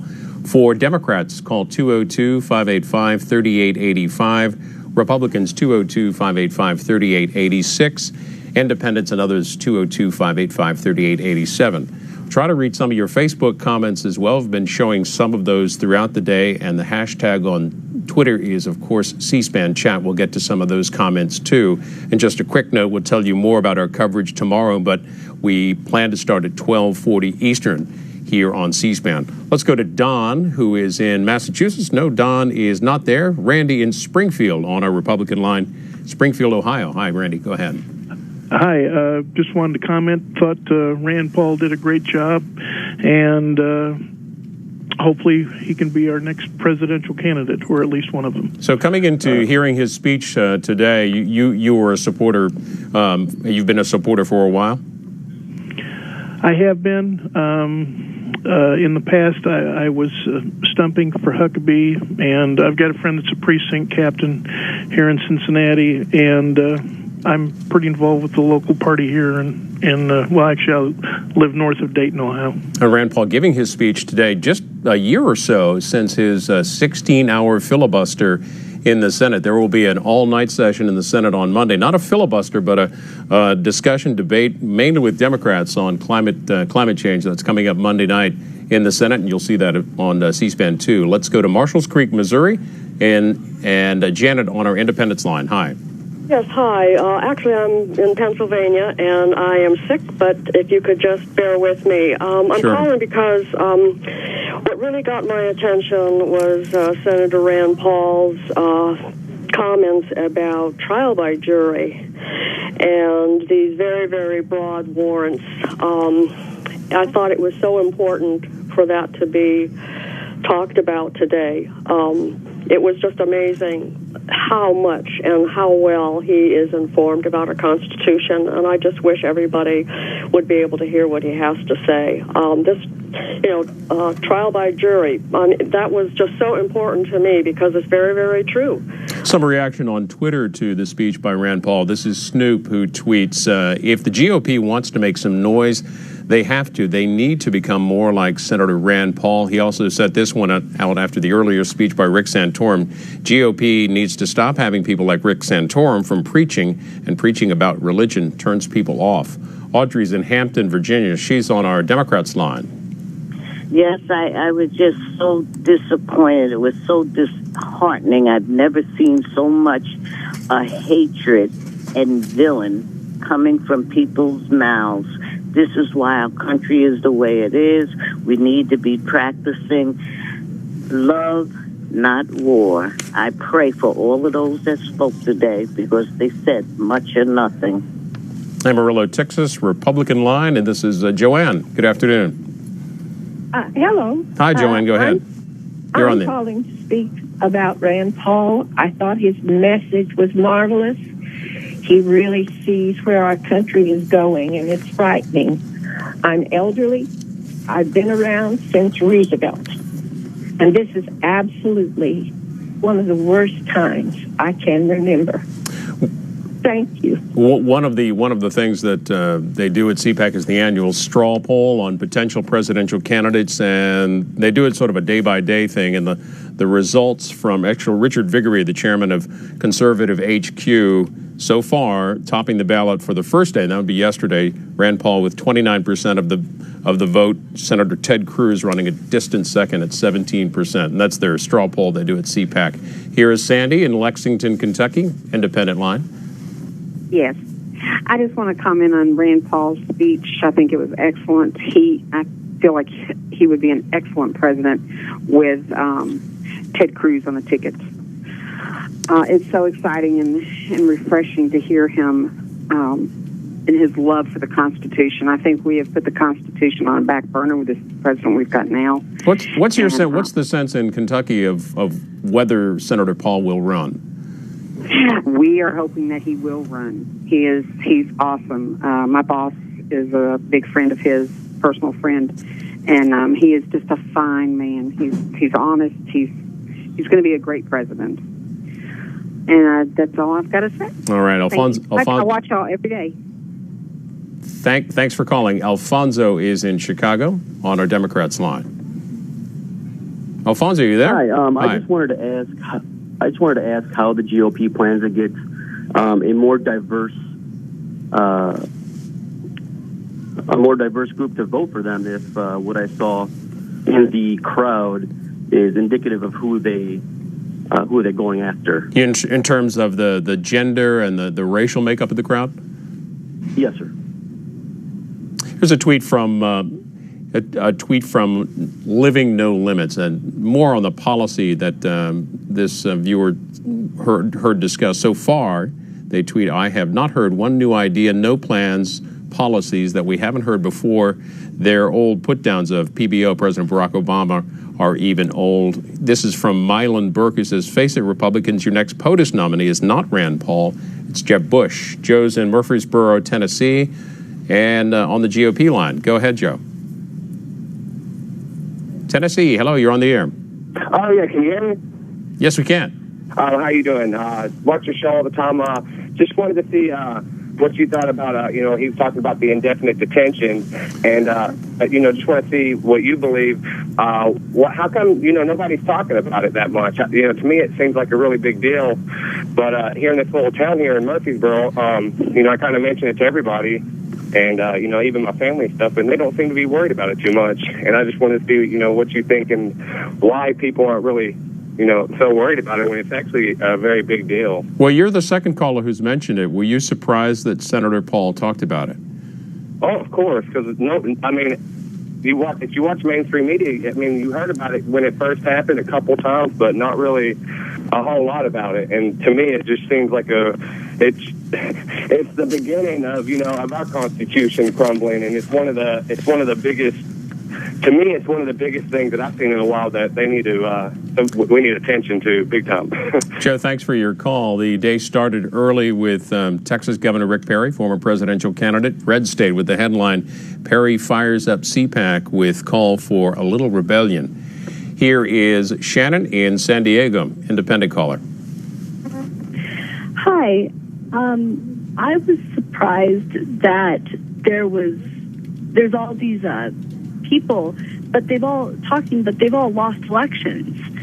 And that to me is very interesting, that they're all preaching and talking about what to do and how to win elections, but they've not won their elections. You're talking mainly about the presidential elections. Well, but also Christine O'Donnell and Sarah Palin was vice presidential election. That just intrigued me a lot. Well, the group tomorrow will hear from former vice presidential candidate Sarah Palin. The day gets underway. Our coverage here on C-SPAN gets underway tomorrow at 12:40 Eastern. We'll hear from former presidential candidate and former House Speaker Newt Gingrich, columnist Ann Coulter, Sarah Palin, the former governor of Alaska and former vice presidential candidate, among the speakers in tomorrow's live coverage, 12:40 Eastern on C-SPAN. Jan's in Blossville, New York. Hope I said that right. Blossville, New York, Democrats line. Hello. Jan, you're on the air. Go ahead. Yes. What I'd like to say is, as a liberal Democrat, I found very little that Senator Paul said that I disagree with. I agree with him completely about the overreach of the federal government. A lot of that is, and I know I'll catch a lot of flack for this, is a result of the overreaction of the government to the events on 9/11. And I've come to the conclusion that what we really need in this country is a third party that will return us to our original constitutional precept. Jan, hang on the line. You're calling on our Democrats line. You liked some of what you heard, I guess, from Rand Paul. Here's a tweet from Michael who says he's watching CPAC and says that 2014 social issues drive people away that agree with us on fiscal issues. Follow the Constitution. Would you agree with his tweet? Yes, I would. Absolutely, I agree with his tweet. I think church should stay in church, and I think we need to have a political party or a Republican or a Democrat come forward who will return us to our original foreign policy of non-intervention that was envisioned by the founding fathers, of non-intervention in other countries' affairs, of libertarianism in the enforcement of the laws, civil liberties at home, and economic populism that will lift the economy. All right, Jan, appreciate your call. Staying in New York, this time to White Plains, and we go to Richard, who's on our Republican. Good afternoon. Hi there. I'd like to address the woman who asked the question why the Republicans aren't winning elections. Well, she pointed out there were a number of speakers who hadn't won the elections. I think that was more her point. Well, it is an anomaly because, and being this is CPAC, that the number of people who identify as conservatives are twice as many who identify as liberals. So, again, you have to ask yourself, why do we lose elections? And there's a simple answer to that question. When 90% of the news media are comprised of liberals, okay, basically they're feeding the public the Democrat talking points, and that's a simple explanation for it. All right, St. Joseph's, Minnesota. Cindy's on our Republican line as well. Hi, Cindy. Go ahead. Yes, I wanted to comment about Rand Paul's. I'm familiar with him through his father, Ron Paul, who ran the last 2 presidential elections, and I supported him. And what I'd like viewers, if they're just now getting to know Rand Paul, he is a Republican. He's for the Republican Party. Just like his father, he's an American. He's 100% for our Constitution. And I want to caution others about the candidates, the words other candidates use, because basically, I guess in a nutshell, we don't want wannabes, we don't want substitution. We want someone who is truly for our Constitution. And I believe that Jesus said it best when he said, "You'll know them by their fruits." Thank you. Let's check a couple of tweets. C-SPAN chat is the hashtag. This one says, I would fact-check CPAC 2014, but no one is talking about policy nor ideas, just a lot of red meat. From Barbara, she says, was impressed by the panel discussing marital rights. Each member admirably accepted each other's opinions without friction. Michael saying that Rick Santorum spoke like Reagan and Romney spoke like Dole. And one more from Vincent, who says, we the people reject you, targeting Tea Party groups to silence our speech. We refuse to be silenced. This is the hashtag is C-SPAN chat. One more call here. Tim in Lake Worth, Florida, on the Independence line. Yes. Go ahead, Tim. Yeah, I would like to say, watching these different speakers, I became aware of the fact that the Republicans are losing their appeal to veterans and veterans groups. None of the speakers had anything to say about the veterans issues and the pensions and all of those things that are in the media and have been controversial in Congress this year.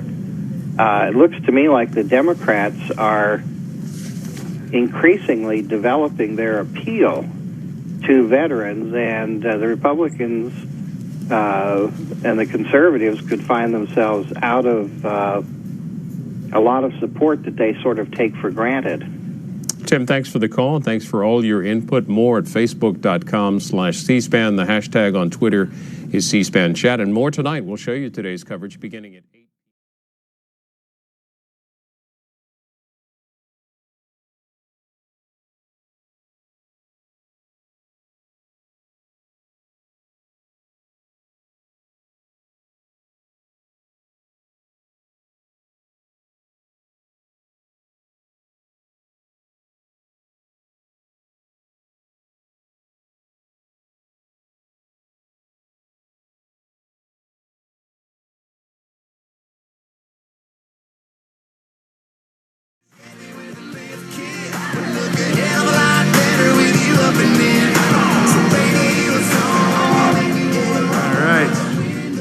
Good morning. Good to be here with you today.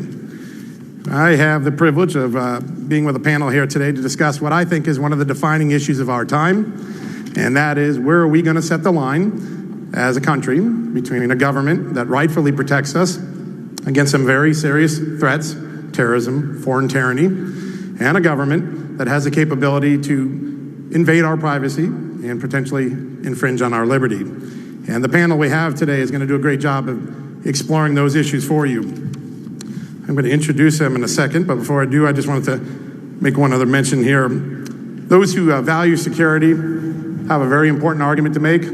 Those who value privacy have a very important argument to make. And I think we live in a troubling time that will challenge all of us to think about this more than just today. All right, let me get right to the panelists. The Honorable Jim Gilmore served as the 68th Governor of Virginia, my home state, and the 58th Chairman of the Republican National Committee.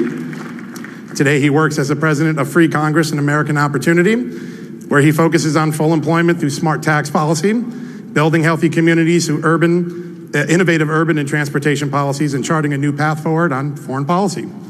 During his tenure in Virginia, he did a lot of remarkable things. Among them, he reduced the property tax on cars by 70%. Some of you remember that. He increased funding for historically black colleges, created 200,000 new jobs in Virginia, and was the first chief executive in the United States to create a cabinet-level position focused just on technology, one of the issues we're going to talk about today. He's a veteran of the Army. In fact, he was an Army intelligence officer, something that I think will draw upon his experience today. And back in 1999 through 2003, he served as the chairman of a congressional panel that became known as the Gilmore Commission that assessed America's capabilities to fight terrorism. Were we ready before 9/11? Were we ready after 9/11? Governor, welcome here.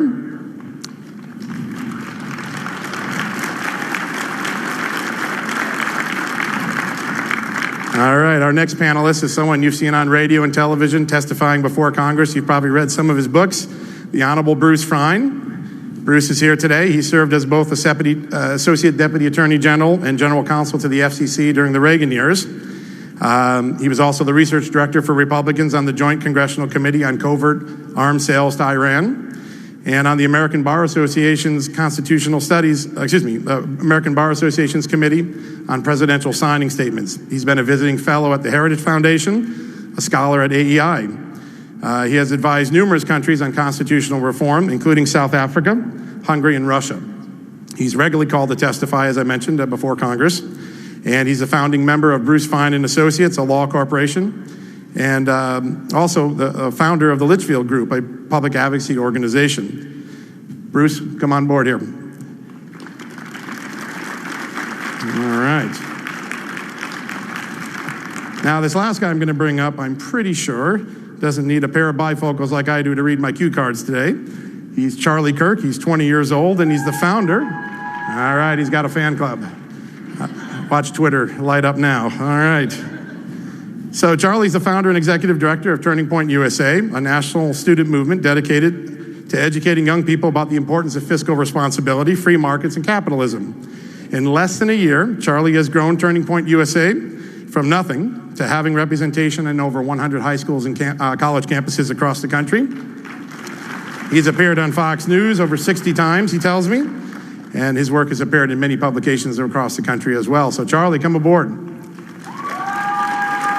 All right.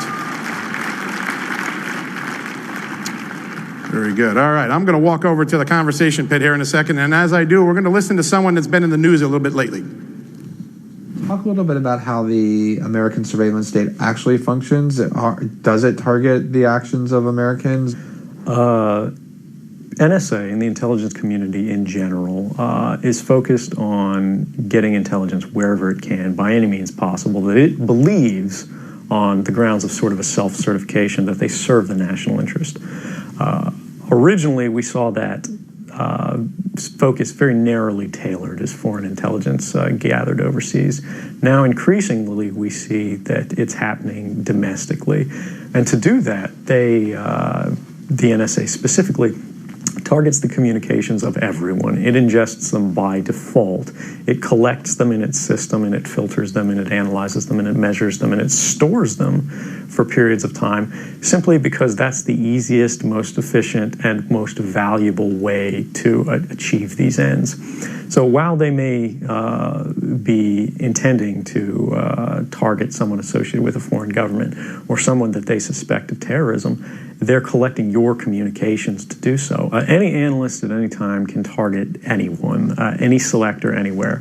Where those communications will be picked up depends on the range of the sensor networks and the authorities that that analyst is empowered with. Not all analysts have the ability to target everything, but I, sitting at my desk, certainly had the authorities to wiretap anyone from you or your accountant to a federal judge to even the president if I had a personal email. Well, that's a dramatic statement, something about our times today, I guess. Before we start, let me just mention one thing. If you want to tweet some questions, we'll try to bring some of those up here later in the panel.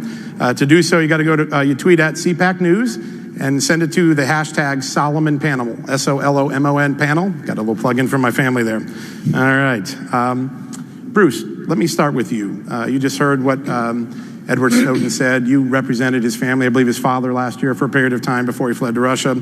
In your mind, is he a traitor to the nation, or is he a hero defending the Constitution? Well, I think he's more in the line of a patriot that Thomas Paine described as someone who saves his country from his government.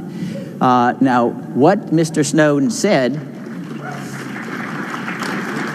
was, if anything, an understatement. All of you in the audience, all of us up here, all members of the Senate and the House, including the Senate Intelligence Committee, have had all of their telephony metadata, whether it's a domestic call or international call, since May of 2006, collected and stored in a database, without any suspicion at all that our phone information is related to foreign intelligence, international terrorism, or otherwise. It's just a staggering database. Moreover, according to the NSA's own testimony, they intended to keep this massive collection, I call it the Mass Associational Tracking Program, secret from the American people forever. The program has no endpoint to it. It could last for our lifetimes and beyond. Over 8 years, according to 2 panels selected by President Obama, the program has foiled 0 international terrorism plots. It's produced basically nothing. And the justification is that, according to the NSA operators, it gives us a confidence level that there, in fact, is no connection between all of you in the audience and international terrorism. That is, now surveillance is authorized not because there's suspected wrongdoing, but because there isn't any suspected wrongdoing. They want confirmation of that sort. But I think that shows how far we have come from the original meaning of the Fourth Amendment, which was captured in a statement that was actually addressed by William Pitt the Elder, who made to the British Parliament in 1763. The poorest man in his castle may bid defiance to all the forces of the crown. It may be frail, the roof may shake, the wind may blow through it, the storms may enter, the rains may enter, the King of England cannot enter. All his forces dare not cross the threshold of the ruined tenement.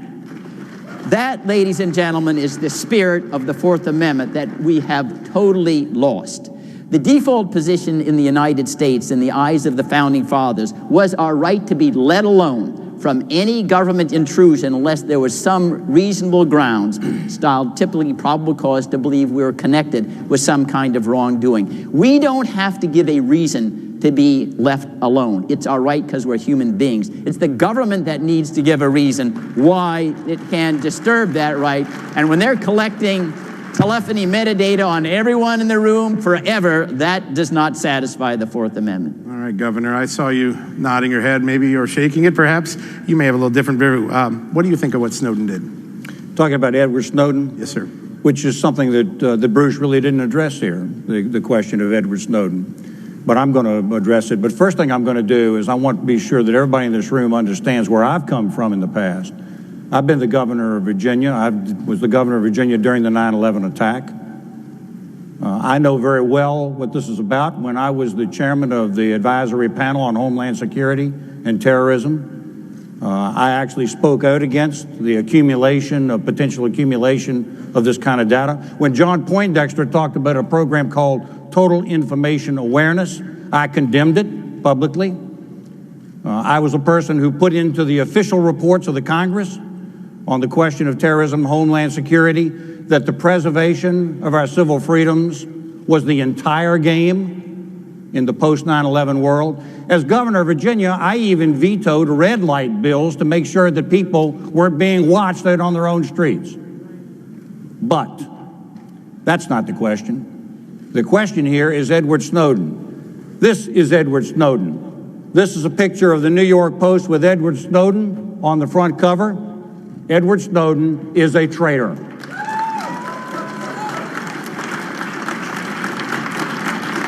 Edward Snowden is a traitor and a coward. The fact is that Edward Snowden betrayed his trust. The people of the United States gave Edward Snowden a position to have access to confidential information. They gave him a special high clearance of compartmentalized information, special clearance.